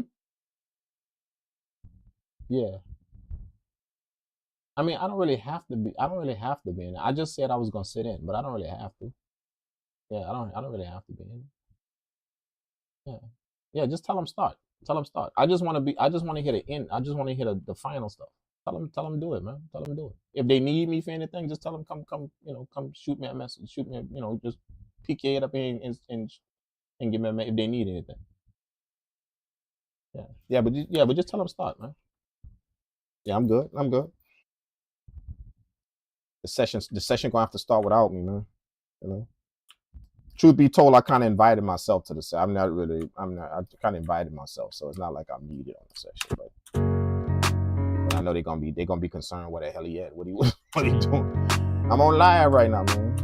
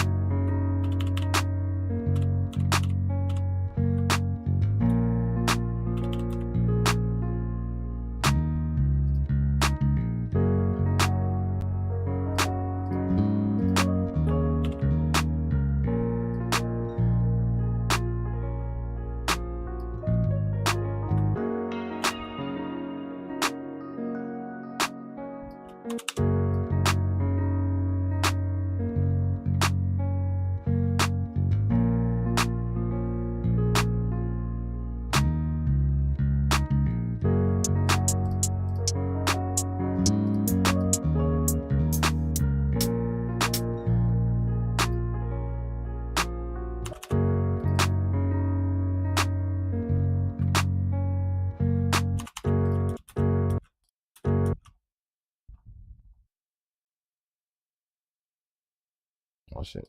Oh shit. Wrong place I put it. It's supposed to go here. There we go.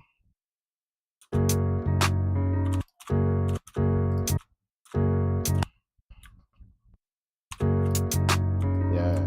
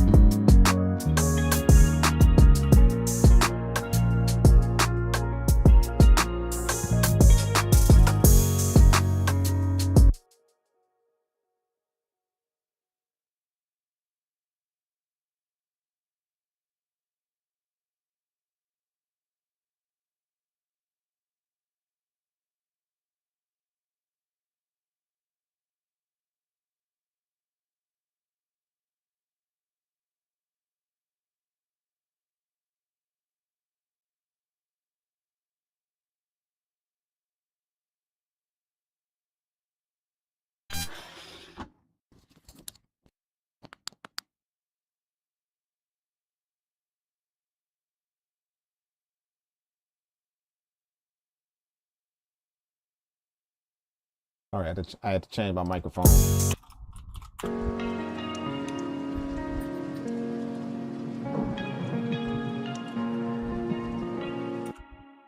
All right, let me put the B tag on here and we're gonna see what's up with it. Dun, dun.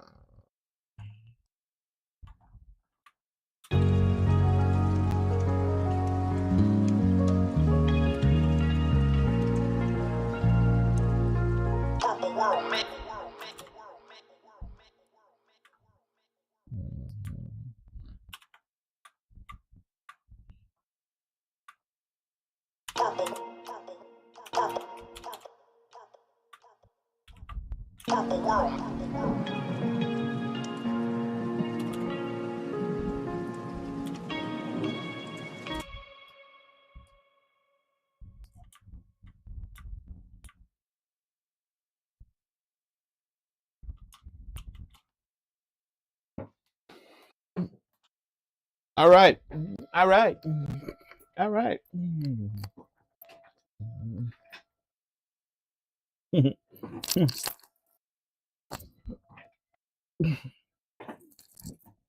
What?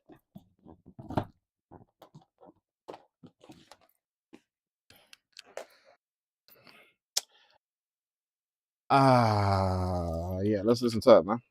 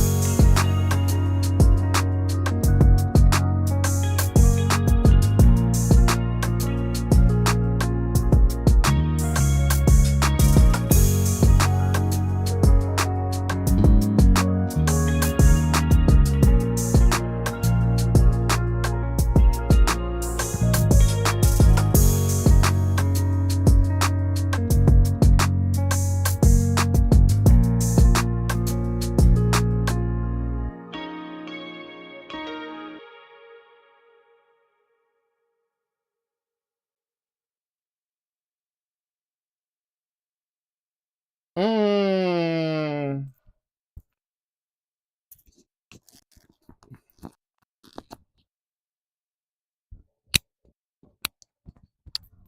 sorry.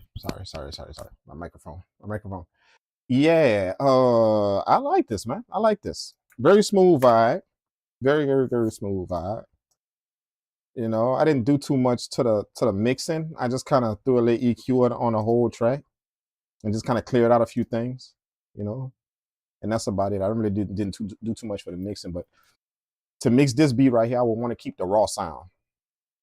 You know, like if I was to mix this right here, like I would want to keep the raw sound. Yeah, I wouldn't do much of nothing to it. Like I would just pretty much level the shit and that's it, and just kind of spice it up, maybe on a maybe give it a bit of depth, the perception of just hearing it full out of like a whole, like if it was in your car, you heard it like a surround of it. That's what I would kind of do to it. So I would more work on the dynamics of the beat, not the sound quality of it, just the dynamics of it, how it represents when somebody listens to it, how it comes to them in their speakers or in their headphones. That's what I would kind of work on in the mix. You know, a mix is like a 2-part process for me, a three-part process when I mix stuff. It's a 3-part process. And it goes by pretty quick. Like I can mix a track like this track, right? I can mix this about, probably about 10 minutes done. But it's a 3-part process. And it's more like a checklist. First, I'm checking to see what I have. Meaning what was given to me. whether it was from somebody that I got, somebody that gave me that stuff to mix or whatever, or if I created this is what I gave myself to mix. So that's the first part of what did I give myself? And what I mean by that, you got to understand what I meant by that. What I mean by what I gave myself is I'm gonna listen to certain aspects of it and figure out what's the best things that I gave myself about this. Like the sounds I picked. Like, was the bass line one of the best things that I gave myself?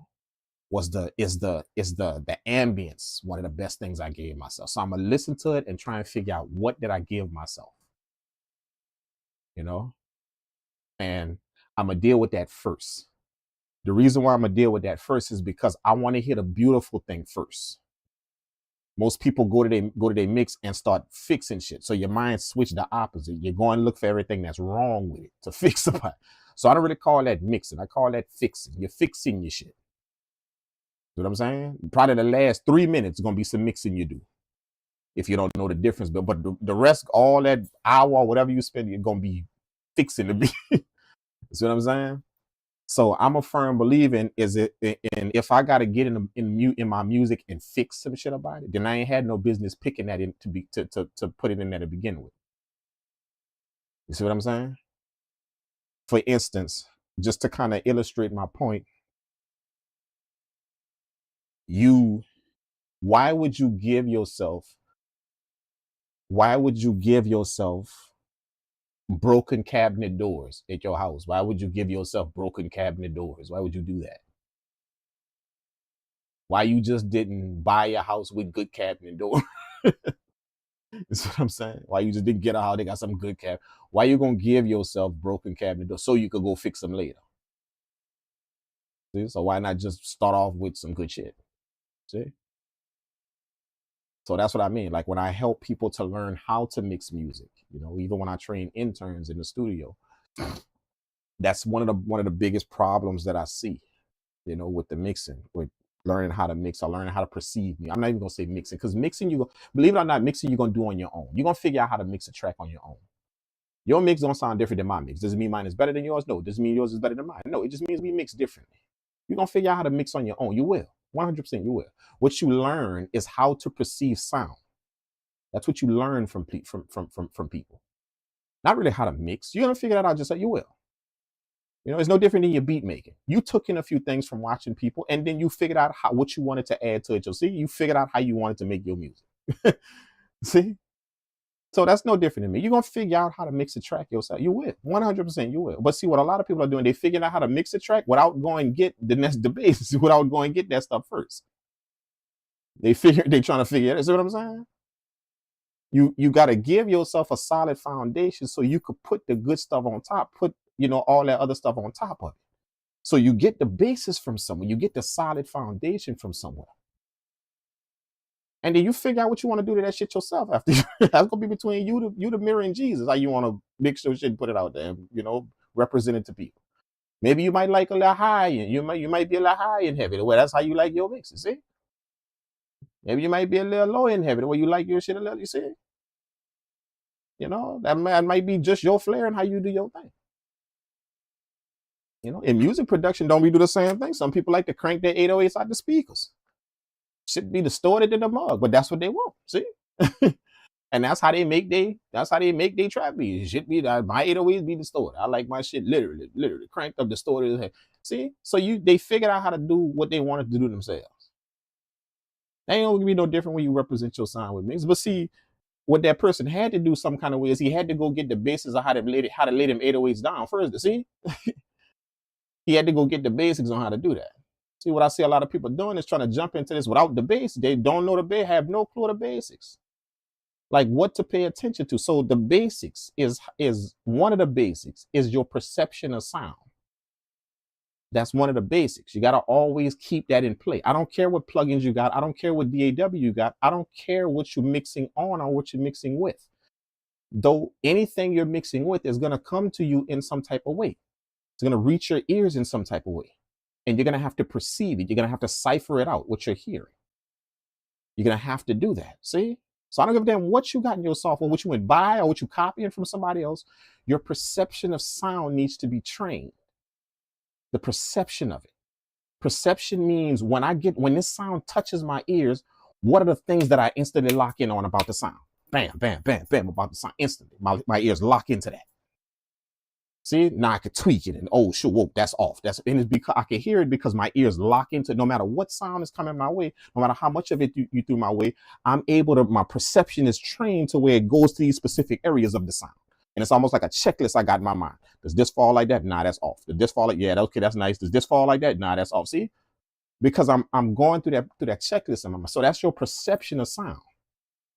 Now, one of the common mistakes that we make as mixers is, all of us that's doing this, that's making these beats and doing whatever, one of the common misconceptions we make is that we just automatically assume because we all bought a DAW, we all got an audio interface, and we all bought a software. I mean, we all on a computer that we can all hear the same. We just automatically lump that in. Like I can hear what he hearing. We never ever stop to think that my shit may be a little bit more messed up than somebody else shit, like the way I perceive this music, the way it hits me.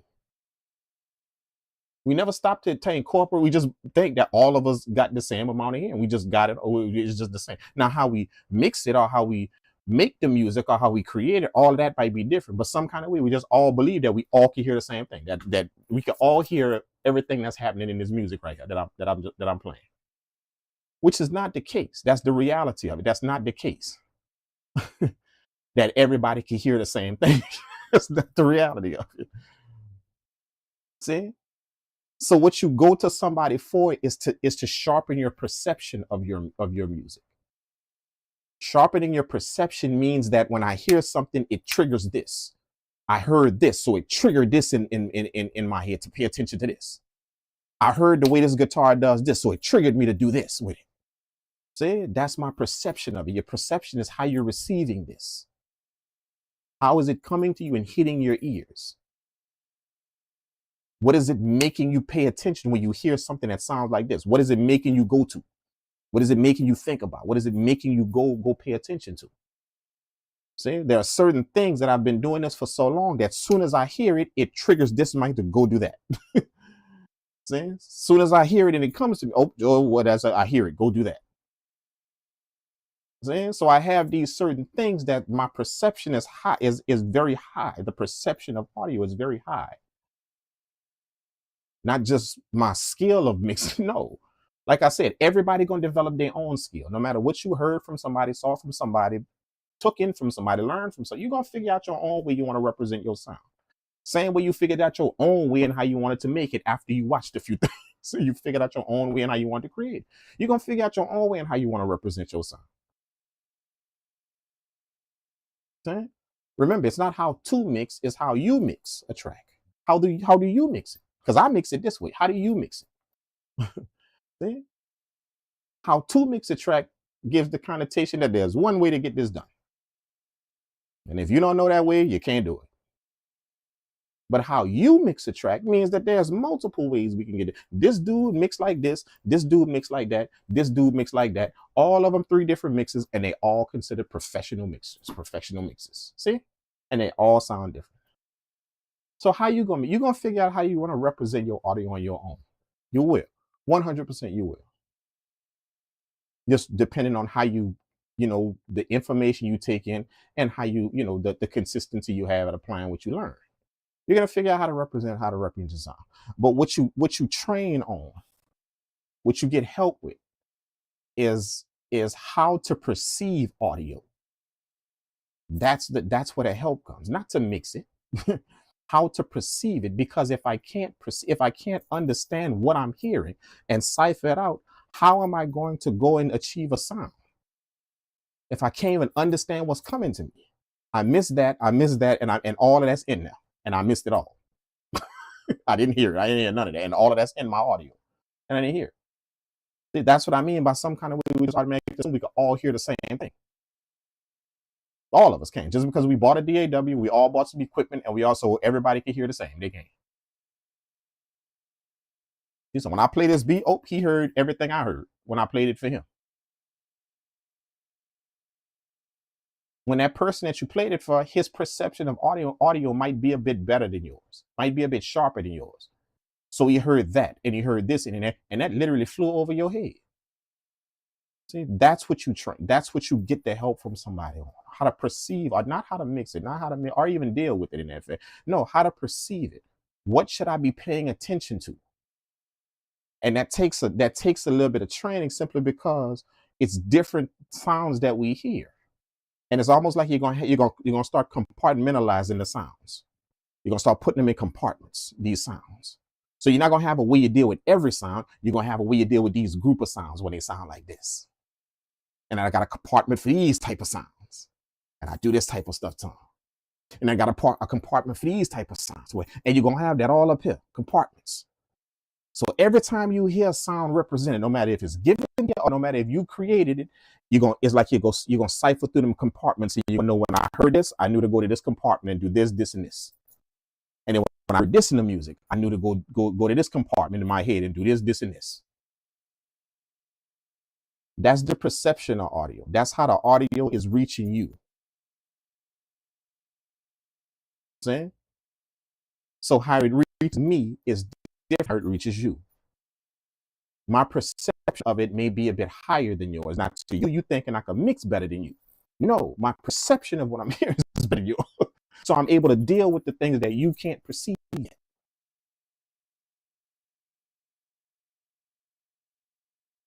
And that's factual what we're saying, simply because our comprehension isn't the same.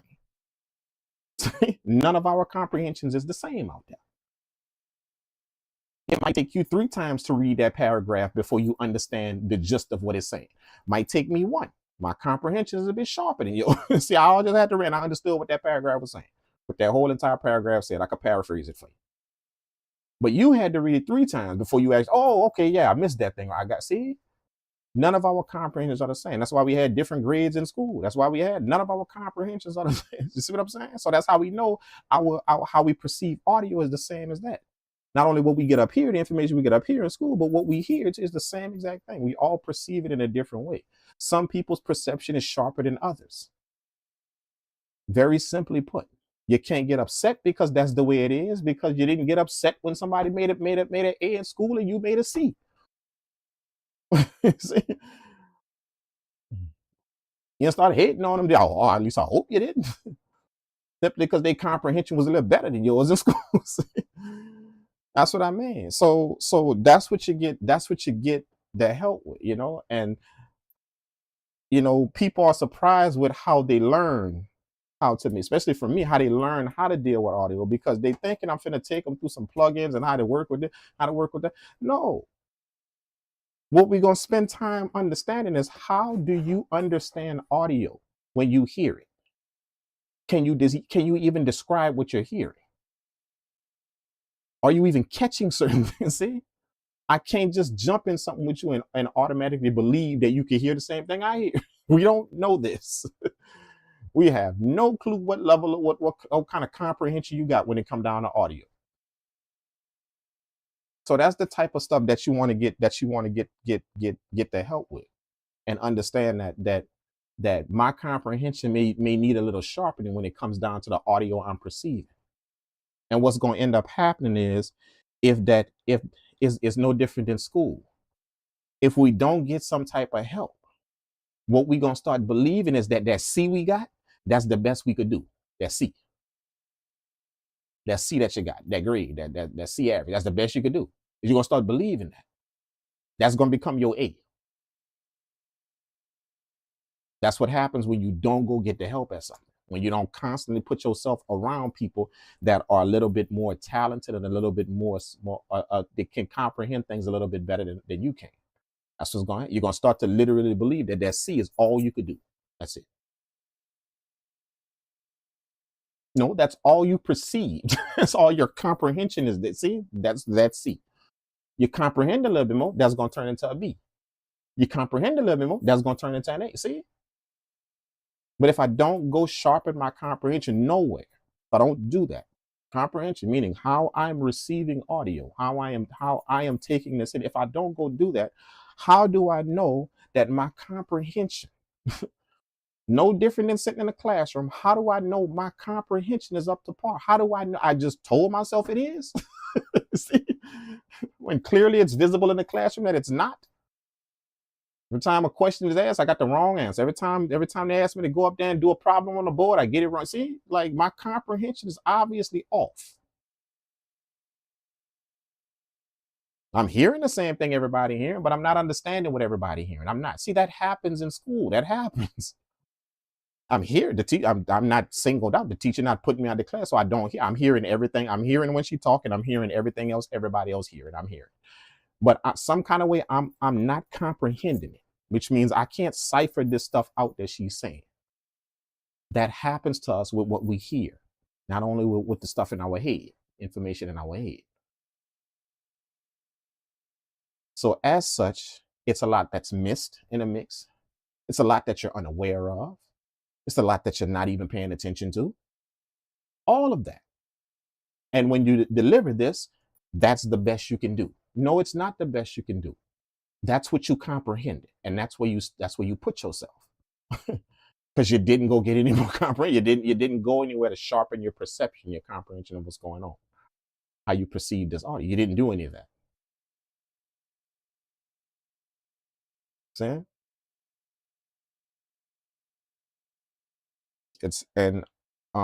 I hear a lot of people say that if you just do it over and over again, then your comprehension will get better, the perception will get better.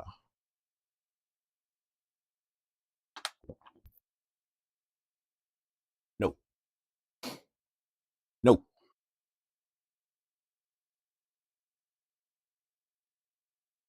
What I could be doing on the other end of that coin, what I could be doing is teaching myself bad habits.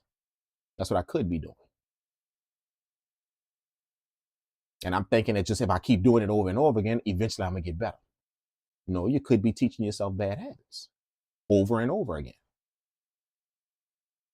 You could be teaching yourself how to pay attention to this versus paying attention to that. That's what you could be teaching yourself right now. Simply because you're telling yourself, nah, I don't need no help. I'm gonna just learn this. I'm gonna learn it on my own. I'm gonna get it down. All I gotta do is just keep doing it. You could be teaching yourself how to pay attention to that over that when you can pay attention to that. And that's gonna help you with that over there that you're trying to learn. You just pay attention to that. See, you could be missing that. Oh shit, I didn't even know that you pay attention to that. I didn't even know that. Then comprehension, it's off. That's what I address with any student that I show anything to. I address the comprehension of what you can do. I address that. And your perception of what you're hearing and how you hear it should tell someone how to show something to you. It should tell them. Any teacher, anybody, any instructor, it's your comprehension, your level of comprehension should tell them how to show. See, so once I understand a person's perception, it tells me how to teach it to them, how to show it to them. It tells me that, like literally, it gives me a game plan on how I can show it to this person based on their perception. See what I'm saying? So to explain the importance of perception in audio, to explain the importance of it. If I went to a movie and you went to a movie, and after the movie, somebody asks, hey, what was that movie about? You're going to have your perception and I'm going to have mine, even though we watched the same movie. See, because that movie hit you a certain way and it hit me a certain way, even though it's the same movie. So you may have paid attention to more of the ass shaking in the movie. You know, all of the scattered ass running around everywhere in the movie. That's what you were paying attention to. While I was paying attention to more of the high speed chase. And I'm gonna see perception. We both paid attention. We both things triggered us in different ways, even though we was watching the same movie. Audio does that to us. Audio does that. It will trigger you in different ways than it will trigger someone else. It will do that. See? So as such, I might be paying attention to this over here when I could be paying attention to that. That'll clear up this movie, me explaining this movie to somebody if they ask me to explain it to them. You tell it to them, I tell it to them. They say, I didn't really get too much from your explanation, but from his, I kind of got the gist of what the movie. See, it's not that you couldn't explain the movie, and it's not that you didn't know how. See, your perception was off. See? So if we translate that to audio, that don't mean you don't know how to mix, and it don't mean you can't mix music. It doesn't mean you can't come out with a certain sound. It just means that my perception of this is off a bit in order for me to translate this audio to somebody else. It's off a bit.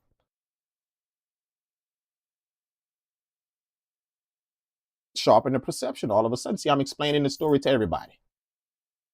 Or, i.e., my audio is representing to everybody now. They can hear everything. They can understand everything I did. That's what perception does. That's why it's so important. And that's the main thing that people skip over. They just buy a DAW, get started in it, and just automatically assume whoever they learn it from or whoever they watch, I can hear the same thing you hear. I can't. See?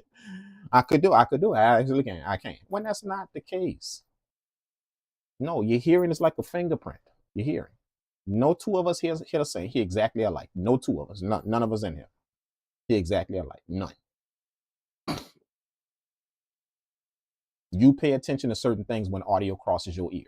I pay attention to certain things when audio crosses their ear. They have some people that were trained to pay attention to certain things. They don't just do it randomly because this audio crossed their ear, so they just locked into that. That's what the untrained person does. But there are some people out here that are trained to lock in as soon as they hear something about audio. As soon as they hear something that they're trained to lock in. It just they're trained to go straight to it. It triggered something in them, boom, and they went straight to that. That's the beauty about sharpening your perception of audio. How you crank out your sound is going to be up to you, not up to something you learned from somebody else. How to deliver sound. No, that's going to be up to you and how you do it. But if your perception is off, you can't even get there. And that's what a lot of people are fighting. They're fighting their perception of this, not how to do it. No, not how to do it. That's why it looks so easy when you see somebody do it. Oh, you use the EQ like that. So you learn. So, you watch the YouTube video, you learn how to use the EQ. Oh, you just use a compressor like that. Oh, yeah. Oh, okay. I get it. See, it's not hard. You literally understood how to use that device just by watching a few videos or watching somebody do it a few times. You understood how to use it. See? So it's not you don't know how to do it. It's just that, I be compressing this right here. Well, why you missed that over there? Why you don't hear that right now? Oh shit, I don't hear that. See, your perception. that was the perception lacking. Not your knowledge of plugins or what you know how to do. My perception ain't trained. I didn't even pay attention to that. I didn't even hear it. I didn't even recognize it. See? That's the biggest thing that I see. One of the biggest things. Perception of audio. How do you hear it? Everybody just believe, like literally, we move like we can all hear the same. How many times have you been watching a tutorial from somebody on YouTube, looking at how they EQ something or how they do it, and you look and you got the way they do it. You even we get the plugin they got, you got the EQ they use, you ain't get all that shit, you got all of that. How many times have you told yourself, how many times have you stopped to tell yourself, oh damn, I might not even be hearing the same thing you hear? See? You see what I mean by we just automatically assume we can all hear the same? We can all hear, oh shit. Yeah, I mean, I copied them down to a T. I got his plugin, and I actually did whatever he did. But oh damn, I forgot. He hear different than me. How I even know he do?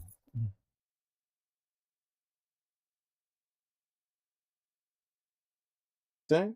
We just gloss over that fact that exists right now. That 100% hardcore fact that exists right now. So that's the beauty about perception when you start to understand what sharpening it can do. You know what I'm saying? Perception is used for everything. You drive based off of perception. You perceive the road in a certain manner. See? You're very aware of that. You're aware. See? You've become so aware that you just put on your signal light when it's time to turn. You hit when you're approaching a stop sign or a red light, your foot automatically start hitting the brake. You see? That's your perception of what's going on. And you've trained yourself so well.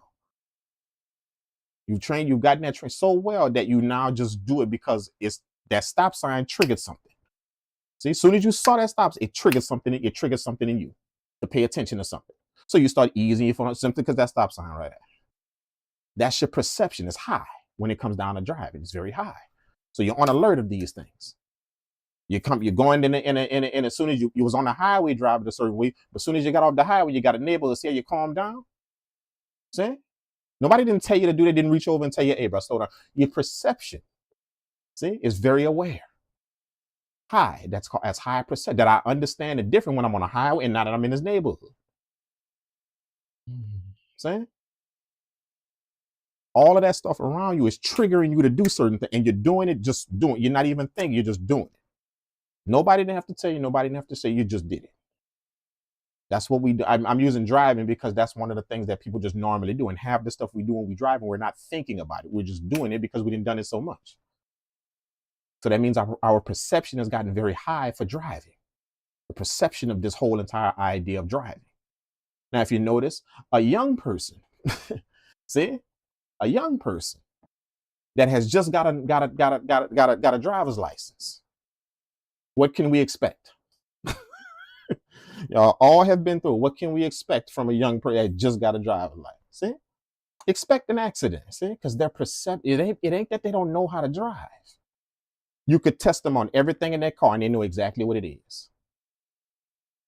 That's like in your DAW. You could test them on every plug. They know exactly what the plugins are and what they do. Oh, that compressor do this, that EQ. See, they knew all of that. They knew everything about that car. You could test them on it. But the reason why they got into that accident is because their perception isn't trained yet. Things aren't triggering. When they see it, it triggers this for them to do this. When they're in their neighborhood, it triggers for them to do this. Their perception is off. So they crashed. That's the best way that I can explain what perception does, your perception of your audio. So just remember that perception is very, very, it's something that a lot of people struggle with. And it's a struggle because people bypass it. They don't address it. How do I perceive audio? And there's a way that there's professional ways that someone can help you to understand how you perceive audio, just not how you hear it. I'm not talking about the volume of whether you can hear something. That's not what I'm talking about. I'm talking about when you hear a piece of audio, what does it trigger in you? You know what I'm saying? Because somebody could play the same thing for us and ask you, okay, what did you hear? I heard this and I heard this. What did you hear? I heard this and I see two different perceptions, even though they listen to the same audio. I heard this and I heard that. So when I mix it,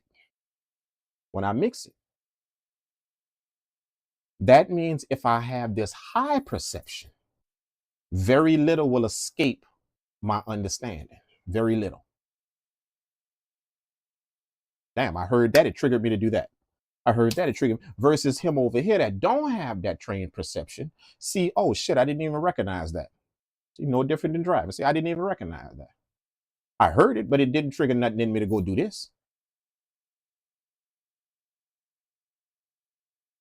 That's perception of audio. That's what it does. And some people have a higher perception of audio than others. Their perception is higher. All facts. Very simply put. So when you're trying to get your mixes like somebody, or get your sound to be like somebody, or get your music to sound like somebody, or that's you assuming you can hear the same thing they hear. That's you assuming. See? What you need to do is kind of backtrack and understand, oh, their perception might be a little sharper than mine. That's why they know when to do this and when to do that. It triggers something in them that is not triggering in me when I hear it. It's not triggering. Hell, I don't even know it to do it. So how can it trigger something in me if I don't even know, if I can't even identify what it's doing? How can it trigger something in me? But they can hear it, so it triggers something in it to go do that and to go do that. They can hear that. See? That's perception. You train that, you sharpen that. And the skill of what you're doing is going to take care of it. That's going to upgrade on its own as your perception grows. That's going to upgrade the scale of what you do. Scale is just me getting in here and messing with all them plugins and knowing what they do, how to work them. That's going to grow on its own. The skill level of it, 100%, it's going to grow on its own. Absolutely. Perception, however, the funny thing about perception is it doesn't grow on its own. Perception has to be trained. It doesn't grow on its own. You don't start perceiving shit just by doing it. It has to be trained. That's why if you notice, it's certain things that we go places to get trained on. That's so your perception can now be aware. When you go to your job, they don't just let you walk in there and just start doing whatever you want to do. They train you. See, because they're not training you on how to do it. They're training your perception to be aware of a bunch of shit here. Be aware. Then you, from being aware that they made you aware of all of that stuff, you're going to start doing that job now. See? And the better your percent, the more aware you become, that's the better you're gonna do at the job. So you're gonna do, I'm gonna do this thing that they showed me better. I'm gonna do that thing that they showed me way better. I'm gonna do that thing that they showed me way better. My perception is becoming very, very, very, very heightened whenever I come to this job. It's getting sharper and sharper and sharper. That's that, and the reason why I'm making that distinction is because those two things get confused. They get thrown in the same pot. My skill and my perception. So you think that's you getting better at your skill or your job? That's what you think. That you getting better at your skill or at your job. No. Your perception heightened of what you're doing. So it's now triggering certain things for you to go do it. And you to go do it. And you go do this. Oh, I saw that, bam. And that's when you take care of this. Oh, see when that happened? That's when you go do that. See, when that happens, you do that. That's what happens. See, your perception of all this shit around you is getting very, very high. Very, very high the more you go. And you think that's just your skill level of what you're doing increasing. So if you understand the difference between the skill and perception, what you're going to start to understand is that if I sharpen my perception, if I'm able to go somewhere, lock in and get my perception and train my perception to be aware of some things, then I ain't going to need to get the skill from nobody. I ain't going to need to. No. The skill is literally going to form itself. I want to do it and what I want to do with it. No matter if I want to be different with it, if I want to do it this way or that way, that skill going to form itself once my perception is sharp. You know what I'm saying? So that's what you take care of in audio, man. You know, I hope I didn't lose people with that one, but that's one of the biggest things that you take care of whenever you want to learn how to, even make beats, to put sounds together and to make sounds mesh and know this sound went well with that sound. And, that's perception of audio. That's all. That's not the skill of making that's perception of audio. This triggered me to go get that. This triggered me to do that. This triggered me to go put this sound and not that one, this one. Go put that one on. So say it's triggering. Now, if that perception isn't trained, see how we could be putting some wild shit on top of this, thinking it sound tight? Thinking it sound tight. So now when I listen to my music, then when I listen to old boy music, holy shit, damn, my shit don't come out like it don't. Yeah, it's not because he can make beats better than you. That's because his perception is a little bit more trained than yours. He was hearing shit that was triggering him to do all that shit. Put this on there and put that on there. Take this off and put he was hearing and was triggering all of that. What it triggered in you? When you listen to your audio? What's triggering in you? What that audio doing? And one of the other ways you could check what I'm saying, all facts, you could check what I'm saying is, don't people say that about people that's trying to piss you off? They're using trigger words, phrases that trigger somebody to go off. See, y'all have heard of that before. See? You're hearing something, see, and now your perception of it is being triggered. You're locking into what they're saying, and it's triggering you to fire back at them, to do something. See? That thing, whatever you heard, just triggered you. See? So that works with your music, not just out here in life. It works with your music. This audio triggers somebody to do something if it's trained. The average person may not have that training to where it's trained. And when I say train, I'm not meaning you got to go through some extensive life course on how to do it. No, I'm talking about it's just a few mechanical things, repetitious stuff that you learn how to do from someone. You learn how to do these. You learn how to focus on these things. Whenever you hear this, focus on that. Whenever you hear this, focus on that. Whenever these things are joined, focus on that. See? And once somebody gives you those things and repetitively over and over again and help you, you're going to start to do it on your own. It's just going to start to be every time you hear it, boom, your mind went to do that. It triggered you. Same way somebody Somebody saying something to you triggered you to go off. That audio is triggering you to pay attention to that thing right there. You know what I'm saying? All facts. That's what happens to us. All facts. All scientific proven facts. That shit triggers us. You know? See what I'm saying? So hopefully that kind of clears up a little bit about what you can do with audio and how you can do it and what type of sound you can achieve. It ain't just all, because I know it's gonna be people that watch this and just gonna be thinking they're just gonna chalk this up to the scale of what they saw. The scale of it. Pulling up them plugins and knowing what to do with that. No, man. The truth be told, I learned how to do that pretty much myself, deal with them plugins and understand what they're doing.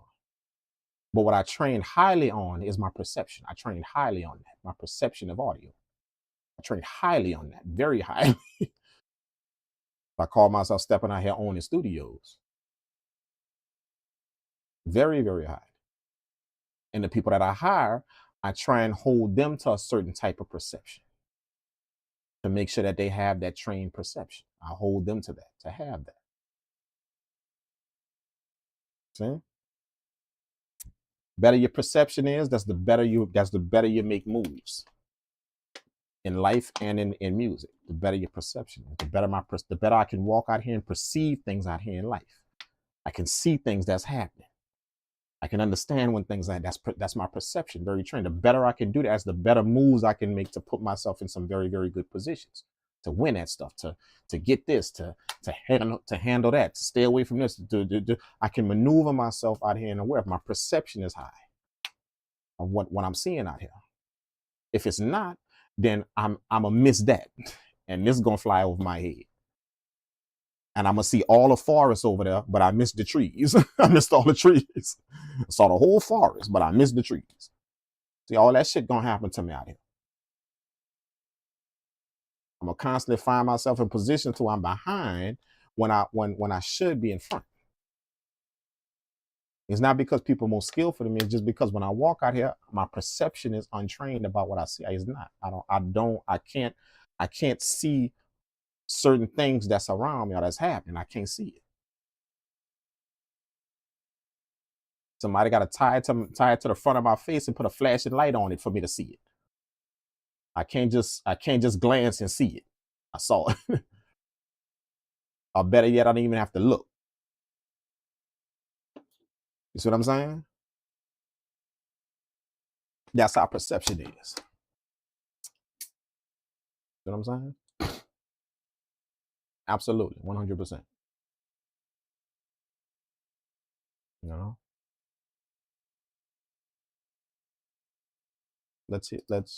Let's hear some melodies. No, no, I'm talking right now, man. They got so many people on this channel. You can on YouTube. You can go hear melodies from right now, man. I'm talking right now. But as I was saying, if don't confuse the perception with your skill. You know what I'm saying? Don't confuse perception with your skill level. You'll start trying to up something that you'll put the cart before the horse, trying to up something, up my skill level when what I'm perceiving isn't there yet.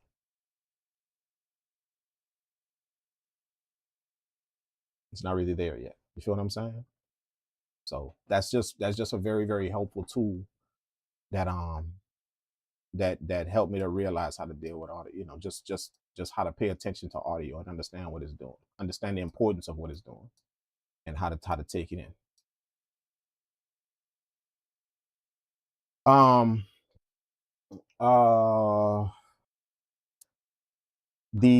The time frame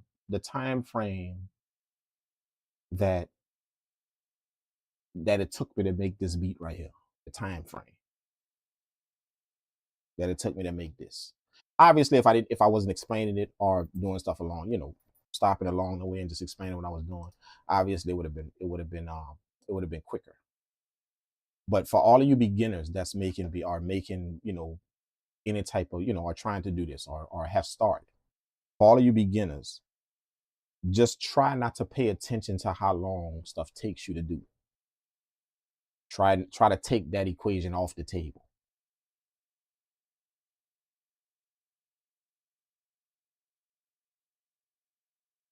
Try and do that. Try and take that equation off the table. How much time it takes you to do something. Whether it takes you a day to do it, whether it takes you 2 days to do it. Try and take the time equation off the table. And the reason why I say take the time equation off the table is because you can't put a clock to training your perception. You can't put a clock to it. You can't. That's the worst way to be off, to put a clock to it. How fast can I learn that? How fast can I understand that? That's the quickest way to mess your perception up. Put a clock to it. So don't worry about the time frame of doing something. No matter how fast you see people moving out here or what you see them doing.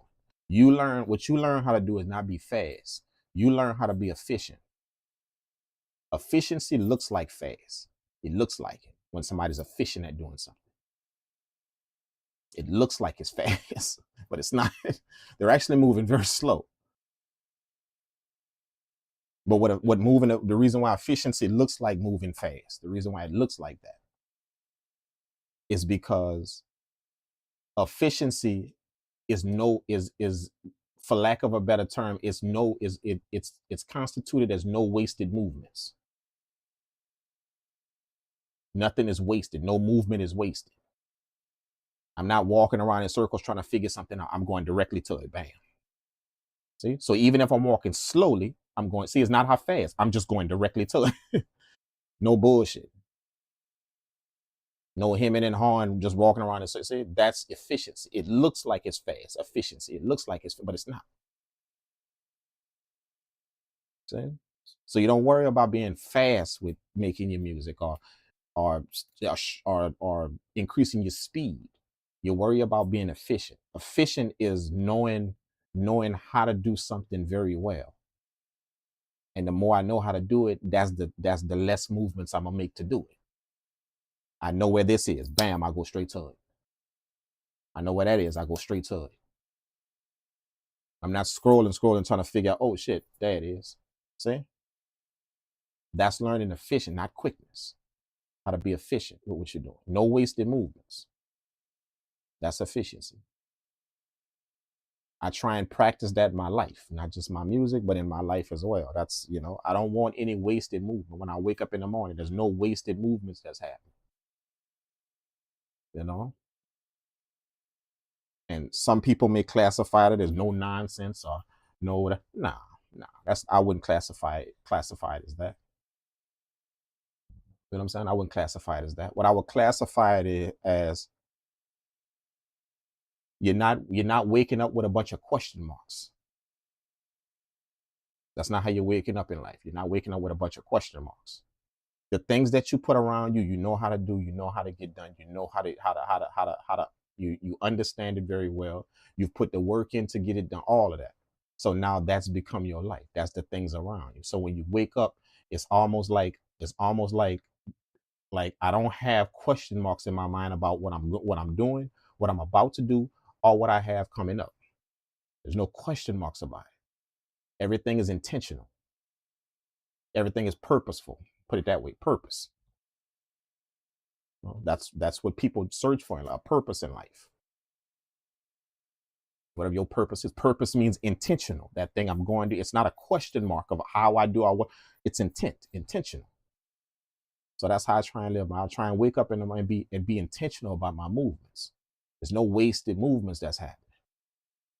See? I'm not moving fast. I'm moving efficient. See? I could walk over there to that thing right there. I'm not running to it. I'm going to walk over that to it. But the fact that I went directly to it, see, no wasted movements. And I didn't have to move fast. I went directly to it. Versus old boy, he moving fast, but see, he had to go check that one first and go check that one and go check before he went directly to what he wanted to do. But he moving fast. See the difference? That's the difference in trying to move fast and moving efficient. Moving efficient is no wasted movements. I went directly to that thing right there. I knew what I was doing. I knew where I wanted to go and how I wanted to get it done. And I went directly to it. That's kind of how I try and incorporate that type of mentality in my life, not only in my music, but just in my life. You know what I'm saying? And when you could do that, again, that's what starts to train your perception. When you can become efficient at stuff, not fast. Fast kills your perception. Becoming fast, it kills your perception, believe it or not. Becoming efficient sharpens your perception of something. Okay? So it doesn't matter if you're walking, doesn't matter if you're skipping. You don't have to run, doesn't matter. Just make sure that you walk directly there. I walk direct, bam. That's why I gotta go, bam. I'm walking directly to it, going over there. I'm not going here first and then going over there first and then walking backwards a little bit and then I'm gonna go over there. No, I went directly over there. That's what I did. Efficiency, that's the difference.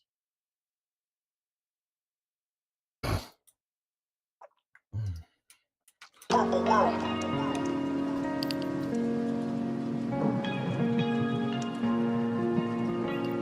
I'm gonna make another one, man.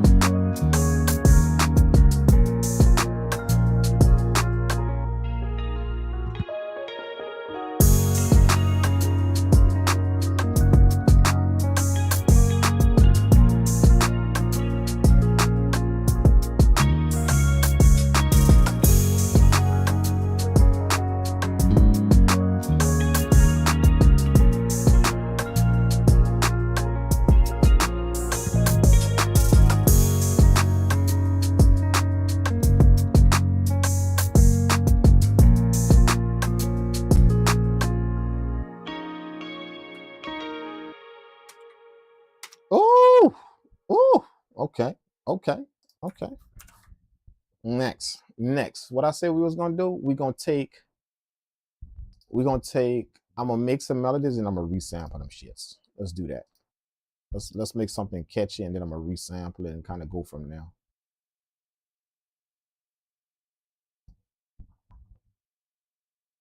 Take my own stuff and just sample it back and just come up with something even crazier.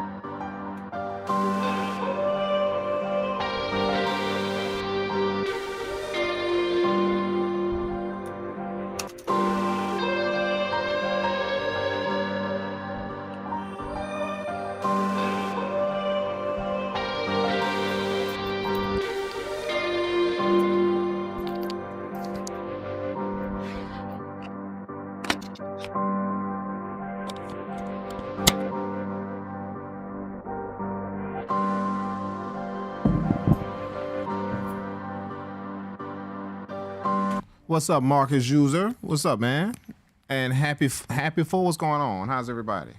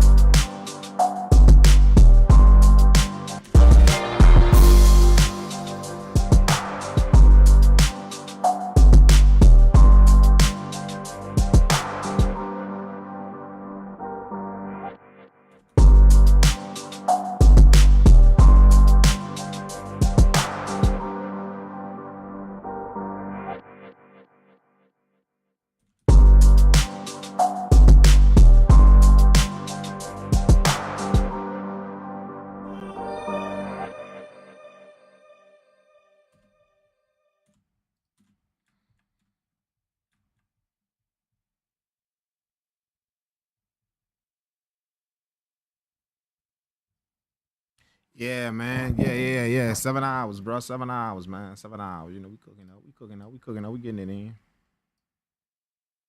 You know. But in all fair, we had a tutorial earlier, man. Like for the first beat, it was a whole tutorial, man. So it took a minute to do that one because I was just explaining stuff. So if y'all didn't catch that, then y'all can go back watch the video, man. It was a whole tutorial on how to make some melodies, bro. So y'all make sure y'all check that out. Very good information, man.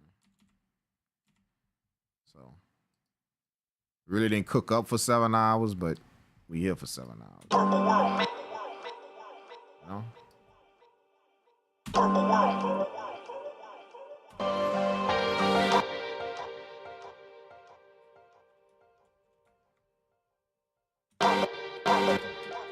Yeah, buddy.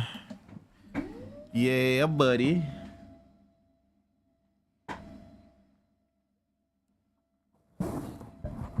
How y'all doing, man, in the morning, bro? What y'all doing in the morning, bro? Y'all waking up right now? Y'all getting up? You know, y'all. I know there's some people getting up going to work right now. Your boy been at work, but I know there's some people getting up going to work right now. I know that.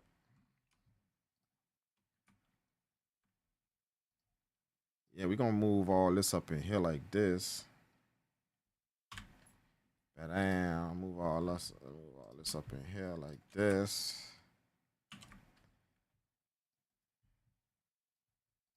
We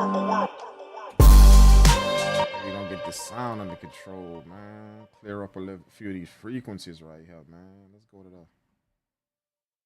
this one right here. Bam.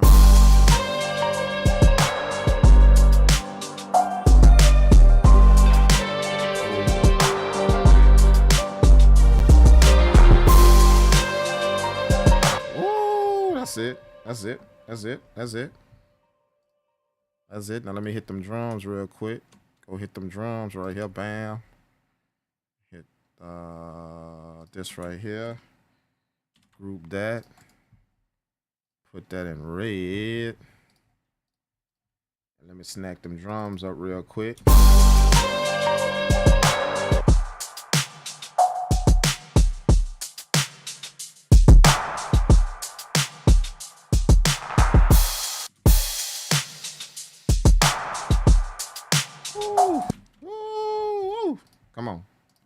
Come on. Hit this right here with a little dynamic processing.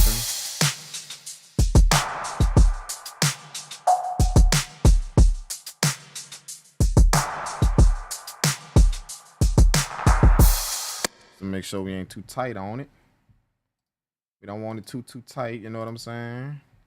And then we're gonna hit it with a little bit of this right here at the end. Bam, a little bit of this right here at the end.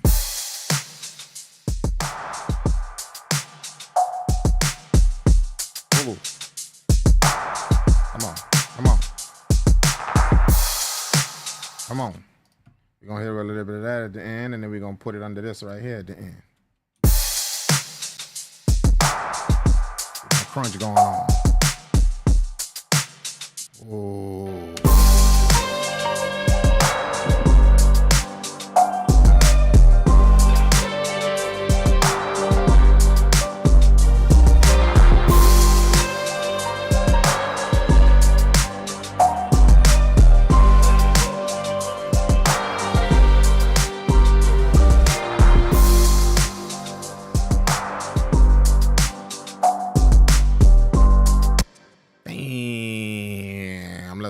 Let's go. That's all I wanted to do. Let's go. See what this thing sound like, man. See what she sound like, man.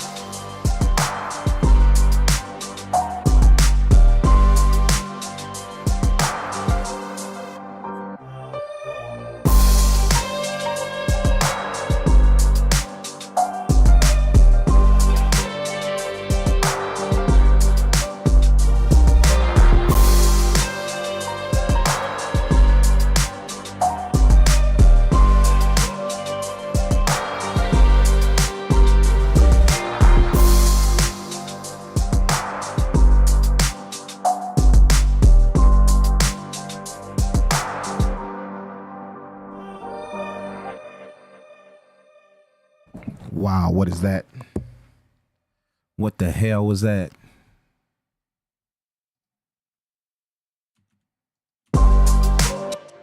What in the world was that?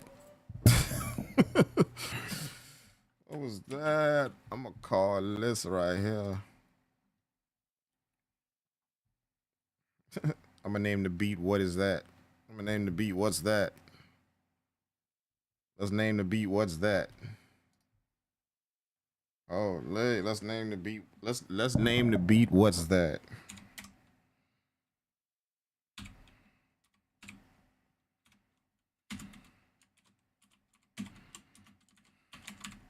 That's what I'm gonna name the beat. What that was in again? That was in G minor. G minor. That's 184. 184 BPM. Okay, and then we're gonna call that.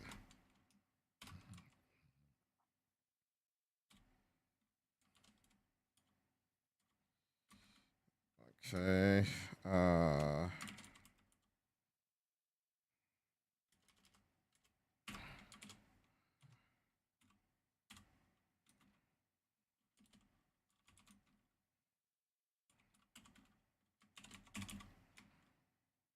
Bam. Put all that in there. All that go in the title, and then I just want that right there. Copy. Boom, and then title of the project, that right there. Bam, there we go. So we got everything. We got it all. We got it all. I'm gonna print this. I really like the mix on this one, man. I'm gonna print this one out, bro. I just like the mix on it already.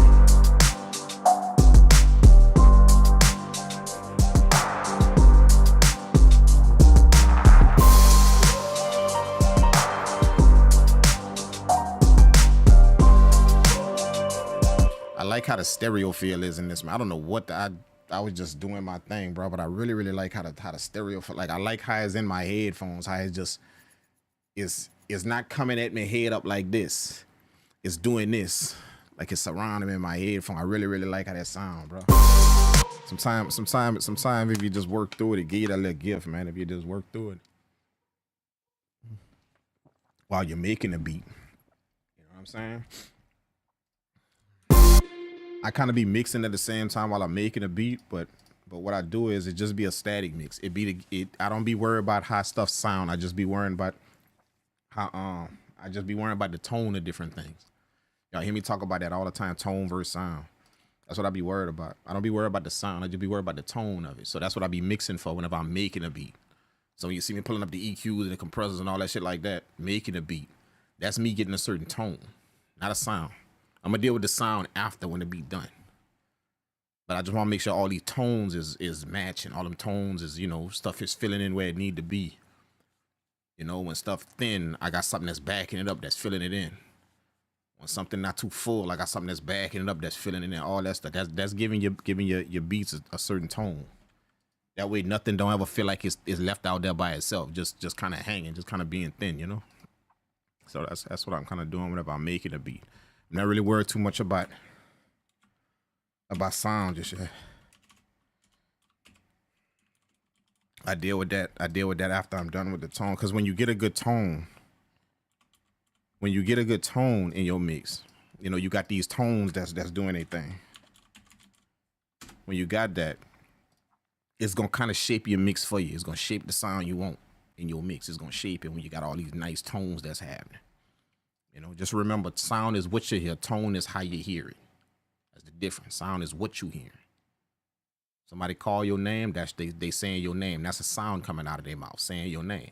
But if they say your name happy, sad, excited, see, that's a tone they put into your name. Now, that's a tone they have when they saying your name.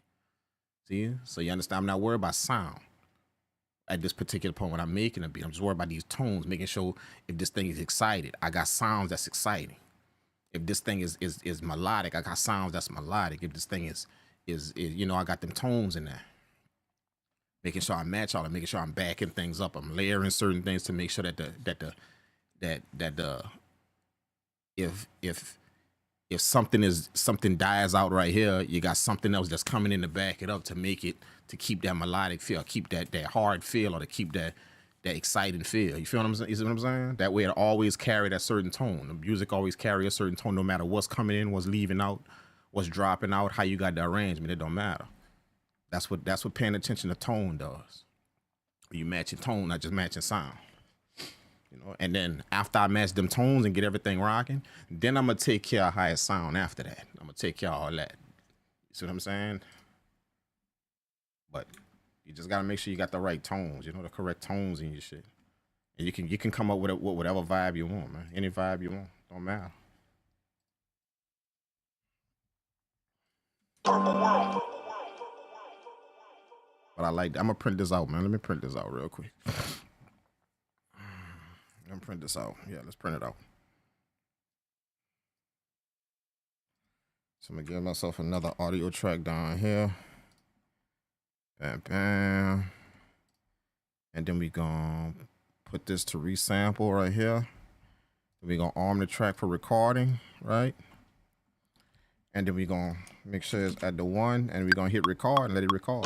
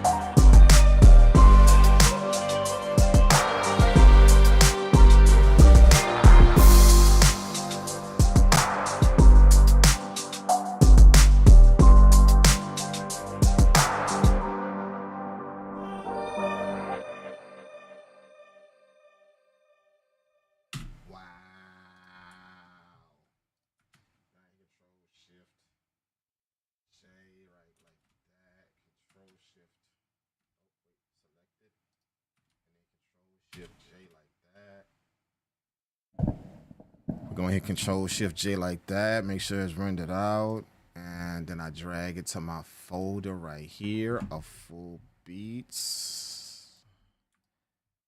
Bam, like that. And then we label it. What's that? There it is.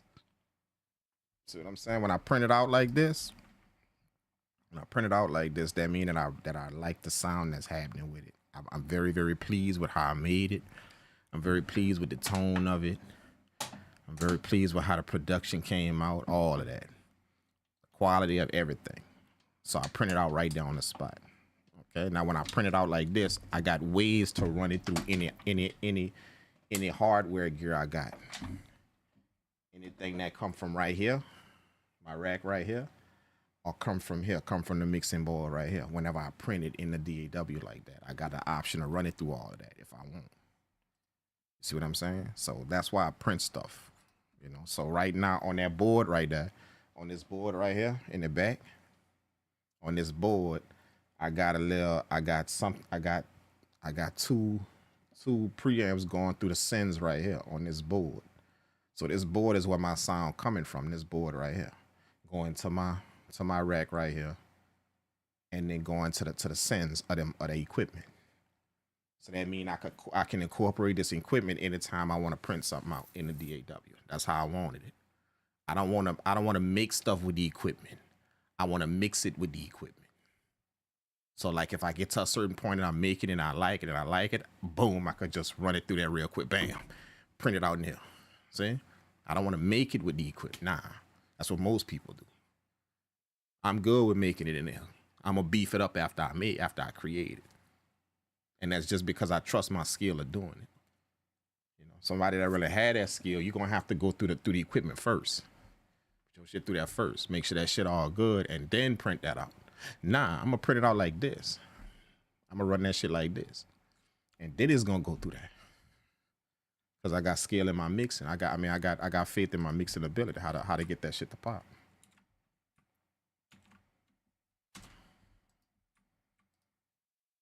You know? And what I like about this though is what really took me about it is because it's not loud. It's exciting. It's an exciting sound. So it's easy to get out of whack with that and get loud when you're making something like this. All that motion, it's driving. It just keep going and keep going. So it's easy to get loud with that. It's very easy. It can happen. But the reason why I'm pleased with the sound is because I captured all the emotion, all of the forward movement of the beat. It's like something that just keep going and keep the beat just keep going and keep going. And even when it slack off and it pause a little bit, then it's back on and then it start going again. See what I mean? So it got this driving force to the beat that just had boom, cha, da-doom, cha, da-doom, cha. It's just driving and it's just going, it's going, it's going.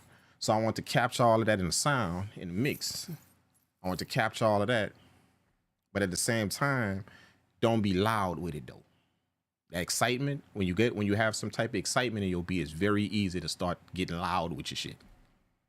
It just starts getting loud, and it's just because the exciting tone. You're interpreting that as it sound good, so you're gonna keep bringing loudness to it because it sound better and it sound better. See, so you can easily end up with something loud like that whenever you're dealing with an exciting sound like that, something that has that much excitement to it. You end up with something loud very, very easily. So the reason why I'm pleased with it is because of how I was able to capture the exciting feel, but stay away from the loudness. Still keep it at a certain level to where it's still exciting. It still sound like it's driving, like it's just boom, boom, boom, boom, boom, but it's not loud though. So that's why I like. That's why I went in on there and printed it out. You know what I'm saying? So this is my pack of beats that I made that I'm gonna be sending out. So I got a few and this is gonna be one of them. I'm gonna put this in a pack that I'm gonna be sending out. So yeah, you know, a few of my like this one I made yesterday.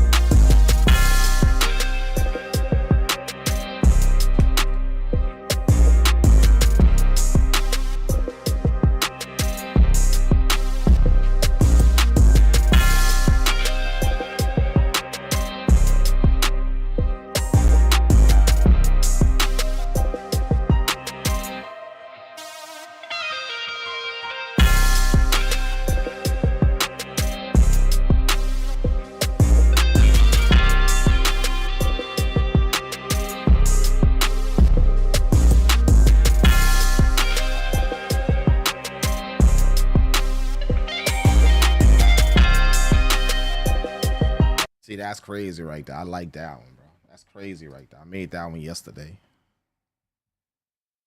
I think I was on IG. Yeah, I was on IG live yesterday. I was on IG live. Y'all ain't on, if I ain't on my Instagram, follow my Instagram, man. I go live all the time on IG, like during the day, during the night, every time I be going live on IG, and I just cook up a quick beat, like maybe 1 or 2. Cause for some reason I can only go live for an hour on IG. I don't know why, but I just got an hour to go live, and then it turned off, and I gotta turn it back on. So I try and make the cook up quick, but I'm able to do it really, really quick to where I could squeeze it in there and boom. So I made that one yesterday.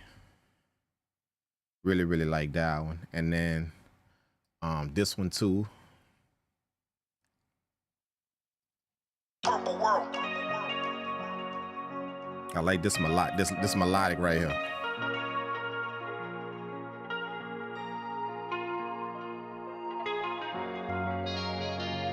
Woo.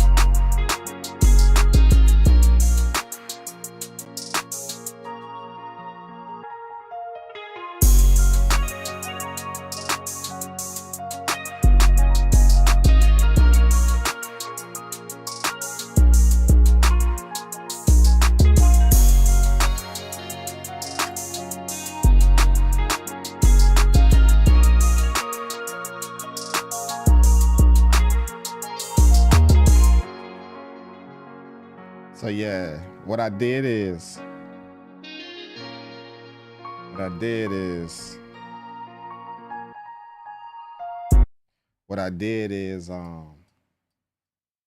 yeah, I'm gonna be posting a few reels with these beats right here. While I was making them, I was able to clip some certain parts. Like when I played the beat over at the end, I clipped that part of the video. I was able to store them clips. So I'm gonna be posting them on my YouTube. I made them on IG live, but I'm gonna be posting them on my YouTube right there.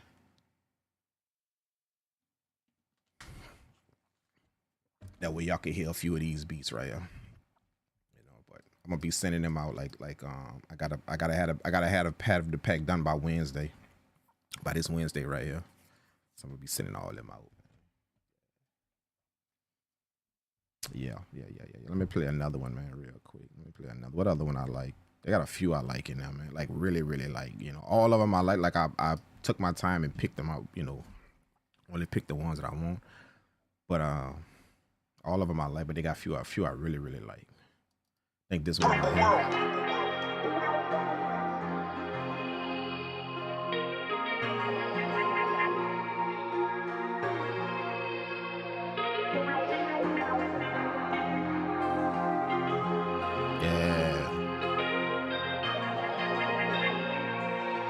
Purpleworld made that.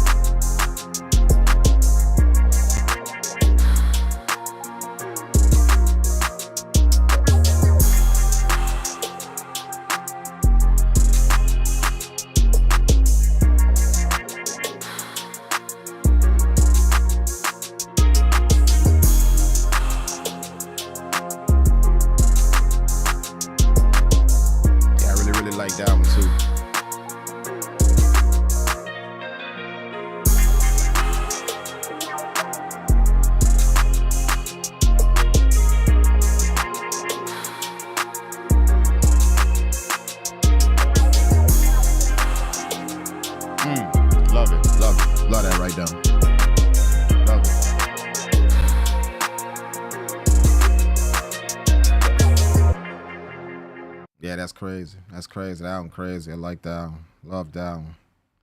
Definitely love that one, man. Let me see what else I got. Shit. I got this one. This is like a very good feel good music, you know? It's like feel good music. You know?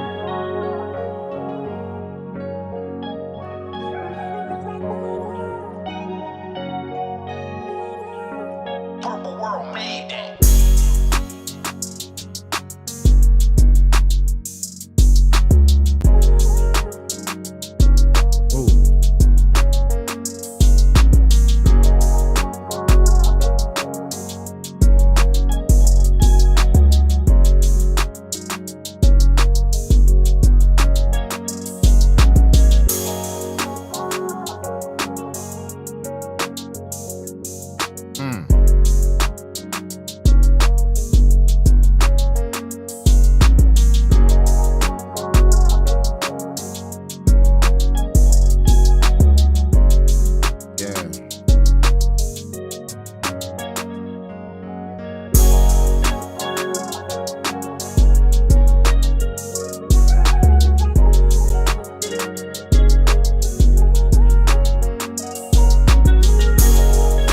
So I'm saying I like that one too. I like that one.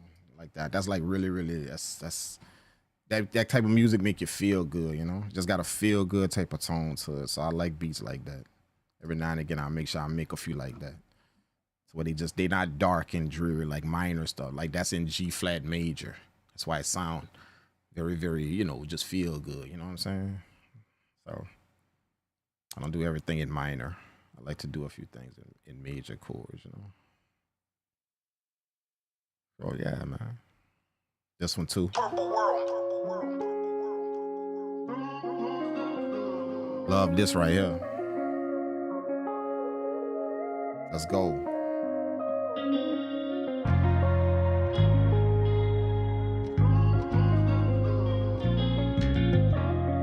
Ooh, come on. Purple World made that.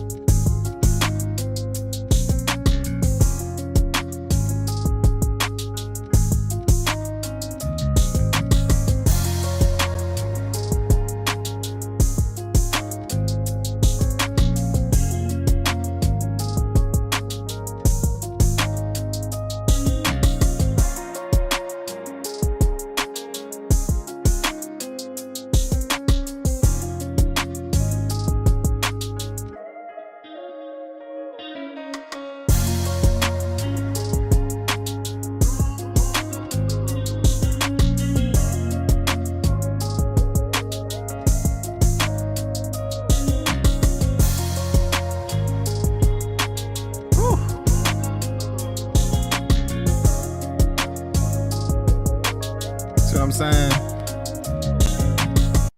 you know, that's like, as I listen to those beats right there, I'm kind of realizing the reason why I picked them to go in the pack. Like, I'll be looking for shit that got vibes to it, man. Which is the name of this stream right here. How to create vibes, bro. You know, like, I don't like stale music, man. I like music, not beats. I know we call them beats, but I like music, man. I like when your shit musical. You know what I'm saying? When you got them instruments in there and they doing something, you understand what I'm saying? When you got something that's gonna tickle my ear. You understand? Like them little back and forth trap melodies and shit like that. Yeah, I make a lot of them, but I don't. That ain't really my thing. That ain't really. You know, I make that because people want that. But when it come down, when somebody tell me, "Hey, do that thing you doing, send me some beats, bro. Send me about 20 of them. Make me a 20 pack. But just do that thing you do, dog." Oh, they finna get some vibes. You understand? They about to get some vibes. They about to get some shit that like, oh, that sound nice. That them instruments just kind of doing their thing. Nice. See, I'm about to give them music. That's what I mean. I'm not finna give them beats. I'm finna give them music. Music. You understand what I'm saying? Like it's gonna be some shit that they could feel. There's gonna be some shit that like they could sit back and just kind of play that shit and just be like, oh yeah, that's that vibe. That's what I'm saying. So that's what I gravitate towards, man. Like when a producer take the time out to give me vibes when I press play. You know, when a producer take the time out to do that. You know, you're not trying to rush through your shit and speed run a beat, or you're not coming up with some little janky ass 3 melody trap. But y'all know what I'm talking. Y'all see dudes all the time making that. Number 3-4 melody janky ass trap beat. You know what I'm saying? Just, you know, even a dude that's making it know is he even know that's corny. He even know it. He just making that because it seemed that a lot of people want that shit, man. A lot of people want that. So that's why that's why a person make that. You know what I'm saying? But like I gravitate towards vibes. Like the music gotta touch me some kind of way. It gotta resonate with me some type of way. Something in it. Not even the whole beat. Not even the music. It gotta be something in there. I don't even like when I press play on the beat and the whole thing just kind of vibe. I like when something about your music vibe. Not the whole thing though. I like it's like almost like you put just enough stuff in it to where you caught the attention, but then this thing right here in it, that's the vibe. That thing right there that you did. That thing. That's what vibe. That's how I kind of make my music. I don't really want the whole thing to vibe. I want the whole thing to surround the vibe. When I make my music, that's what I'm trying to do. I'm trying to have one thing that vibe, but everything else gonna surround the vibe. I don't want the whole thing to vibe. It's too much coming at you. It's too much coming at you when I'm trying to make the whole thing vibe. Nah, I want that one thing in there to catch you, and then everything else just surround that one thing. And that's the vibe. That one thing in it is the vibe. That's what I mean by I don't like when the whole beat vibe. I like when something about your beat vibe, something about it got a vibe to it. So like, damn, that guitar, right? Damn, that shit vibe. Or that saxophone, damn, that shit vibe. You see? So it's like that's how I am, man. You know what I'm saying? Top of the morning, bro. You been at it since last night. Yeah, man. Yeah, bro. I ain't got off there, man. You know, hey, bro. I haven't went live in a minute, man, on YouTube, bro. You know, I've been going live on Instagram a lot. But I ain't went live on YouTube in a minute. As a matter of fact, I ain't even drop a video on YouTube about what, 2 months, 3, something like that. So yeah, man, like, yeah, when I hit that button, it about to be an all-night affair, you know, all morning, all night. Don't be surprised. Like I'm gonna go take care of some business, you know, today in the morning, and then I got the rest of the afternoon free. You know, they're having like a cookout over here in the parking lot in the studio. In the park, like they got a tent out there, you know. I purchased like a tent, so they're having like this customer appreciation thing kind of deal where it's gonna be some food out there and all that. So we shutting that down. You feel what I'm saying? We shutting the studio down. So it's I'm gonna only be in the studio for like the first part of the day. So don't be surprised if I pull back up on here later on. You know, go live again like sometime in the afternoon. You know what I'm saying? Because I got the whole day to myself. Man. I was gonna play some video game. I need to kind of relax, but it's been nonstop for the last 2 weeks, 3 weeks. So I was gonna play some video games with my time. You know what I'm saying? I could play some video games. I got a big time for the video game, dog. I gotta do that, man, because I ain't played the video game about a month, about 3 weeks. So that's what I told myself, man. You're gonna sit your ass down, rest your nerves, and play a little video game. You know, kick your feet up and just chill. That's what you gonna do. You know how when you just go, it's like you gotta put yourself in timeout. When you go for about 3 weeks, for a month or so, when you just go, you gotta take it and put yourself in timeout. Like you gonna sit your ass down and chill. That's what you gonna do. So that's what I told myself. Tomorrow you gonna sit your ass down and chill and play some video game, whether you want to or not. That's what you're gonna do. So that's my plan, to play some video game tomorrow. You know, but I might cook up. I just might, because I'm gonna just be doing my thing. So I might just, don't be surprised y'all see me back on here live tomorrow afternoon, just doing today, this afternoon doing my thing. That's how I be, man. Yeah. But yeah. I'm on it, man. I'm on it, bro. I'm on it, man. I really don't. I'm gonna be honest with y'all, man. I don't really make music to, like, when you see me doing a normal person that would look at me doing this right here, just all night making music or just making beat after beat after beat on live stream. Like, somebody would really look at that and be like, man, he love what he do. Cause he's spending all that time on, and he good at it. Like, he be cranking it out, he be doing it. Understand? Somebody would easily think that, easily if they just watched it and just saw the effort, the time, the grind. Come on, man. Like, that can't be refuted. No matter how much you try, it just can't be refuted that the nigga put in work, bro. The boy put in work. He do.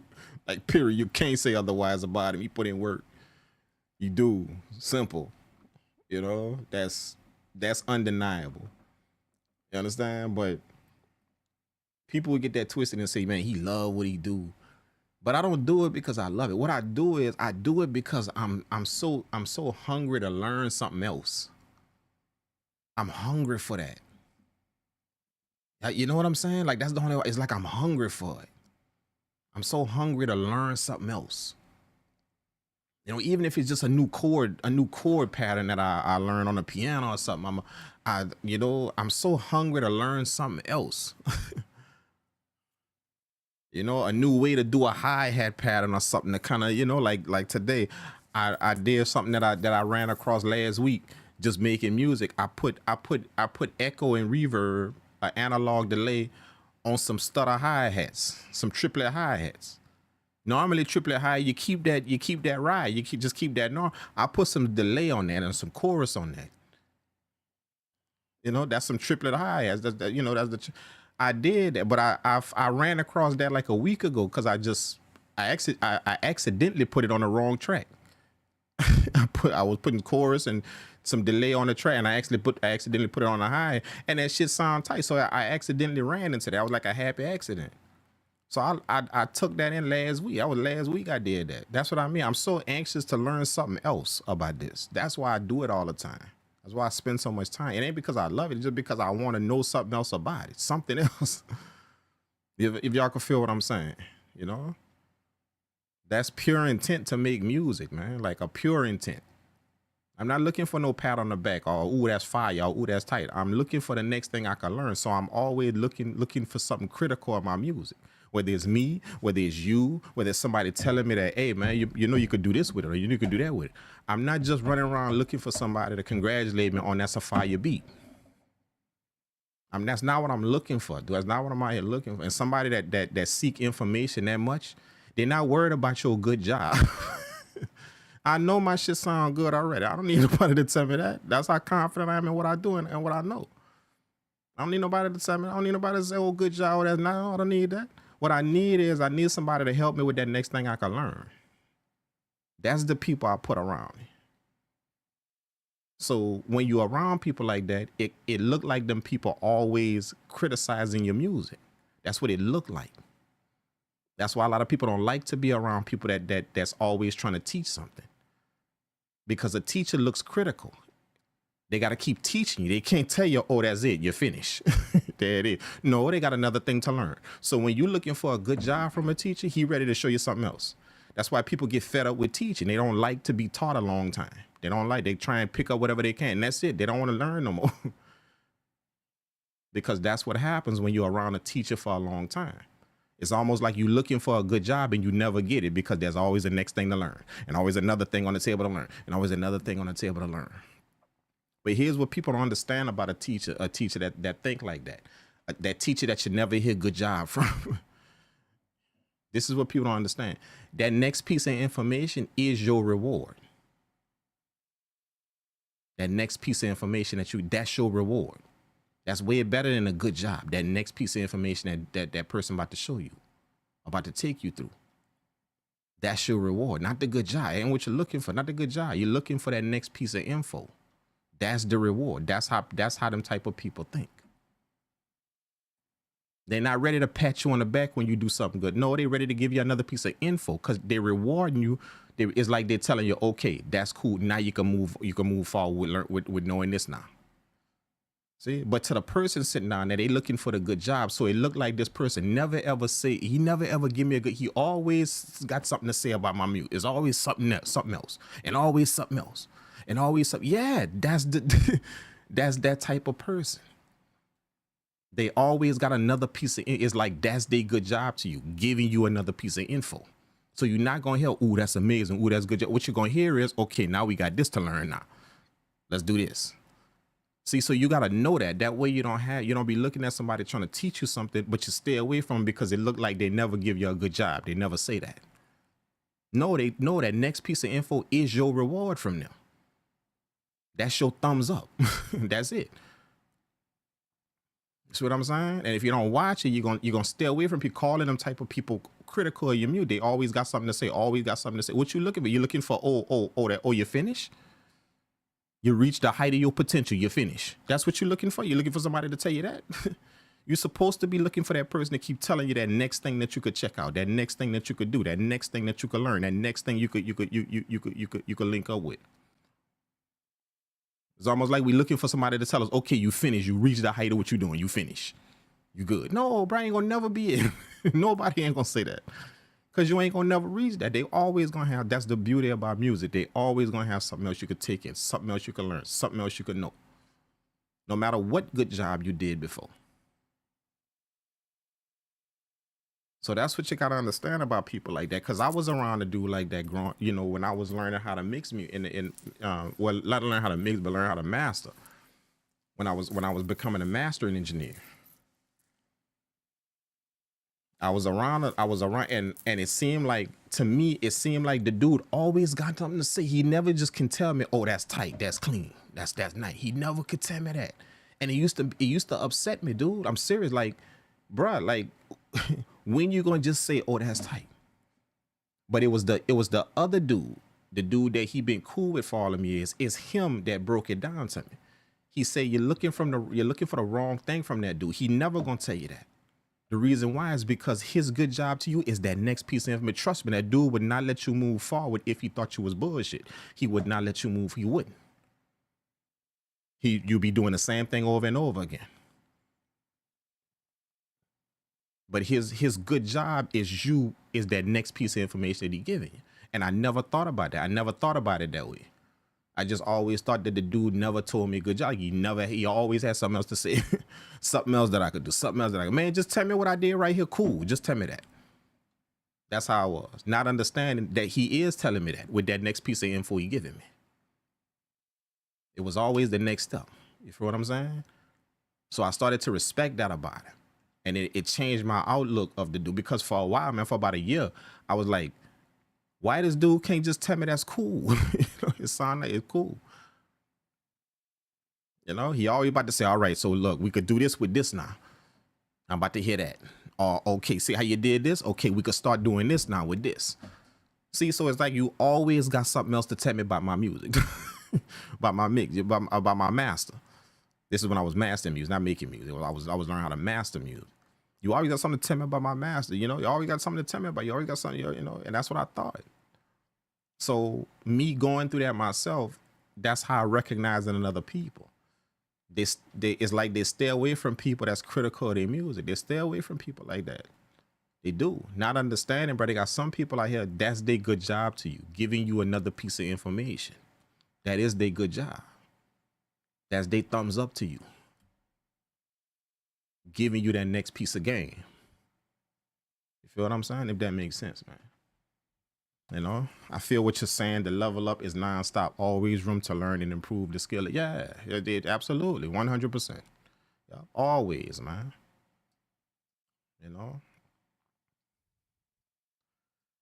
Stop walking out here looking for somebody to pat on the back. You pat yourself on the back, but don't look for it for nobody else. You look for the next piece of information from somebody else.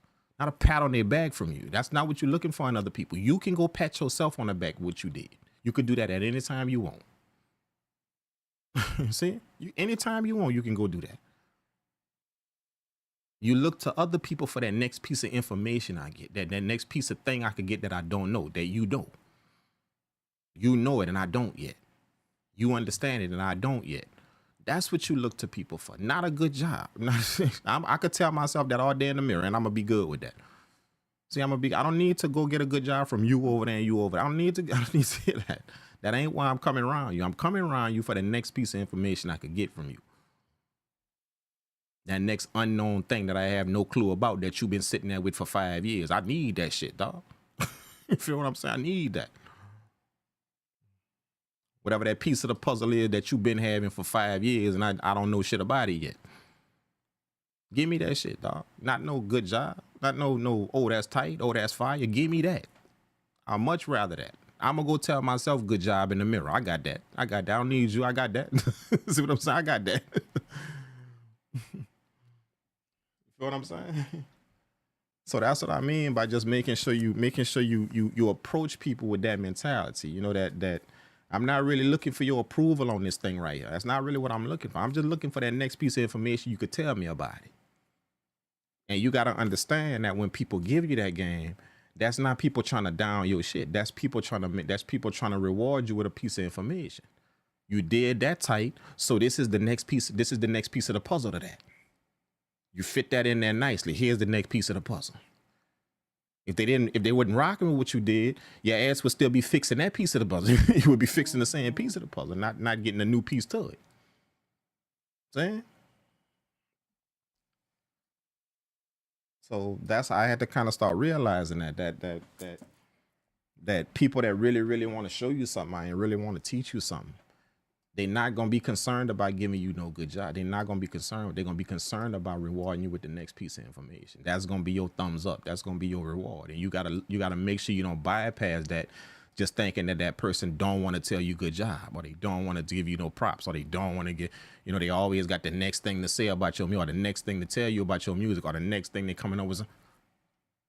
You're going to miss out on some very, very good information simply because you're looking at that the wrong way. You're looking at that like somebody don't like your stuff when they're trying to tell you, I like it. That's why I'm giving you this next piece of information.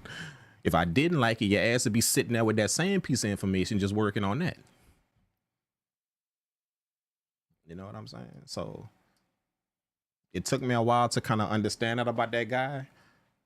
But for about a year, every bit about 8 months to a year, I was like, I just always thought, man, every time it don't make no sense for me to go show him nothing or have him listen to this master, right? Because he gonna tell me something else about it. And he gonna tell me something else about it.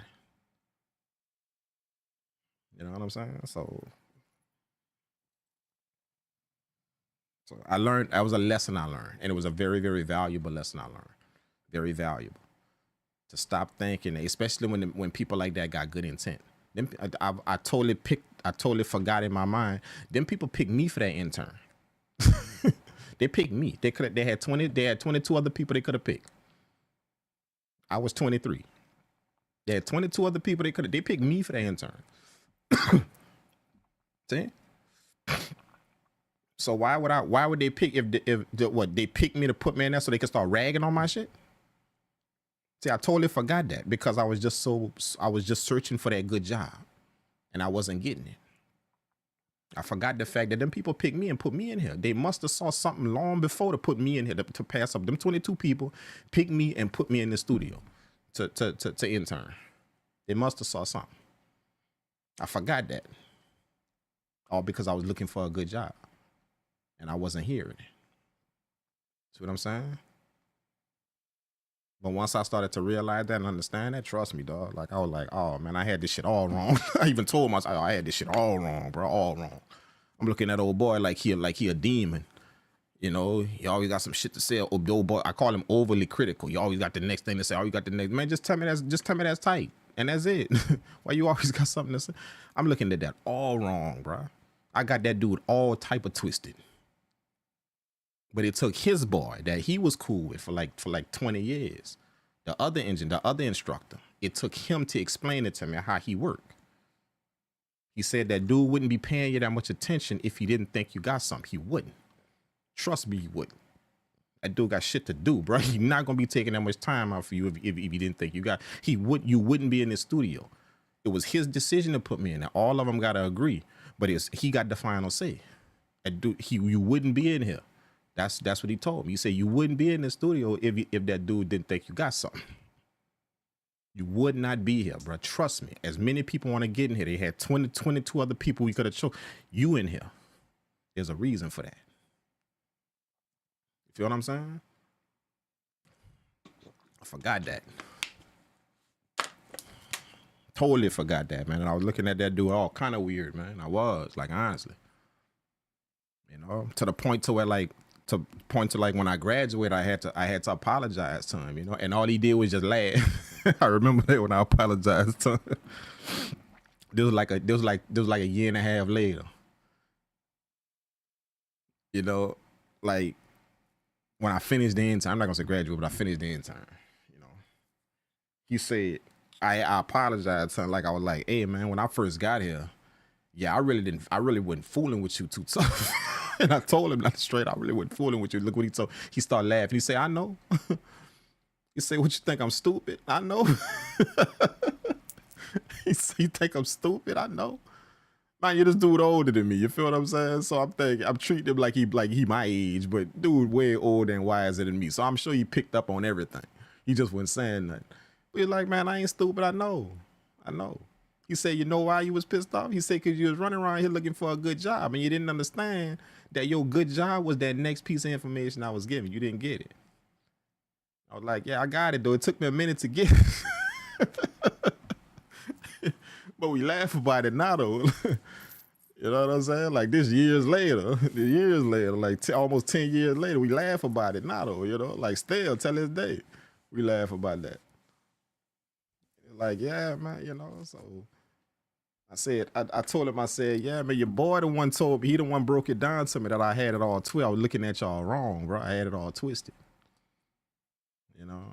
And he was like, yeah, man. And look what I asked him. I said, if you knew I was looking at you like, I said, why you ain't never broke it down to me like that? He said, look what he said.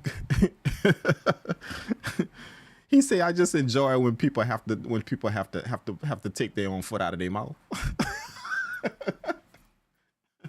So he ain't say nothing. He just let me go on thinking that about it. You feel what I'm saying? He let me go on just thinking that. Knowing damn well what he was doing. That's all he told me. He said, nah, I know. He said, I just enjoy when people got to take their foot out of their mouth. I just enjoy it. So I said, look what I told him. I said, for sure, respect. Respect. You know what I'm saying? But that's a good lesson that I learned, man. Like I literally had to swallow my own pride for that. But I had to do what he said. I had to take my own foot out of my mouth, man. I'm walking around there looking at that dude in a certain manner, thinking that he don't like to give people their congratulations or give people they just do, give people their flowers or whatever. And I'm totally missing the fact that all that information, he let me keep moving forward. He got something else, and boom, okay, I'm working with these. Now I'm working with these hardware compressors. I'm learning how to chain. I'm learning how to patch signal, how to route signal. I'm learning, and he taking me through that step by step. And I'm getting all this information. I'm not understanding. That's his good job to me. That's it. That next piece of game he giving me. Cause my ass is still be in that room with them wires. I wouldn't be out here in the front studio. In Studio A messing with this hardware again now. Your ass would still be in there with them wires in that back room. If you wasn't impressed by what I was doing. So I just had to learn that next piece of game was his good job. And I had him all twisted, dog. Like literally all twisted. I ain't going to lie. I had to take my foot out of my mouth, like 100%. You know, that was a huge lesson I learned, man. You know, so the reason why I'm telling y'all that is because y'all may run across people like that in y'all lives. And y'all gonna get them twisted because it's gonna always look like they got some shit to say. Everything but good job. Everything but just understand that when it's wise people and knowledgeable people that's doing that to you, that's your good job. They wouldn't be trying to take you to that next level or that next step if they thought whatever you bought to them was whack. They wouldn't be ready to take you to that next level. They wouldn't be ready to do that. That's your good job. That's your reward. That next piece of game they finna give you. That's it. So don't get all bent just because you ain't heard good job. Because you ain't heard, oh, that's amazing, or that's tight, or that's nice. Don't get all bent because of that. Because you can literally characterize somebody wrong, man. You could. Like, I had that dude all wrong. I pegged him all wrong. And the funny thing, what I respect about him is he ain't say shit. He knew, and he ain't say nothing. You know how people be like, you know how people just tell you whenever somebody thinks some shit about you, just let them think it. You don't need to tell them shit. Just let them think it. That's exactly what he did. Just let them think it. I don't need to. He ain't saying nothing, and he knew. You know. But that's an older dude messing with a young dude. You feel what I'm saying? Like I say, he was way older and wiser than me. You know. So he knew what he was doing. I didn't know. A little dumbass kid, you know, a little dumbass teenager. I didn't know what was going. You know, that's me in my little teenage world back then.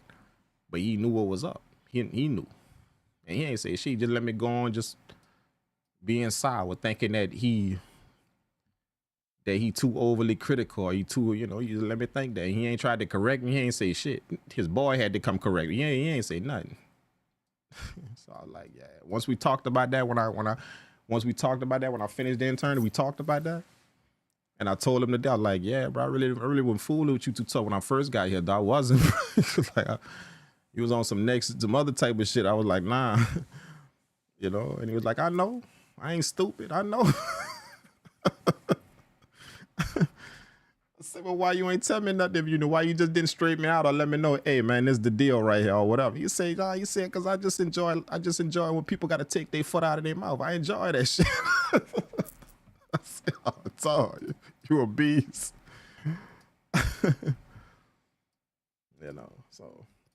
Yeah, that's a little trip down memory lane, man, just for y'all. But that, you know, that's just a little piece of game I wanted to share with y'all, man. Like when you around somebody like that, don't misjudge them or mischaracterize them simply because you think that they ain't giving you props. You know, especially when they giving you information after, you know, they giving you the game.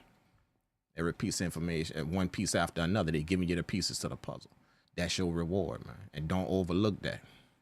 Because you can easily bypass all that game you getting and just be wanting to hear that good job for what you done. That's how I was. I was bypassing all that game he was giving me, and because I was stuck on where the good job. Whereas that, not realizing, bro, you didn't went from this level to this level in a matter of months, and he took you there. He did that. See that I was blind. I didn't even see that. All I saw was just the fact that where my good job at? Where is that? Why you ain't telling me that?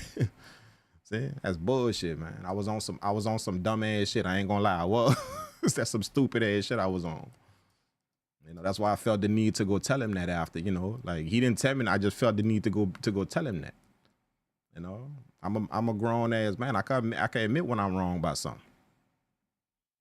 You know what I'm saying? So I felt the need just to go apologize and just let him know, hey man, look, I appreciate all the game you get. And I totally had your peg wrong, bro. I did. Honestly, I did.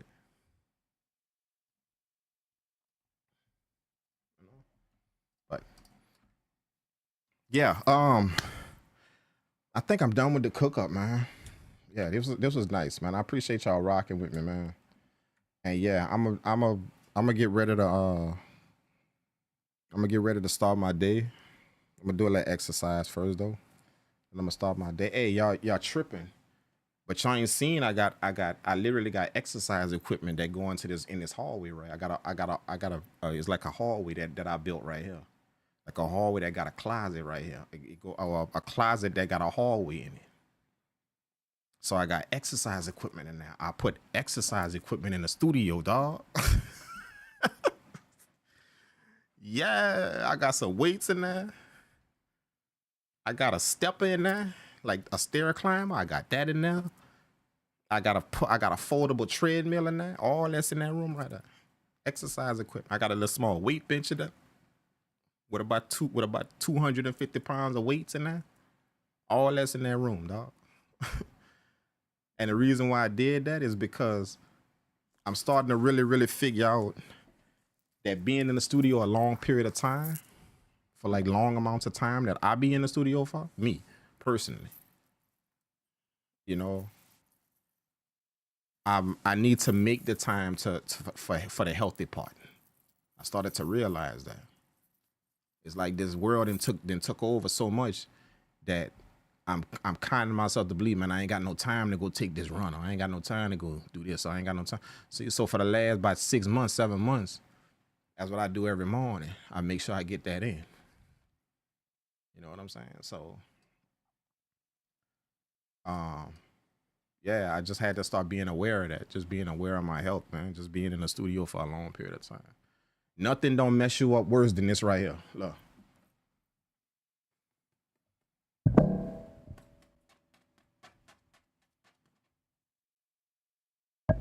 This thing right here is your worst enemy in the studio, bro. This thing right here. This. Always remember that. This is your worst enemy right here. This thing will mess you up bad. I don't care how comfortable and how much money you spend on it. Being in this position right here, sit in that S shape, folded like that, with your hips and all that folded in that position to where you sitting down. Remember, you folded when you sitting down. You sitting straight up and your legs is coming straight out. You folded. See? So sitting down for the long period, I don't care what type of chair you think you got in ergonomics and all that. Just sitting in that bent position for long. This is your worst enemy right here. I want y'all to take this in. I'm serious about this. This thing right here is your worst freaking enemy in the studio. This will mess you up bad. Sitting down in the chair for a long period of time.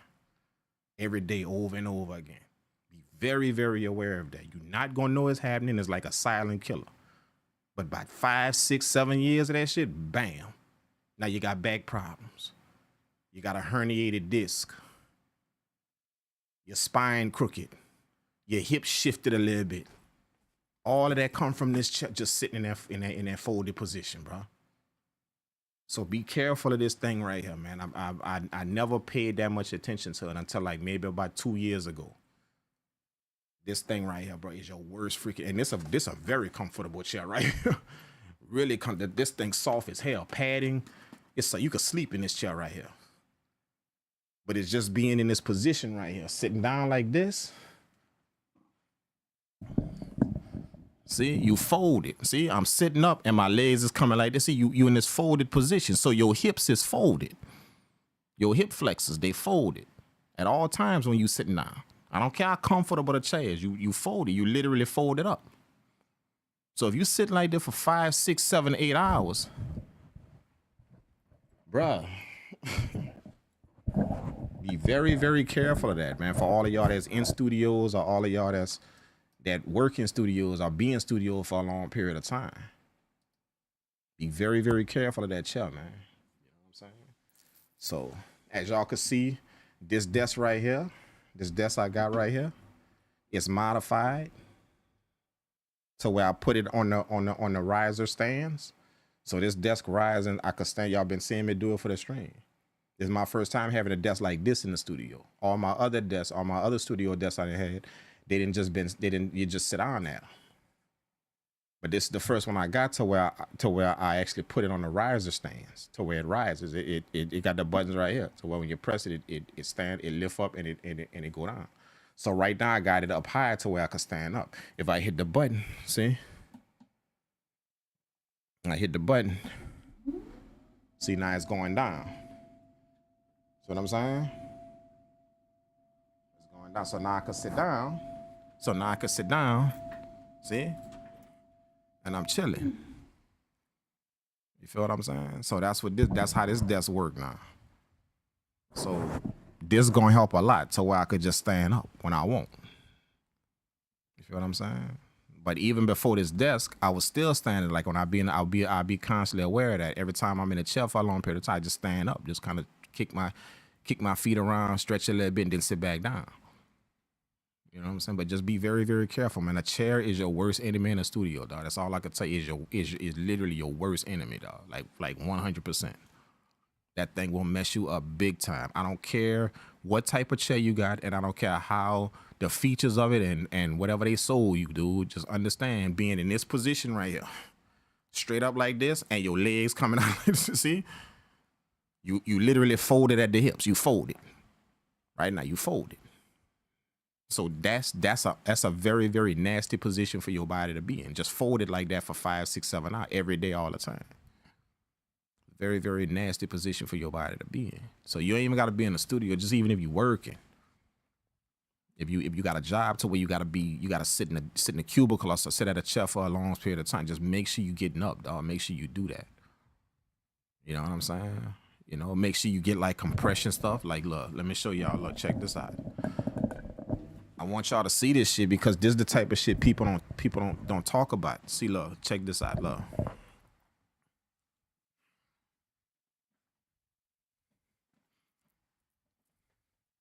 This underneath my pants, see? That's compression. That's like a compression sleeve for my legs. And I got one on each leg. It come up to my leg right here. It come up to like my thigh right here. But it cover my whole leg. See what I'm saying? So this help a lot. With circulation, just have that on underneath your clothes. You know what I'm saying? And that help a lot with circulation, man. You feel what I'm saying? Like it's almost like you're not gonna feel tired whenever you've been sitting down for a long time. You know, sometimes you sit down for so much that when you get up, you feel sluggish. You feel like that's your blood that didn't drain to your feet. It's not circulating. But compression shit, if you go look it up, compression stuff, compression socks, compression sleeves, all that, it helps with that circulate. It helps it to keep circulating, even though you're stationary. You know what I'm saying? So you get your pad, them things like that, and put that on under your suit, under your pants or whatever when you go to work. Put that on if you got to sit down for a while and have that on your legs. And I promise you're gonna see the difference when you walking around. You know what I'm saying? So that's the stuff that not really talked about when it come down to being in the studio. We always talking about the music and everything. We don't really talk about our health too much, what shit like this could do to you if you're in the studio for a long period of time. You know, and the reason why I got into like my health when it come down to the studio is because I'm around a lot of older guys that have studios and been working in the studio for like 50, 60 years. You see what I'm saying? So I see what it do to them. I could see it. Some of them got arthritis. Some of them can't stand up straight. And it's just from sitting in that chair years, bro. Mixing and mastering and at that console, mixing and mastering every day in them studios. Years and years, that was they living. Years and years of that. See what I'm saying? So me taking notice of that. You know, I'm still young, but I get to look at them old guys like that and be like, damn, my boy can't even stand up straight. And they'll tell you, yeah, man, I'm from sitting in that chair my whole life. You know, not only sitting in the chair, but just not doing nothing after they sit in the chair, not having nothing to combat that, to fight it. So no exercise, no nothing after that. That they just did it, and just that was their life. They just do it. Sit down and just, you know, do their job. So I get to see that, checking out them dudes like that. So it's like I'm taking a warning from what I see. So I'm very aware about my body in the studio, you know, like how sitting for a long period of time, if everything's circulating. Sometimes I'll have headaches out of nowhere. That's how I know my circulation not really that good. I'll just get a headache out of nowhere, you know. See, and it be in the back of my neck. It's like it start throbbing in the bottom of my neck right here, the back of my head. It start throbbing. Not in the front right here, just in the back right here. And it just keep throbbing. And it's like a pain. But that let me know something up with my circulation. I'm not really getting my blood flowing like I should be. So when I hurry up and get up, go walk around, go outside in the parking lot, go outside in the front, you know, walk for a minute, walk around, you know, do whatever, and then come back in the stool and kind of do my thing. That's what I mean, man. Just, you know, just make sure y'all careful with that, man. You know, like like I said, we really don't talk about that too much. Just your health in the studio. We don't really talk, and we should. You know, especially for y'all that be in the studio. Now, I mean, you know, if you just, you know, in your bedroom or some shit, or you wherever doing, you know, and you just make beats and do whatever you do, then quite possibly you're not in a chair for a long period of time. I'm talking about like if this your work, this what you do. You're gonna be in that chair for a minute, like they, you know. You know what I'm saying? So this is what I do for a living, you know. Like I'm in the studio like all the time. If not, you know, if not, then I'm traveling to another studio or traveling for a show or something, you know, to engineer a show or some shit. But yeah, you just gotta make sure that you're always aware that your health is everything. And any little small thing can mess your health up, man. Any little small thing, it can mess it up. You know, a pinched nerve can wreak hell on the disc in your back, and it's just a pinched nerve, just because you got up wrong or you twisted the wrong. Now it's a pinched nerve. You see what I'm saying? And now you got sciatica now, like you got this pain that's running from your back to your side, and it's all because of that pinched nerve. You just moved the wrong way. Done. Any little thing could set that off, man. And you start to realize as you get older, your body don't respond to shit like it used to. You know, I'm getting a little bit older now. Not that old, but you know, like I don't just get up in the morning no more. Like I used to just jump out of bed and just go and just get to move. Nah, shit. I take a little rest when I get up. When I get up out the bed, yeah, I sit on the side of the bed for about a good 2-3 minutes before I even moved, before I even get up. You know, I just sit there for a little while, kind of just chill for a minute. But before, when you know, years ago, I sprang up out the bed. You know, as soon as I wake up, I jump out the bed. I'm gone.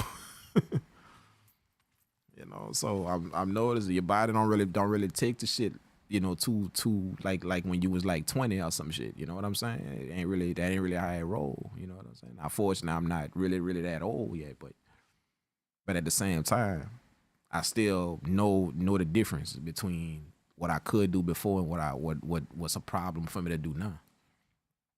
You know what I'm saying? Like walking up steps and shit. You know, I walk up 2 flights of steps, dog. Like I'm winded. I could do it, but I'm winded though. Like literally, like winded. Before shit, I could run up them things. You know, I run up them things like it ain't no problem. Run back down like it ain't no problem. But nah, shit, 2 flights of steps, dog. Yeah, I gotta take a little breath now. Let me just take let me take a little breath real quick, and then I can roll after that. You see what I'm saying? Start to notice that type of shit, man. So all I'm saying is just be careful of your health. Be very, very aware of your health in the studio. It ain't all about the music. It ain't all about your sound and you're getting the beat done. Your health, your body, being in that chair for a long time, sitting down for a long time. Make sure you got something else that you're doing in your life to combat that. It could be something as simple as just going walking every morning or every afternoon. Just go and take a walk around your block. Just something simple like that. Not to be nothing crazy, or a jog or whatever. It could be something simple, just like that, man. That's going to fight you sitting in that chair for a minute. It's going to fight that. See what I'm saying? So just remember that, man. All right? Thank y'all so much, man, for pulling up. I appreciate it, man. Y'all look for me again later on today. I might hit that live button. Be right back up in here doing my thing, man. You know, I really, really like the layout, you know, of the new stew.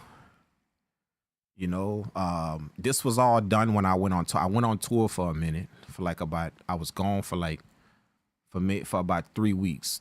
So all of the boards and stuff, like the wall, you know, I'm pretty soon I'm gonna have a camera in the back of me too. I got that coming. It's gonna be a camera in the back of me, so where y'all can see, I want y'all to see how my setup is as well. That way, if y'all got any questions, y'all can ask. You know, like I want y'all to see the screens. Like I got a desk and my screens is on the desk, and they no longer side by side. They up and down, but they make like a curve like this. See, they make like a curve. So it's like I'm sitting inside of my screen. they stacked up. They're like this, stacked on top. Before they were like this, side by side. My 232-inch TV. This right here, what I got in front, they TV. They're not monitors. They actually TV, both of them, TVs. Like literal TVs, smart TVs. Both of them, Samsung smart TV, 32-inch TV. So now they're sitting like this on top of each other. But they curved, they folded. The top one curved in and the bottom one curved in like this. So it's like this curve they make, like this. That's how I'm sitting down now. And I got my 4 sets of speakers right here. I mean, my two sets of speakers. I got 2 more that's going to be coming in here, but I got 2 sets of speakers that's right here. I broke my console up into 2 pieces. So instead of it just being laid out in front of me like this, now I have 1 piece right here. You can barely see it right here in the camera. Right here. And then I got the other piece right here to my right. You can't see that one, but the other piece is right here. So I got them both sitting right here, and my speakers is on top of that. 1 set of speakers is on top of that. The other set of speakers is on top of that. and I got a stand that's hooked to the desk for my camera. So, and this is the biggest desk I've ever had in my production studio, not in the mixing, not in the front studio. I got bigger desks. I didn't have bigger desks, but this is the biggest desk I'd ever had when it come down to music production. This desk is, I told y'all when I bought the desk a long time ago before all this was done. Y'all remember when I told y'all that? I had the desk in the room and I was like, oh, that shit huge. It was just in a box though, but I had it altered. But that shit was huge, bro, but it's finally set up. So this desk right here, I think this desk right here about 82 inches or 82 feet. Is it 82 feet or 82 inches? 82 feet, I believe. 82 feet. 82 feet? Yeah. 82 feet. I think it's feet. Yeah, feet. No. Is it 82 inches? 82 inches would be how many feet? I think that's what it is. I think I'm saying 82. Why would I say 82? I think it's 82 inches it is. I think 82 inches.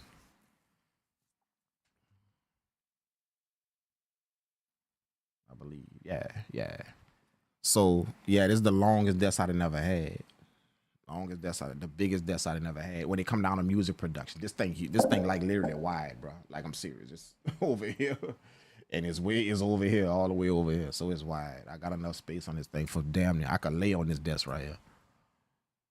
But I really, really like that. But pretty soon I'm gonna have a camera in the back. It's already there. You can see it in the back. It's just not hooked up yet, but it's in the back right here. So it's gonna shoot in the back of me. And it's that way when I switch to that view, y'all gonna be able to see the back of me, but y'all gonna be able to see my screens, my light, all that stuff like that. You know, the wall in front of me. I got panels up on the wall in front of me. You know, just my sound panels on the wall in front of me. Not just these right here that I got all around going. I got these right here going around here. And then I got the ones in the back over there. And then I got the ones right here that y'all can't see on this side right here that y'all can't see. And I got a 65-inch TV right here. Like no cap. Like look, let me see if I can turn the camera real quick, love.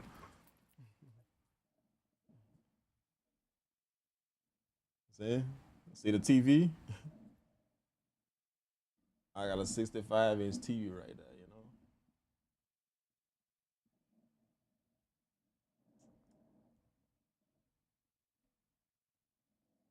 So that's my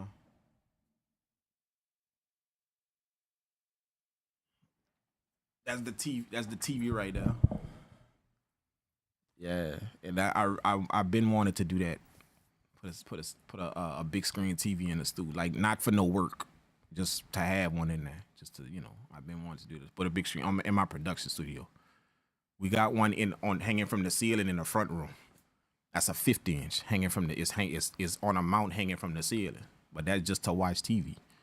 See what I'm saying? So I always want to put one in the production studio in here. So that's it right there. Finally got that.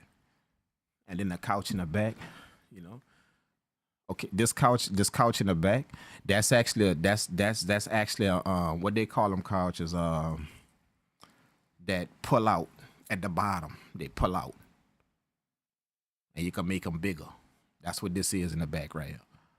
But I ain't never really pulled it out yet. Cause I got a big shag rug in the back right here, and I literally be on that rug, like literally just chilling on that rug, cause it's so thick. That black rug in the back of me, way in the back, it's thick. It's a thick rug, and I just be sitting on that thing. It's so nice.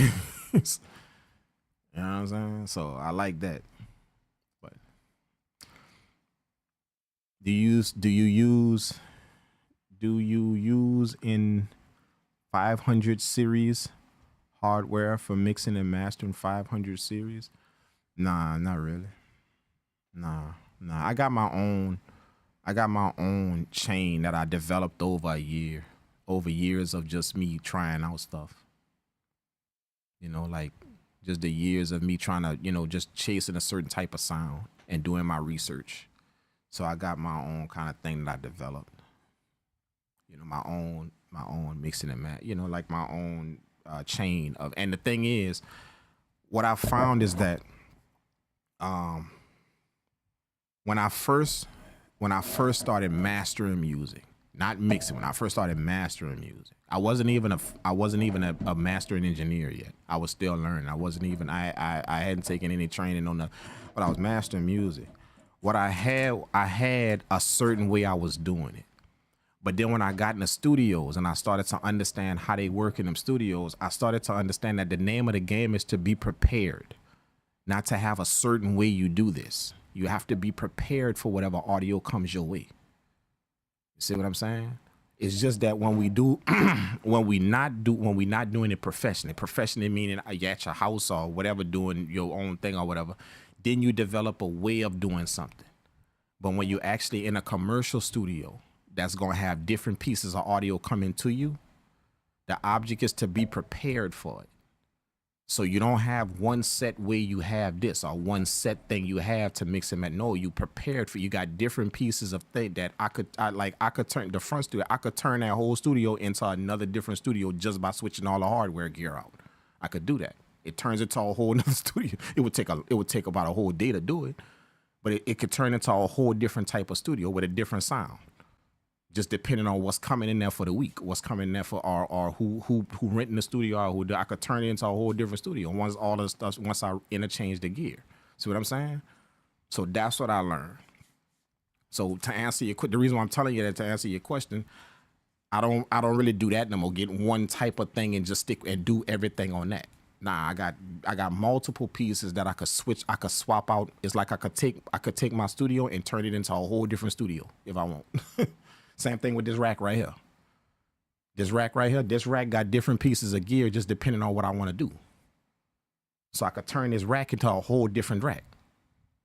See? A whole different rack, like literally a whole different. And it's going to deliver a different sound just by the pieces of gear I swap out. Like two of them right here. Look, I got one box right here in the back. See it down there? I don't know if y'all can see it. But see?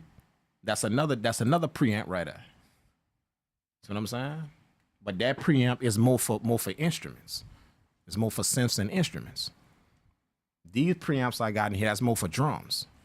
See what I'm saying? It's more for the drums. See, so I could swap shit out and interchange and turn the studio into a whole different studio. That's what I started to learn from them guys that I was in the studio with. You gotta craft your studio. That's what I mean by you gotta know what you're doing when you build a studio. When you build it, you gotta be able to, you gotta be prepared for the different things that's gonna be coming through your studio. You know, and on a drop of a dime, you could switch it out to where now my studio gonna have this type of sound coming out of it now. And then you run like that for a week or whatever to get that project done. And then, we got these coming in to record, like it's gonna be a band to record guitars or whatever. You could swap your studio, or like on a drop of a dime, you could swap all your gear and boom, now you're ready to record instruments now instead of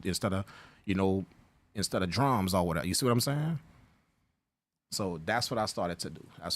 But when we just get that idea because most people doing this from home now. So they got gear at their house or whatever, in the basement or whatever, they doing it from there. So they tend to just stick with this. Once they buy everything, they stick with that thing. And that thing do everything. I don't care if it's drums coming through there, guitars, whatever, them things do everything. That's going to do everything. You know, but if you really, really want to deliver a certain type of sound, then you stay versatile. You know, and it costs money. It do. I ain't gonna lie, it do. But at the same time, that's what you work for. You know, I stay in the studio because I'm working for what I want. I'm working to make sure I can build a studio that I want whenever it's time for me to build. This studio, I work for this studio to build it. You feel what I'm saying? To build this particular room right here, how I wanted it, what I wanted to do, I work for that. You see what I'm saying? So the gear that I put in it, the stuff I wanted, you know, the board over on the other side of the MPC right here, the board, they go to the rack right here. And the pieces of gear that I got in here that I could change them racks out. So that's what I want. That's what I wanted. You know, but yeah, just that's more of what I saw. You know, what I saw and what I recognized being around them professional people in them studios. Like they was prepared for different shit. They didn't have a one way that they was doing, or one thing fix all, or one setup fix all. That's not how they worked at all. They was prepared for whatever came through that studio. They was prepared for it. Like highly prepared, you know what I'm saying? So I was like, holy shit, that's crazy. So I kind of took after that. I kind of, you know, adopted that type of thing. You know, I didn't even have no studio yet. When I was intern, I didn't even have no studio yet. back in the year, like years ago. But I knew when I do have one, yeah, that's what I'm gonna do. That's how I'm gonna kind of run it like that. You know, just make sure I got it. I could interchange and get a certain sound on the drop of a dime. I could do it. You know, so yeah. I treat outboard gear like I kind of treat in the box stuff. I don't really have a specific set way I do stuff. I do what's needed. I stay open. I stay flexible. I stay ready to pivot, and I do what it call. I do whatever is in front of me. I do what it calls for. I don't have a specific way already in my brain how I'm gonna get this done before it even come to me. I got these pieces of gear, and that's how I'm gonna get this done. But no, I stay on the swivel. I stay on the pivot. So whatever come to me, boom, I can adapt to it, bam, and I can get that done. And then whatever I got this week, boom, I can adapt to it and get that done. See what I'm saying? That's how I kind of run my stuff. So I don't really develop a set way to do something. I left that alone years ago. I used to be like that, in you know, but now I just stay very, very flexible. I always tell myself I do what's needed. Whatever the audio calls for, I want to be able to do it. See what I'm saying? If that makes sense. But that's how I deal with you know. That's how I deal with projects and stuff. Anything I get that come through my studio. Just want to be ready for it. You know? That stage currently researching and studying different gear and stuff. That's the stage I'm. Yeah. If you ever want to talk about that, man, then hit me up, dog. Like for real, like no cap. Absolutely, man. Definitely, bro. Cause sometimes that could be, just getting small pieces of information can save you money. It could save you trial and error. It could save you, you know, like. And to be honest with you, I wish I had more people like that when I was piecing stuff together, when I was trying to build my first studio. You know, the other ones that came after that, I was pretty aware of what and how I wanted. It was a blueprint already. But for that first one, yeah, I wish I had people to just kind of spitball some shit over with to where I can, you know, it'll save you a lot of hassle, you know, a lot of just shit. You know, if you're able to lock in with people that's knowledgeable about something and just, you know, so I offer that to people, man. If ever you want to, you know, like talk about whatever you got going on or whatever you're trying to accomplish in your studio, whatever you're trying to get done, you know, everybody trying to accomplish different things in their studio too. That's another thing. Everybody trying to accomplish different things. It just looked like we all trying to do the same thing. Because we all yoke it under making music or mixing and mastering with y'all, but they got people that's trying to accomplish different things in their studio. They're trying to come out with a certain type of sound in their studio. So they getting certain pieces of equipment. See what I'm saying? So not all of us not all our goals the same just because we build in the studio. So if you know that, then that's what a getting game from other people come from. Because you know hell what they might be doing in their studio, that ain't really what I'm trying to get done. So I can learn something from them, you know, because I don't even know nothing about whatever they doing. I don't even know nothing about that. See what I'm saying? So it all just looked like we doing the same thing. You know, we all got audio interface, we all got speakers, we all got, see, it kind of looked like, so we just kind of put it all under everybody trying to accomplish the same thing in a studio. But trust me, man, they got, you know, like for instance, my studio up north, if you saw that studio, it's not really a traditional studio, but it's because that's really not designed for that's not designed for that's more designed for express. Put it that way, express. Get it done, bam, bam, bam. You see what I'm saying? It's more designed for that. You know, it's not designed for no long studio sessions and no you know, bands, and that's not what it's for. You know what I'm saying? So like that's what I mean. See what I'm saying? Different things. And it's built that way purposely. Like the console over there, it's small. It's still a console, but it's small. You know? The microphones, instead of having them spacious, they all lined up in the booth. You know, it's like 4 microphones lined up in there, so you can record 4 people quick, just like see, it's built for express. It's built like that, like purposely. You can record 4 people quick, man. Or you record 1 or 2 or 3, just bam, just like that, quick. And the thing is isolated to where nobody gonna pick up. And you could have 2 people in there and both their vocals isolated, and they literally right down inside each other.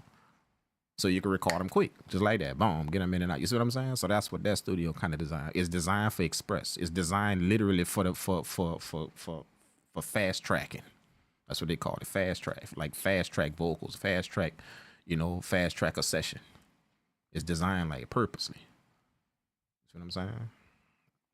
Whereas this studio right here is more designed for the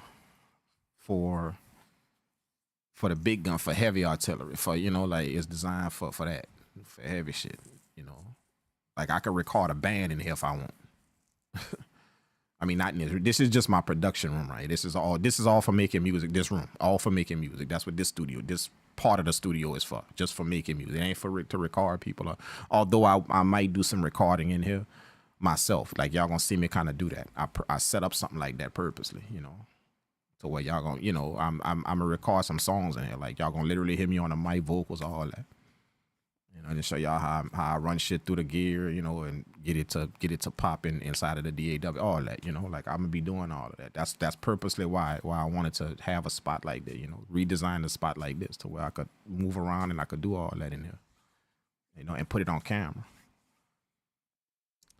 But yeah, that's what I mean. They got different things people trying to do in the studio.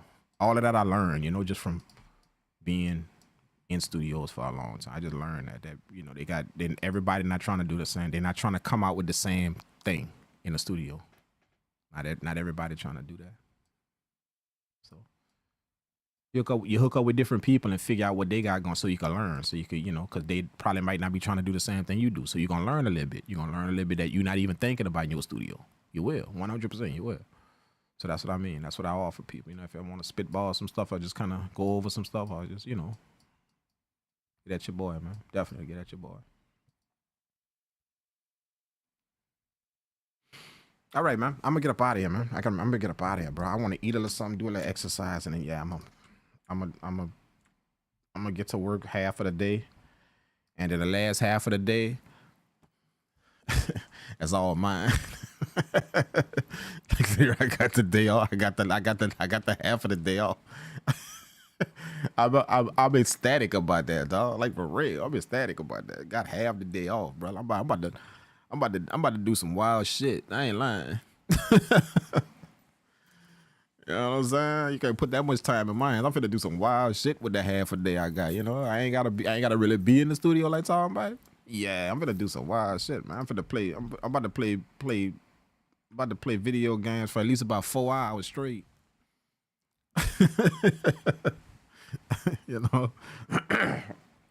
I don't really get to do shit like that. For the normal person out there, that's what I'm talking is normal to y'all. Like that's normal. You probably play video games whenever you want. But for me, nah, dog. Like for me to sit down and play video games for about 2 hours, shit, that's a blessing. Like that's a gift. So that's why when you hear me talk about it, it's like exciting to me that, oh yeah, I get like that the whole second part of the day I'm gonna just be chilling. That's why it's exciting to me, because I don't really, that don't really happen to me like Tom. I'm always doing something, man. Always, bro. It's just how it go. So yeah. But thank y'all for pulling up, man. Shout out to everybody that's here, man. Y'all make sure y'all have a good one. I know it's probably early morning for y'all, or y'all probably waking up or whatever, man. Y'all just make sure y'all have a good one, man. Y'all do me a favor, try and help somebody out. Do that, man. If it's somebody that needed a change, or if somebody, try and help somebody out today, man. Y'all try and do that, bro. Do that for your boy, man. Don't have to be nothing big. You don't have to turn into Superman or Captain Saver. You don't have to do that. But just try and help somebody out today, man. I'm gonna leave y'all with that little tidbit right now. Just try and help somebody out today, man. That's it, bro. That's all. Small, big, whatever, but just try and do that, man. All right? Y'all take care, man. Love you guys.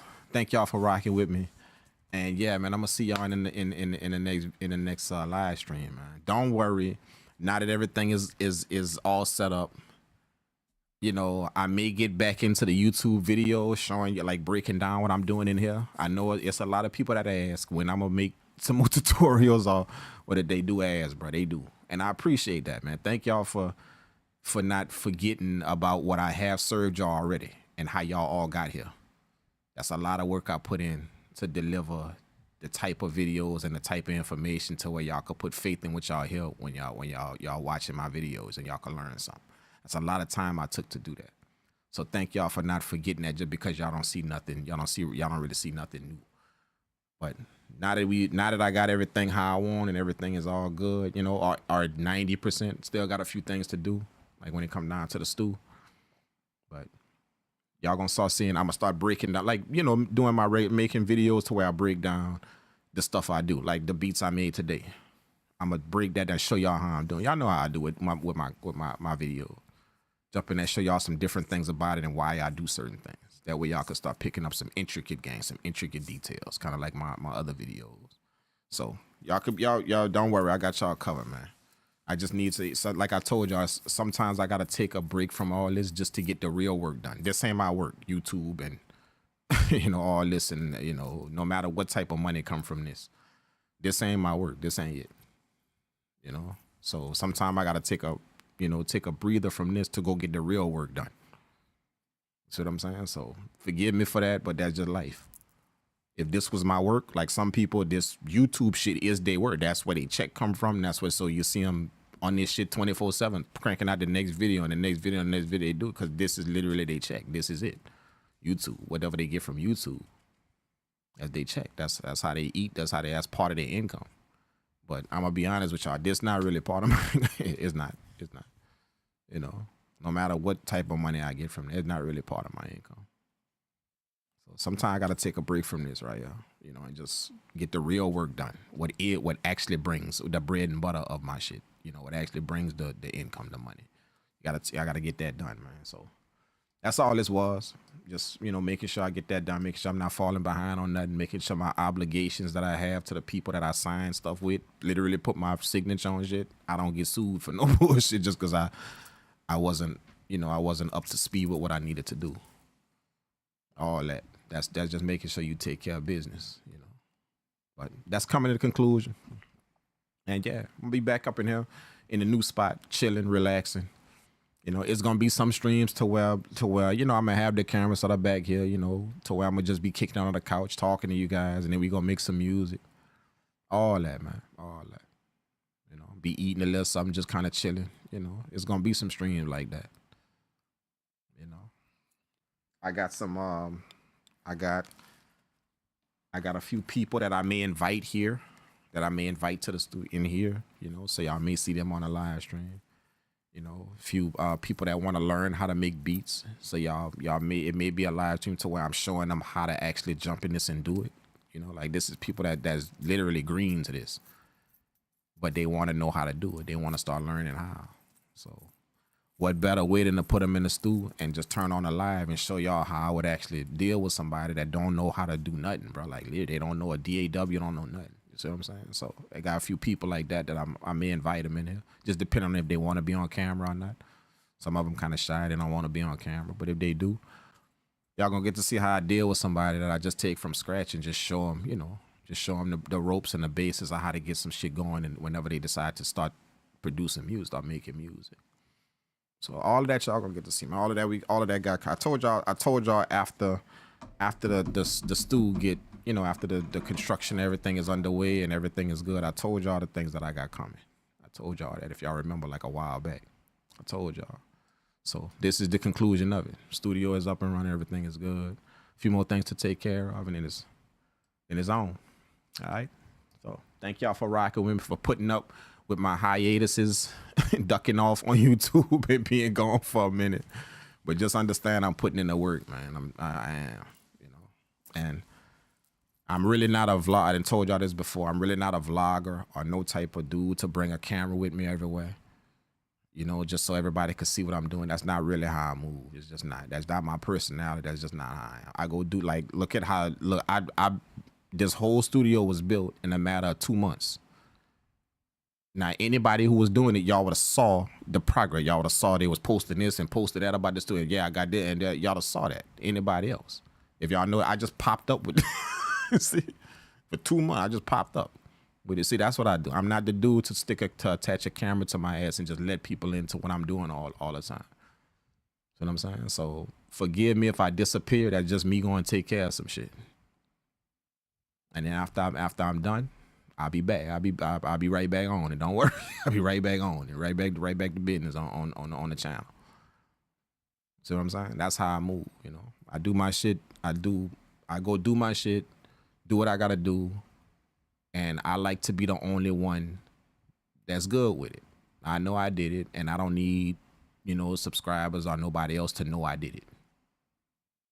That's how I move. That's how I was taught to move. You start building your own appreciation for yourself in the mirror. Not the only way I feel appreciated is if I show it to everybody and everybody see it, then I feel like I'm appreciated. Nah, I'm able to do it, keep it to myself, and me in the mirror gonna be happy with that shit we just did. We gonna be happy no matter how much money it made me, no matter if I built something, if I got something right, me in the mirror gonna be happy with that shit I just did. And if y'all find out about it, then y'all just find out, oh shit, he did that. Yeah, that, you know, but that's how it is with me. I don't really keep a camera attached to my hip, just letting everybody into my life and how it work and what this shit I do. That's for the birds, bro. You feel what I'm saying? But kudos to anybody else that do that, and maybe y'all like that shit, just knowing what everybody do and being in everybody's business but your own. Knowing what everybody else doing, but the dream that you got still ain't off the table yet. That's how I think. I don't ever want to be that person that's out here look-a-hooing at everybody else, and I know what everybody else doing and where this one went, and I'm watching his posts and where he went. He went on vacation, and I know that he got a studio, and I know he bought some synthesizers, and I know about because I'm watching all these dudes post all of this shit, but yet my dream's still flatlining though. See, I'm very aware of that. That's why I move the way I do. I go get shit done, and I don't feel a need to let anybody in on me go and get it done. I don't feel that need, because I never want to be that dude that's watching everybody, but yet my dream's still flatlining. See what I'm saying? And a lot of people like that. They high come from watching everybody else do shit. That's why they high come, not themselves. No, not them. They dream still flatline. They dream still in the ground up stage. It ain't got off the grind, you see? But yet they watching the trip this one went on, and oh, the new gear this one bought, and oh, I saw he posted that, and he got a new studio. I saw this one but see, everybody else's business, everybody else of what you're doing, but the dream's still flatlining for you. It's still flatlining. I don't ever want to be like, that's why I go do what I do. I go do the shit I do. And I don't really need no camera attached to me to go do it. I don't need that at all. See what I'm saying? So I'm saying that just so, forgive your boy for just ducking off every so often. Y'all know I'm good for it. I just duck off every so often and literally be gone for like a month, 2 months. But just know, oh, he gonna do something he doing. It's something he got stirring up something he into right now. But like this, I'm gonna be right back to business, bro. I will. Trust me, I would. Just give me a minute. I'll be right back to business on here. And we can have some fun on here, man, and do our thing, man. All right? So y'all take care, man. Y'all be safe. I'm gonna get with y'all in the next one. Y'all look for me again later on today in the afternoon time. Look for me again, man. We might cook up a few more, man. All right? Y'all be cool. Love you guys, and y'all stay safe, all right? Let's get up out of here, man. Purple World.